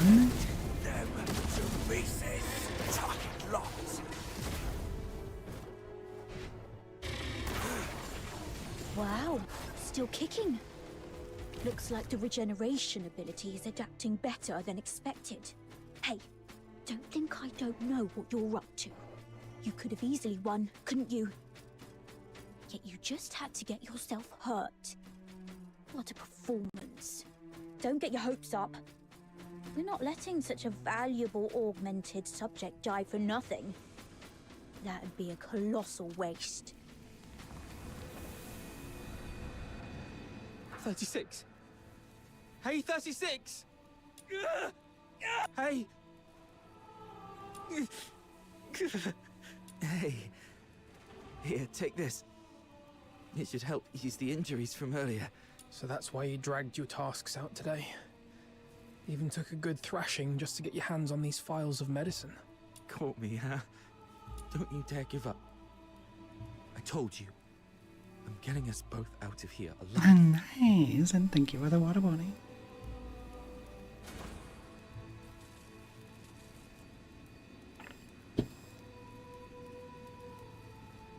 Why bother? Even if we manage to escape, what kind of life awaits us now that we've become like this? But once you're dead, nothing good can ever happen to you again. I won't go down without a fight. We both have dreams we've yet to fulfill, haven't we? Doesn't matter anymore. Look at us now. Tell me about them. Talking about your dreams reminds you that you're still human. A performer. Huh? I used to dream of becoming a performer. Participating in the 6th Legion's tests was meant to be my first step toward becoming a Laurel Charon. I thought if I could build a better life, I might one day stand on a grander stage. I wouldn't have to hide in the shadows anymore, watching others bask in the spotlight, or surround myself with tapes of songs I couldn't even play. All because, as a Charon, my horn was deemed sickening to the audience. I know. It's a ridiculous dream. No, I just thought of us. I love opera too. No wonder we hit it off. After we get out, we'll set up a stage of our own, invite everyone we know, and put on a wonderful show for them. I'll take that as a yes. And a promise is a promise. I'll hold you to it. I've got a feeling our chance to escape is coming. It might just be a delusion. It's not. Haven't you noticed? The suppressants have been growing less effective on us over the years. That's proof we're still human. Even our bodies are telling us it's time to fight for ourselves. Or maybe it's just this cursed, monstrous body mutating for its own survival. But the alchemists haven't even noticed it yet. Their negligence is our chance. Let me think. We should come up with a secret signal for when the time comes.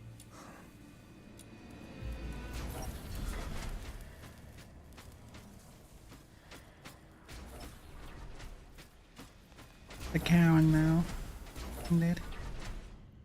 The final test begins. Let's find out which one of you is the ultimate augmented subject. What? They're making us fight each other. We really don't have a choice, do we? Guess not. Bring it on then. Remember, you've got a stage waiting for you! What's the point of making promises you can't keep?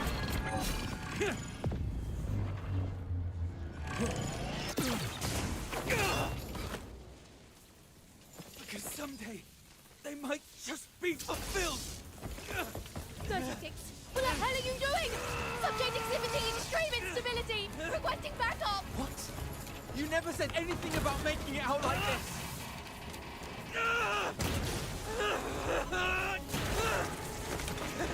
I never look back on my word! It's open!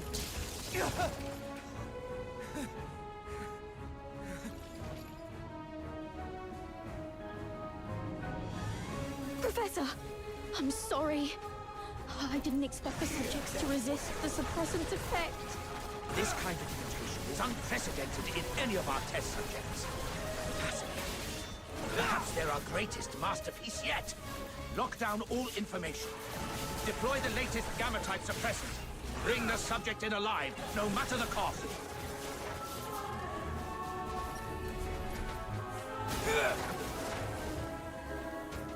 Oops, I think I jumped a little too far.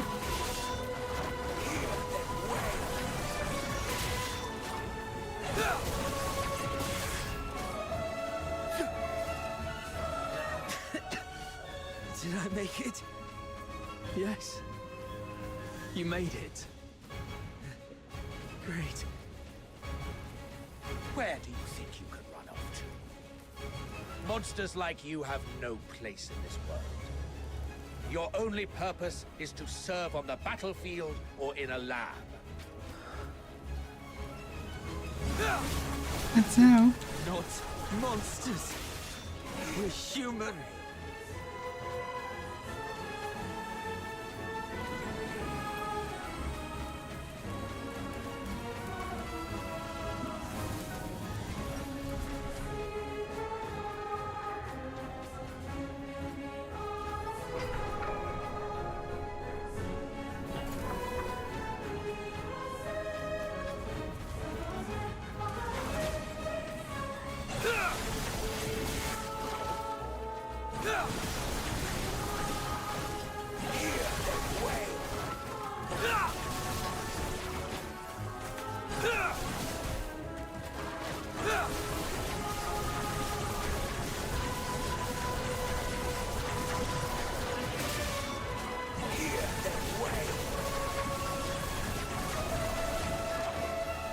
Well, I guess we are just destroying the...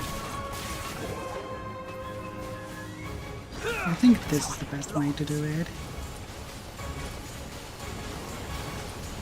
Rid of that filthy door. Is this wind? The air of freedom.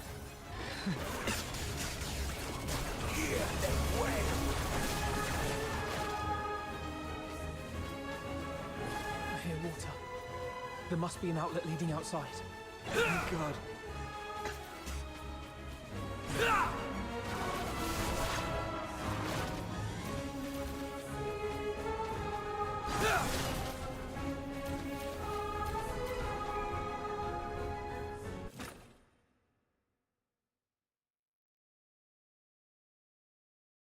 Interesting development. Very much interesting. We made it out. This is the Academy's drainage tunnels. There must be an outlet leading outside. Can't believe we actually made it. We're finally free. You hurt. I'll take care of everything from here. First, we need to find a place to hide.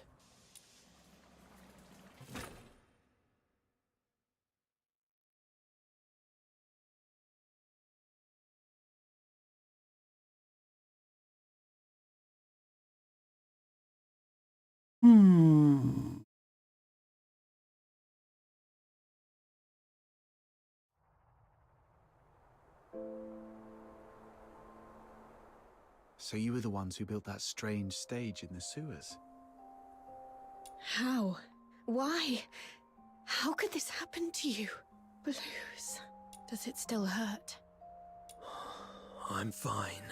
But fate only gave us a fleeting moment of mercy. Escaping the Academy wasn't the start of a new life, but the beginning of the end.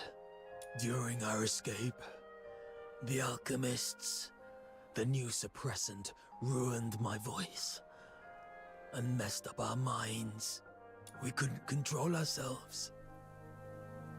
We'd go berserk from time to time. And my friend, 36, has already left this world before me. I always knew those alchemists were wicked scum. But this is cruelty on an entirely different level. And to think that they had the gall to go in cahoots with the 6th Legion, luring Charons with strong magical aptitude just to turn them into test subjects. So, he's long gone. Who was it that helped him? Listen, sister. The 6th Legion. They used the title of Laurel Charon as a lure to deceive us. Leave the Legion. Find a quiet, safe place and take care of yourself. What about you?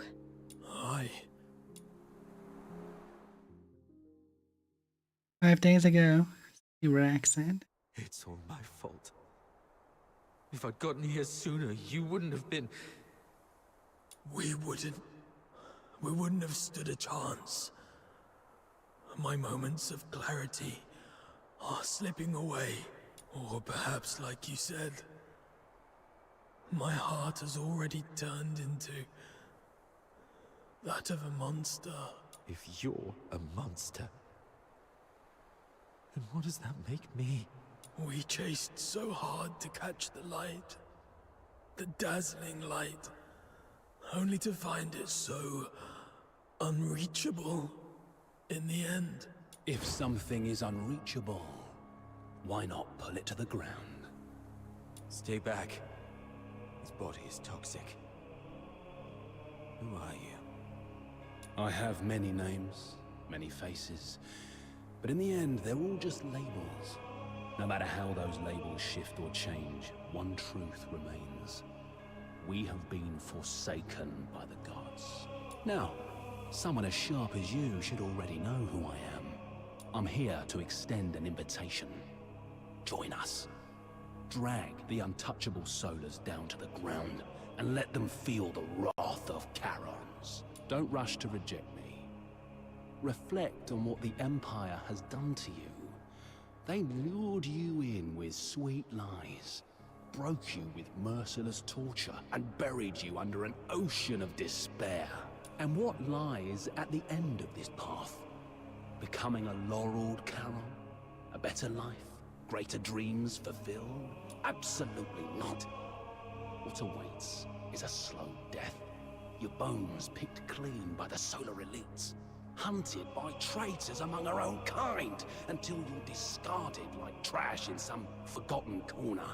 With a single empty promise, they lure aspiring Charons like you and me straight into the abyss.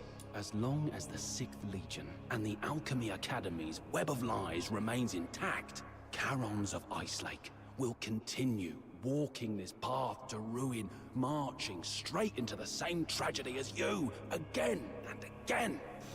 Yeah, but being part of the Forsaken will not do anything different. It will be the same outcome, just in a different color. The Empire stripped us of what we once had, and left us trapped in this miserable present. Are we really gonna let them crush everything we hold dear without putting up a fight? Look at us. The Empire coveted our strength, shackled us like animals, and twisted us into grotesque monsters, into real demons. But now, we've broken free of those chains. Isn't it time to turn their own weapons against them? Time we made them pay? Let them tremble at the mere thought of us. Let them feel the pain we've endured.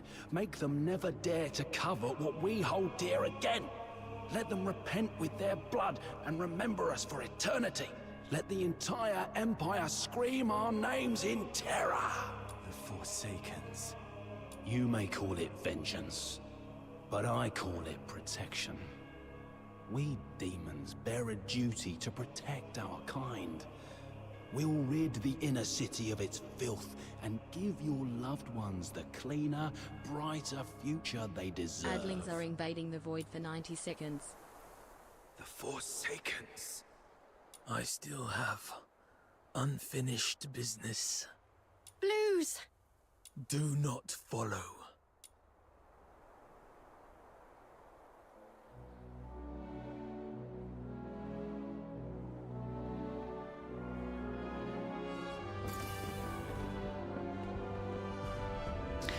Don't mind me doing just that.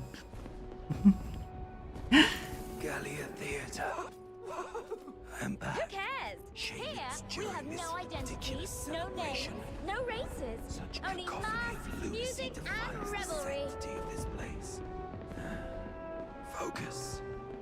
Now isn't the time for sentimentality. I need to meet with the Forsaken's contact.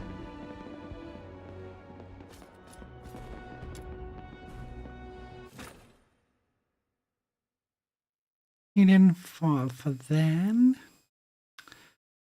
Hey, Cool. handsome. Care for a dance later? You can trust fanatics. Good no.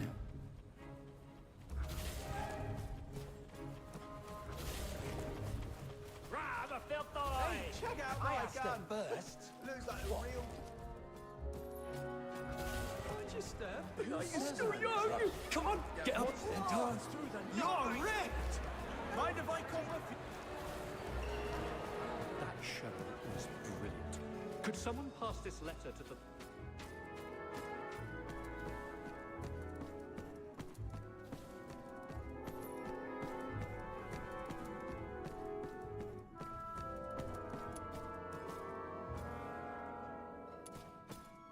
Can't believe you chose to meet in a place like this. Never took you for someone who enjoys such frivolities. And didn't I tell you to minimize contact until absolutely necessary? The 13th Legion is gone. We've got to finish our deal ASAP. Yes, it can be finished now, as we agreed. Hear that wail. What are you... Why? I only cooperated with you to draw out the 13th.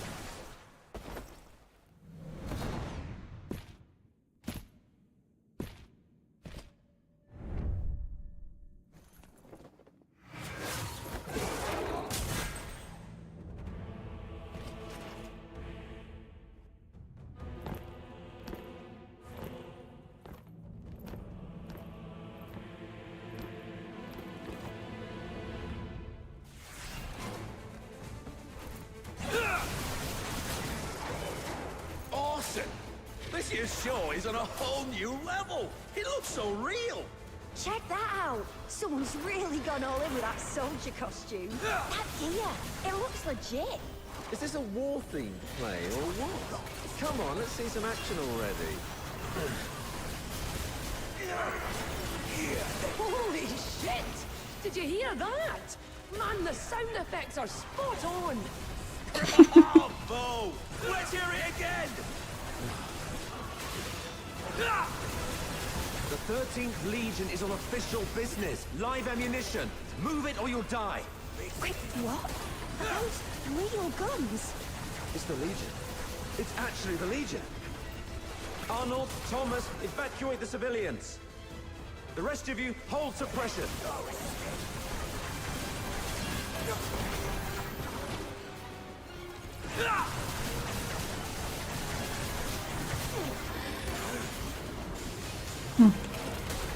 I wonder how long it's probably happening now. Target confirmed at the Masquerade. Preliminary assessment identifies the target as the Raven from the Forsakens. Civilians have been cleared. Apprehension proceeding as planned. Well done. Regroup. All units to Gallia Theatre. Captain, We're doing everything we can to stabilize the targets, but this Forsaken's bastard isn't going to make it. What about target number 2? Terminate on sight. Get him!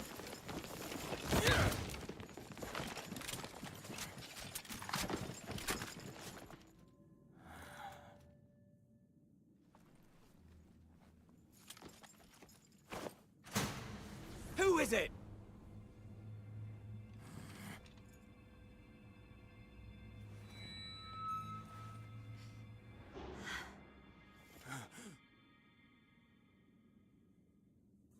Everyone, lower your weapons.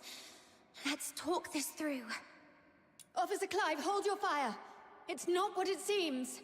Warrant Officer Fisher and the Fox Hunters, are you shielding that monster? The Charon Hunt perpetrator? Have you lost your minds like the idiots prancing around at the carnival? The killer's identity and motive remain unconfirmed. Executing him now will not serve justice for the victims of Ice Lake. Justice? Justice is putting a bullet in its skull. You're out of line here, Fisher. Stand down. Do you remember the oath you swore under the banner of the Three Wolves? To dedicate my life to His Majesty, to become a loyal soldier of Hyperborea, and to serve until death. Major Lynn spoke highly of you. She considered you a very promising soldier, despite your Charon bloodline. She was even planning to recommend you for promotion to the capital once this case was resolved. The 13th Legion values its ace soldiers. I'm giving you one last chance to prove your loyalty to Hyperborea. Step aside. No. You dare defy a direct order? I've always been a slow thinker.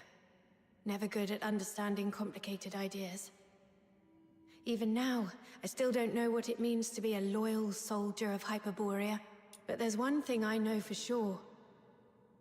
If loyalty to Hyperborea, to His Majesty, means trampling the place where I was born and raised, betraying those who've helped me, and turning my back on my loved ones, then from this very moment on, Rhythm Fisher is no longer a loyal soldier of Hyperborea. Eliminate them all.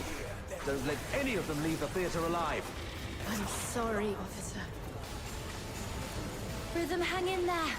We'll back you up. Well, guess I've got no choice but to throw my lot in too, huh? You guys, why would you...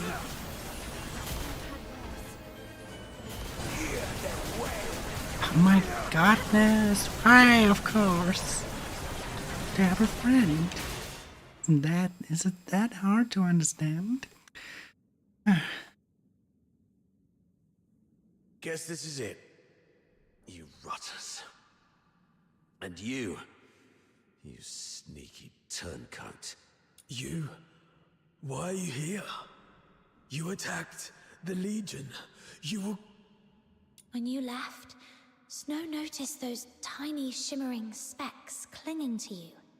Those specks? They're the same as the ones left by Lynn's final shot during the capture. That's when Outsider came up with a theory. Perhaps Lynn's shot wasn't meant to kill the target, but to track him. Her last warning to us, don't overstep your place, might not have been an excuse for her negligence or inaction. She just didn't want us to scare off the prey. And that grand send-off ceremony for the 13th Legion, it was nothing but a show to trick the target. Nice. They never actually left, did they? You're one crafty little rat, aren't you? That's right. After the Charon Hunt spread to the inner city, Major Lynn suspected that the Forsakens might have been pulling the strings. The whole capture operation was just bait. A tiny shrimp to lure out the real big fish. So we could catch the Forsakens and wipe out their network around Ice Lake. You weren't supposed to be involved. But now that you've stood against the Legion, you've made yourselves enemies of the Empire. Run if you want. Major Lynn will hunt you down. I'll go with you. I'll face Officer Lynn myself and explain the truth behind the Charon Hunt. She's sharp and reasonable. She'll see our side. I'm the one who betrayed the Legion. The Fox Hunters were merely caught up in it. They're innocent. Please, sir. Don't punish them for my mistake. Blues, leave. Get far away from here. Head north, beyond the Vidofnir Mountains, beyond Hyperborea's reach. Go to the far north. Perhaps you'll find a place where you can survive. All right. I'll leave. But sister, can you promise me something too? I like her taunt in battle. Like, oh, that hurts. Not really.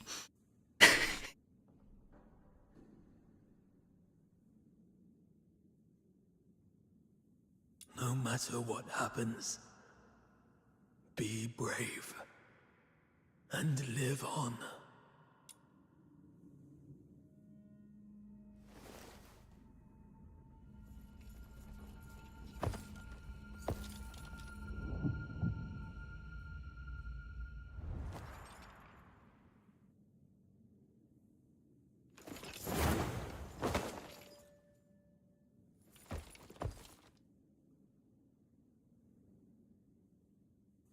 You've attacked the Legion.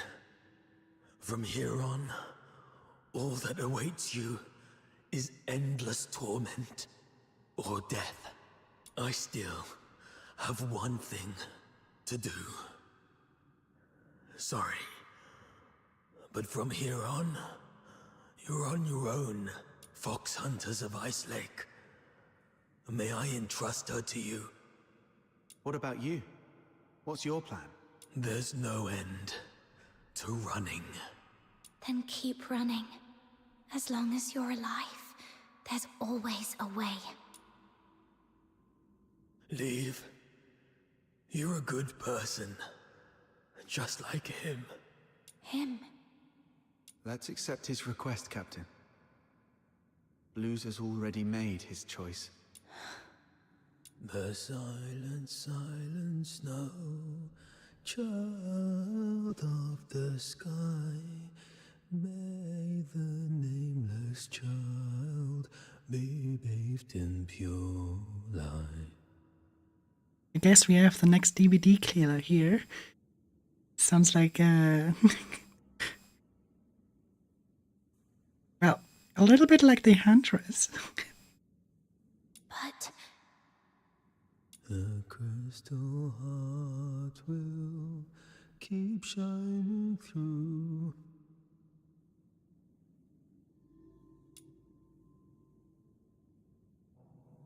we accept your request, but on one condition, my nameless friend. The true Subject 47. The companion who escaped the Academy alongside Blues Fisher. Tell me your real name. Make this request in your true name. How long have you known? When you sang that song? Or maybe even earlier. The silent, silent snow, child of the sky, may the nameless child be bathed in good time, dancing with snowflakes, so light, so gray. Rhythm told us Blues didn't like the original lyrics. He rewrote them to give the song a happy ending. But what you sang is different. That's the original, sorrowful version, isn't it? You're not Blues, yet you know everything about what happened in the Academy. Then you must be the other protagonist of the story. It didn't make sense to me before. The culprit everyone described was a rabid beast. But you're nothing like that. You were calm enough to recount your past with such precision and clarity. So, could it be you're not the one who committed the Charon hunt? Perhaps you've just been playing that role. It was a guess, but your reaction tells me I'm right. You're such a talented performer. you managed to mimic Blue's every gesture so perfectly that even Rhythm bought it. That fresh wound on your throat. It wasn't an accident, was it? You deliberately sliced your throat because you knew Blue's voice was the only thing you couldn't perfectly replicate. But why? Why go to such lengths? Why pretend to be Blue's? Was it to bear his guilt for him? To help your friend escape? Or could it be... The real Blues? Is he still alive? You even figured that out? Blues is gone. But he didn't want his sister to ever know who it was that killed him.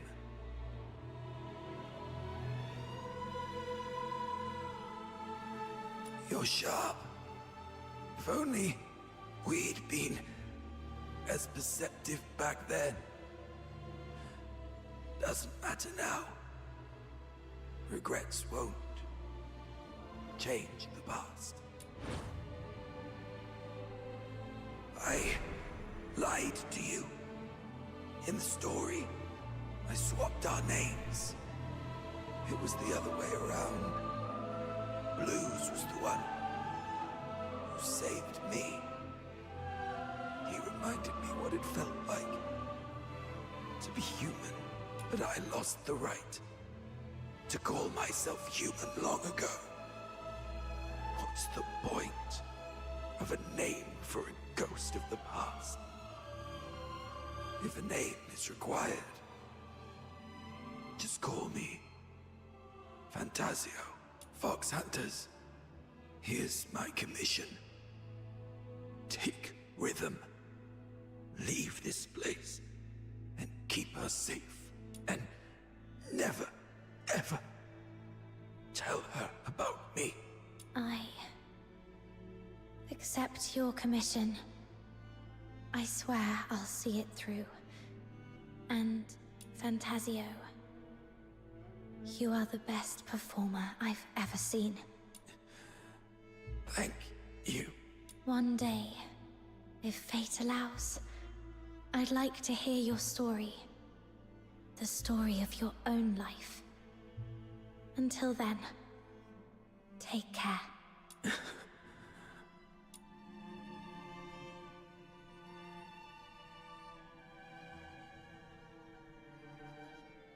Now, there's one last thing to do. If I tamper with the shapes of their wounds. Green cut crosses the soldier's wrist. Fine, clean, unmistakably made by a blade, but in this version of the story, only the legionaries and the monsters should have left marks. Erase the blade cut. The cut is fine enough that a simple smear disrupts the shape. Crimson beads well up and roll down as if no sword-wielding fox hunter had ever set foot here. The soldier's body is marked with scorch welts, telltale signs of electrical burns, but in this version of the story, only the legionaries and the monsters should have left the marks. The floor lamp shatters. A loose cable swings down, severed clean through.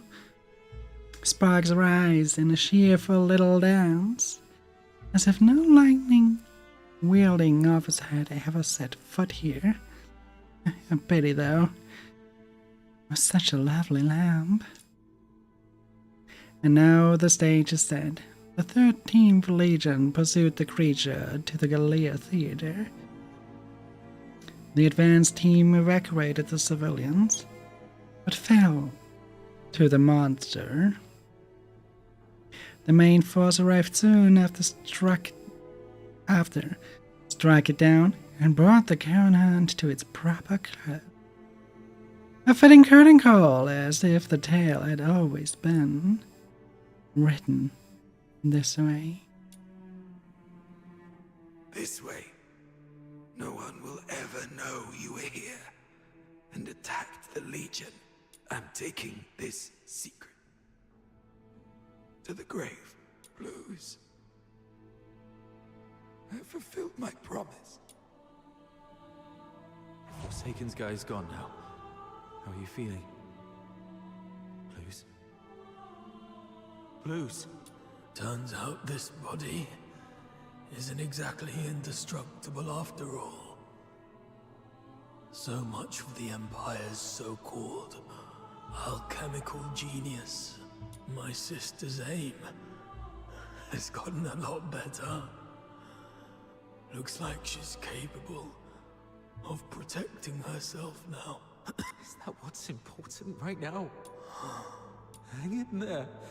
I'll take you to a doctor as long as we use force to coerce them. Even monsters like us can... No need for that. You refused to tell me about all the bloodstains on me that won't wash off. But I figured it out. It's a good thing to let me die here. At least it'll bring peace to everyone. Peace to everyone? What about you? You idiot! You said after we got out, we'd set up a stage of our own. I'd teach you how to perform and we'd invite everyone we know to watch our show. Sorry. Looks like I won't be able to keep that promise. No. Oh, what about your sister? You said she's the one you miss the most. You haven't even reunited with her yet. I'm a coward. I said I wanted to see her again.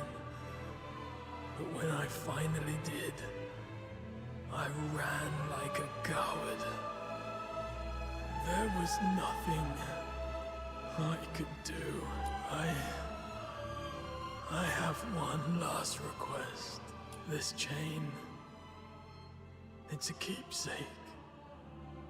Find my sister. Tell her the truth about the 6th Legion. Don't let her fall into their trap like I did. And don't ever let her know that I died by her hand. She wouldn't be able to bear it. Please. Promise me. Bruce, I promise. But how do I tell her the truth without letting her know you're gone? I get it. I just need to make her believe Blues is still alive. Let Blues tell her everything. So...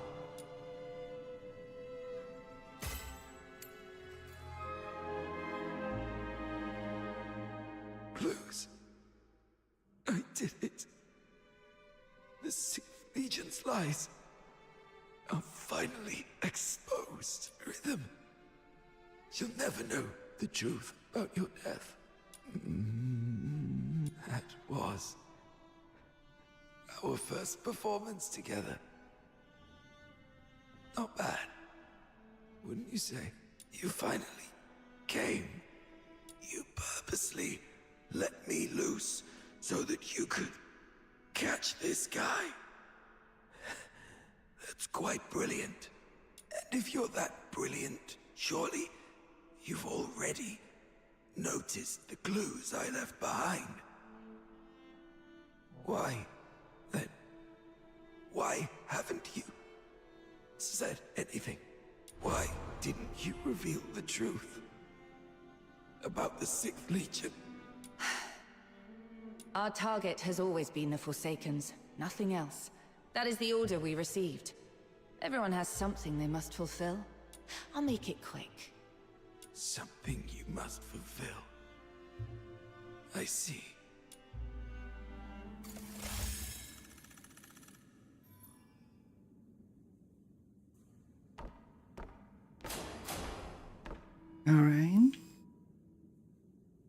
So, Parsifal, is there something you absolutely must do? Something I must do. Something you do anything to fulfill? We usually call it a dream. My dream was to become a performer, to stand in the spotlights, at the very center of the stage, to feel the thunder of applause, just for me.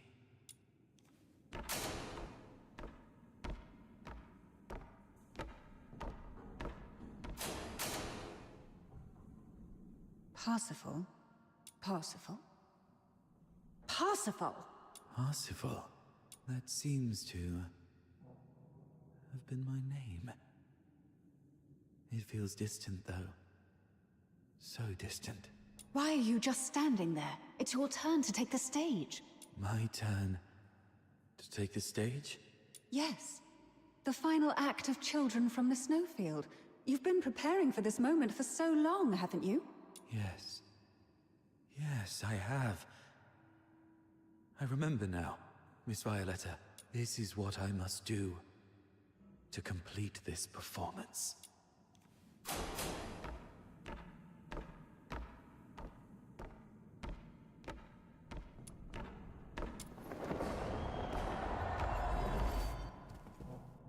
Once upon a time, in a frosted castle in the snowfield, a slumbering frost fairy was awakened by the laughter of two children. Though the children lit a fire, its flames could not thaw the icy core of the fairy's heart.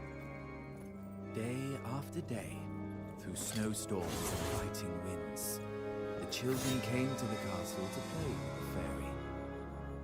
They laughed, sang, and danced. Slowly, the fairy grew accustomed to their company. Look there, they smile so bright, and it lights up my night. Watch it being censored in the VOD.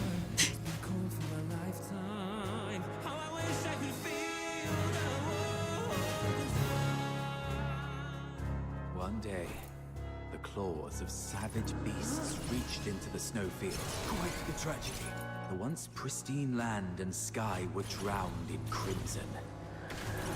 Bound by a promise made to the boy, the fairy left its castle. Quite the tragedy. I promised I would find your family in the valley below. Quite the tragedy. Safe.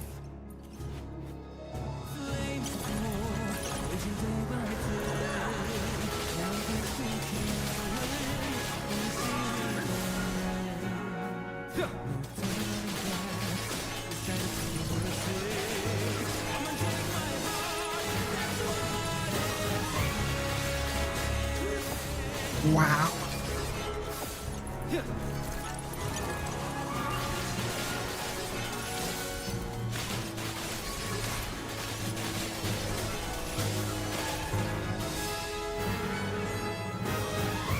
Outstanding.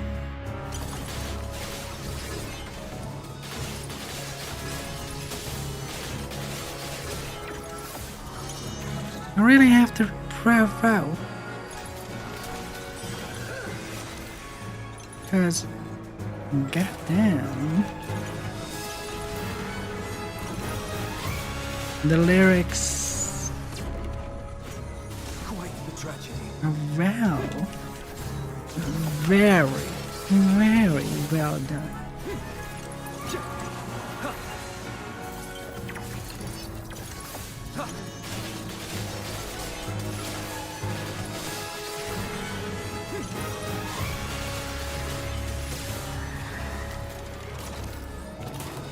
And that's something you would expect. Right, you expect good music.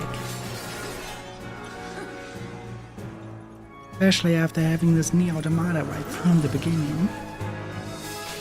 But this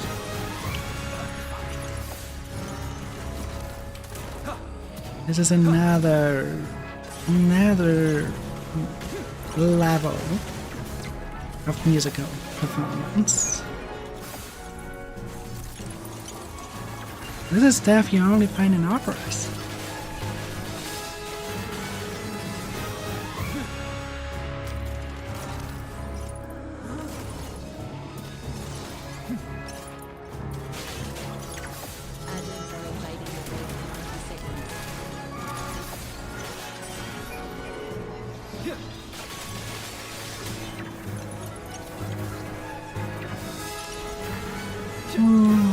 this kid is...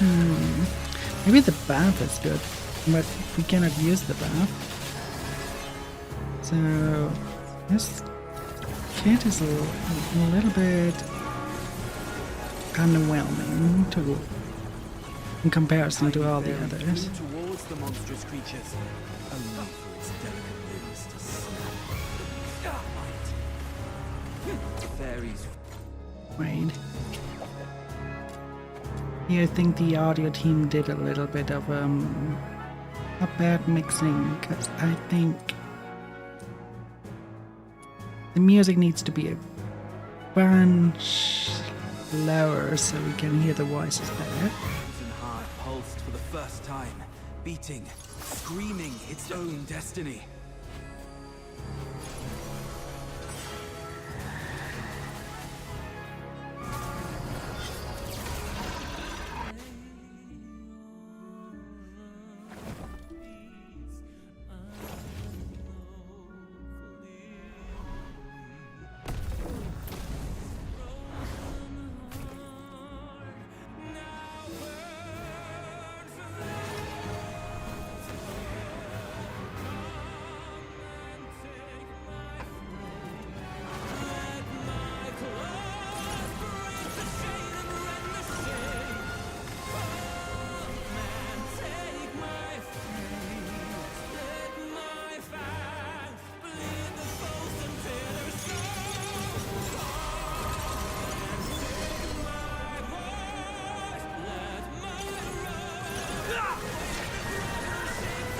So good.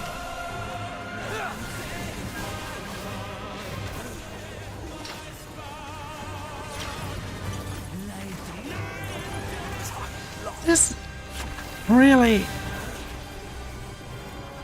their first game, slowly beginning to doubt that, because this is so high quality. How did they ever achieve the baking for it? I mean, this is such an expensive part just for the music alone.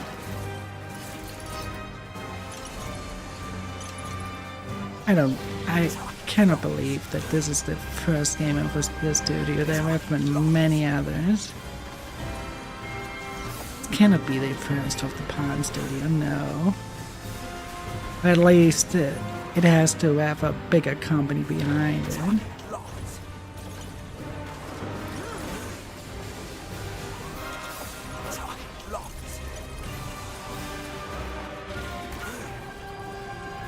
Walls of Land. Charming.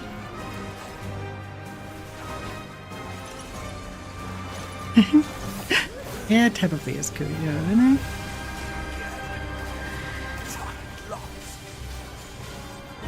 But I'm currently amazed by the miracle. I'm currently so amazed by the musical performance here. This really feels like an opera. If you ever have been in one, you know what I mean. This is such a good job.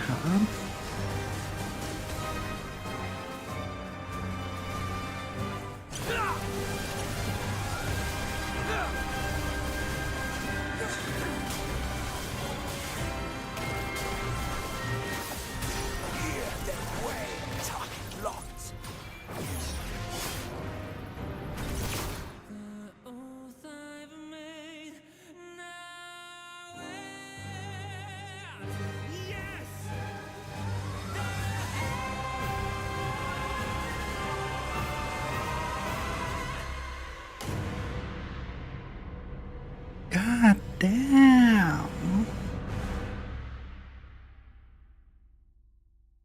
I think we're done here anyways. I think this was the final fight, but god damn, what an experience. Have I completed this performance?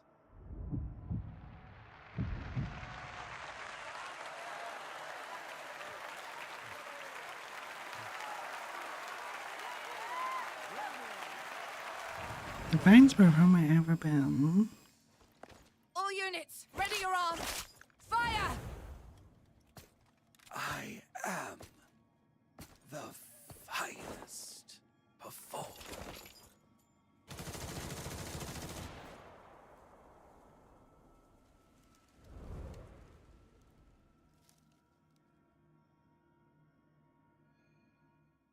Operation concluded. Target number 2's vital signs confirmed. Proceeding with retrieval. Wonderful.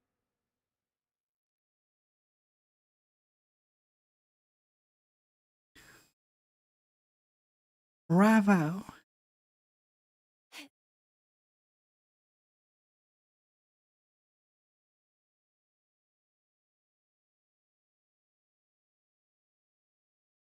What an experience.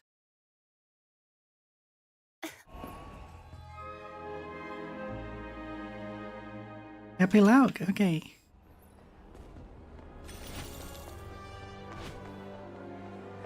So this was already the epilogue of the final act. Well, I guess we just find our dear Karen, our dear Rhythm, up here. And as she probably knows. It's gone out. Oh, it's you. Good morning. How are your injuries? Are you feeling okay? I'm fine. It's been several days already. Are you sure? Back then, little Minion said it was too dangerous and wouldn't let me tag along. But after hearing what happened, I feel calling the situation dangerous was an understatement. Rhythm. It's fine. There's nothing we could have done about it anyway. This world is filled with countless things beyond our control. That's just how it is. I see. By the way, is this medal... Yes. The Laureled Charon Medal. Officer Lin awarded it to me for my outstanding contributions to the case. Congratulations. Congratulations. If it were the old me, I'd probably be thrilled.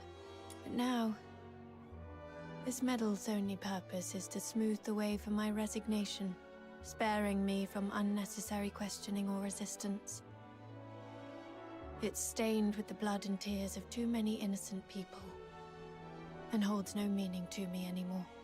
I still haven't found any concrete information about Berenica. I tried looking into what you told me about Number Zero, but my contact said that even mentioning the name to anyone in the 13th Legion was met with immediate silence. They refused to disclose anything about her. But we can be sure of two things. First, she's definitely been taken by the 13th Legion. Second, she's very important to them. They wouldn't treat her as carelessly as they did Blues. Thank you. That does ease my mind a little. Oh, and I heard something else, though I'm not sure if it's useful intel to you. 1 month from now, the 13th Legion will be relocating a high-value prisoner by train from Ice Lake to Dysmania, the Imperial capital. The 6th Legion's been ordered to assist with the transport. The prisoner's identity is classified as top secret. All I know is that she's currently receiving treatment in the inner city under maximum security. But someone caught a glimpse of her back. A young woman in her early 20s, dressed in black. That matches what you've told me about Berenica. If it really is her, then the train departing in a month might be your only chance. Could it be Barry? Has she been taken to Ice Lake just like me? Thank you for the intel. This is the only lead I have, so I'll give it a try, no matter what. What about you?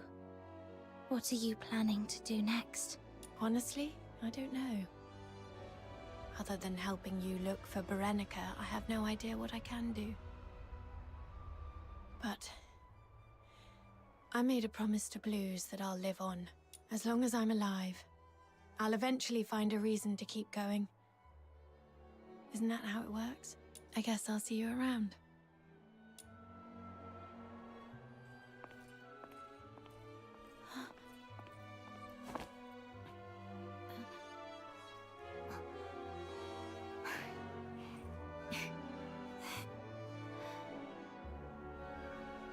Old habits die hard, huh?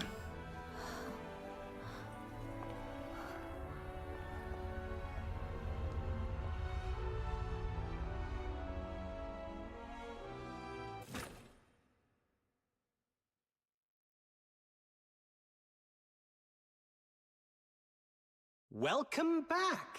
Would you like something to drink or eat first? The care package I prepared is in the cabinet to your left. A wide selection. I dare say there's something in there to suit your taste? A punch in your face would suit my taste best. Oh, she's snarky. I like that. Oh, come on. I heard you were badly hurt and came to offer my regards. Save it. I'm good, as long as I'm still breathing. I'm not some coddled rich child like you. Ooh, that hurts. After all the effort I put into coming up with such a brilliant idea to net you the big fish, this is the thanks I get?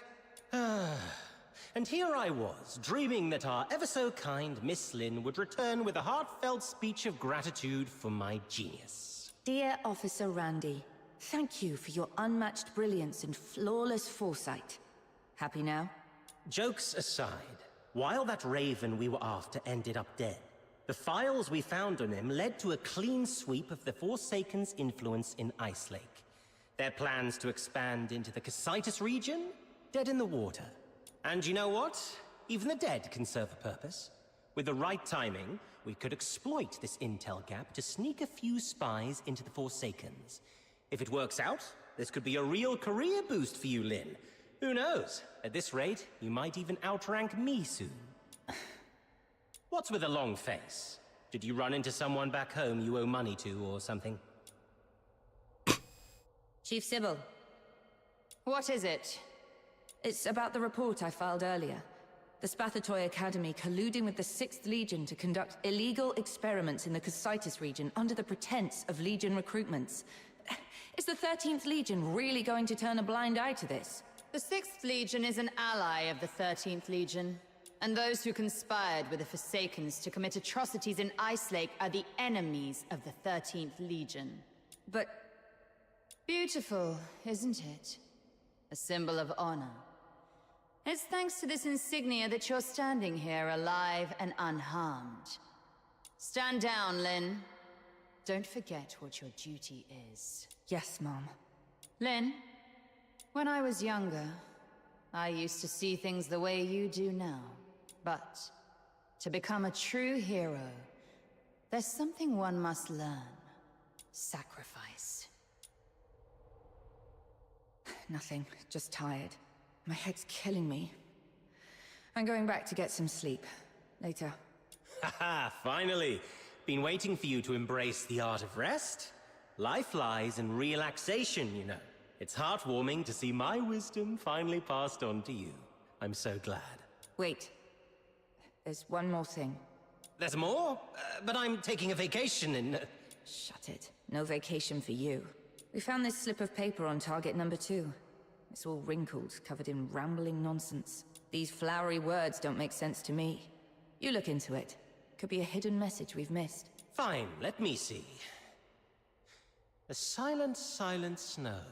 Child of the sky. Huh. Sounds like poetry. Or maybe lyrics to some old song?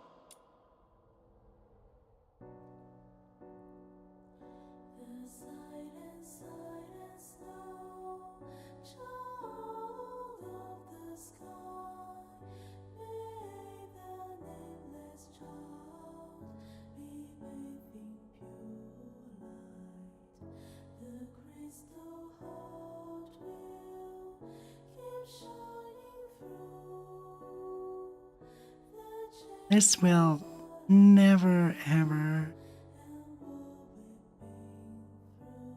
and uncensored. Oh well, it is what it is. Beautiful songs though.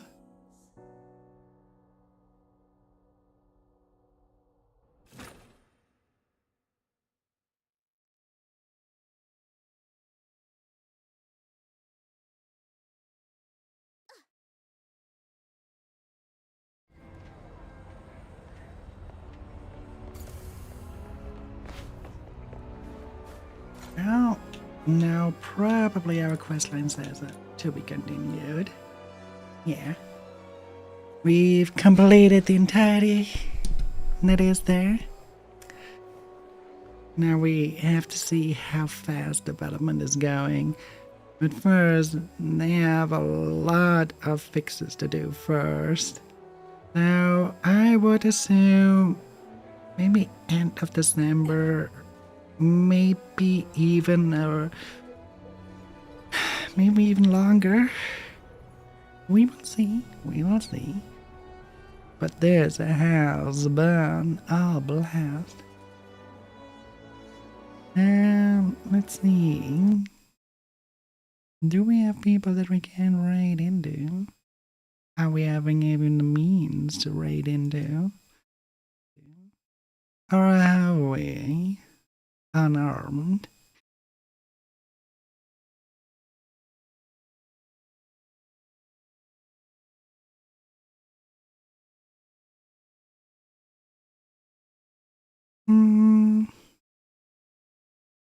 I would say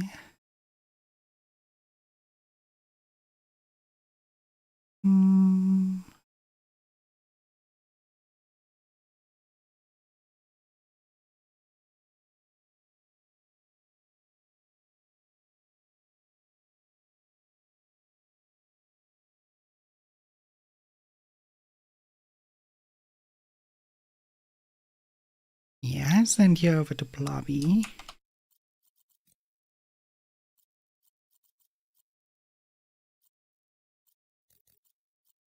So, they are as usual having an art stream. So send them all the love, and we see each other tomorrow when we have the call up with Keone. So until then, bye.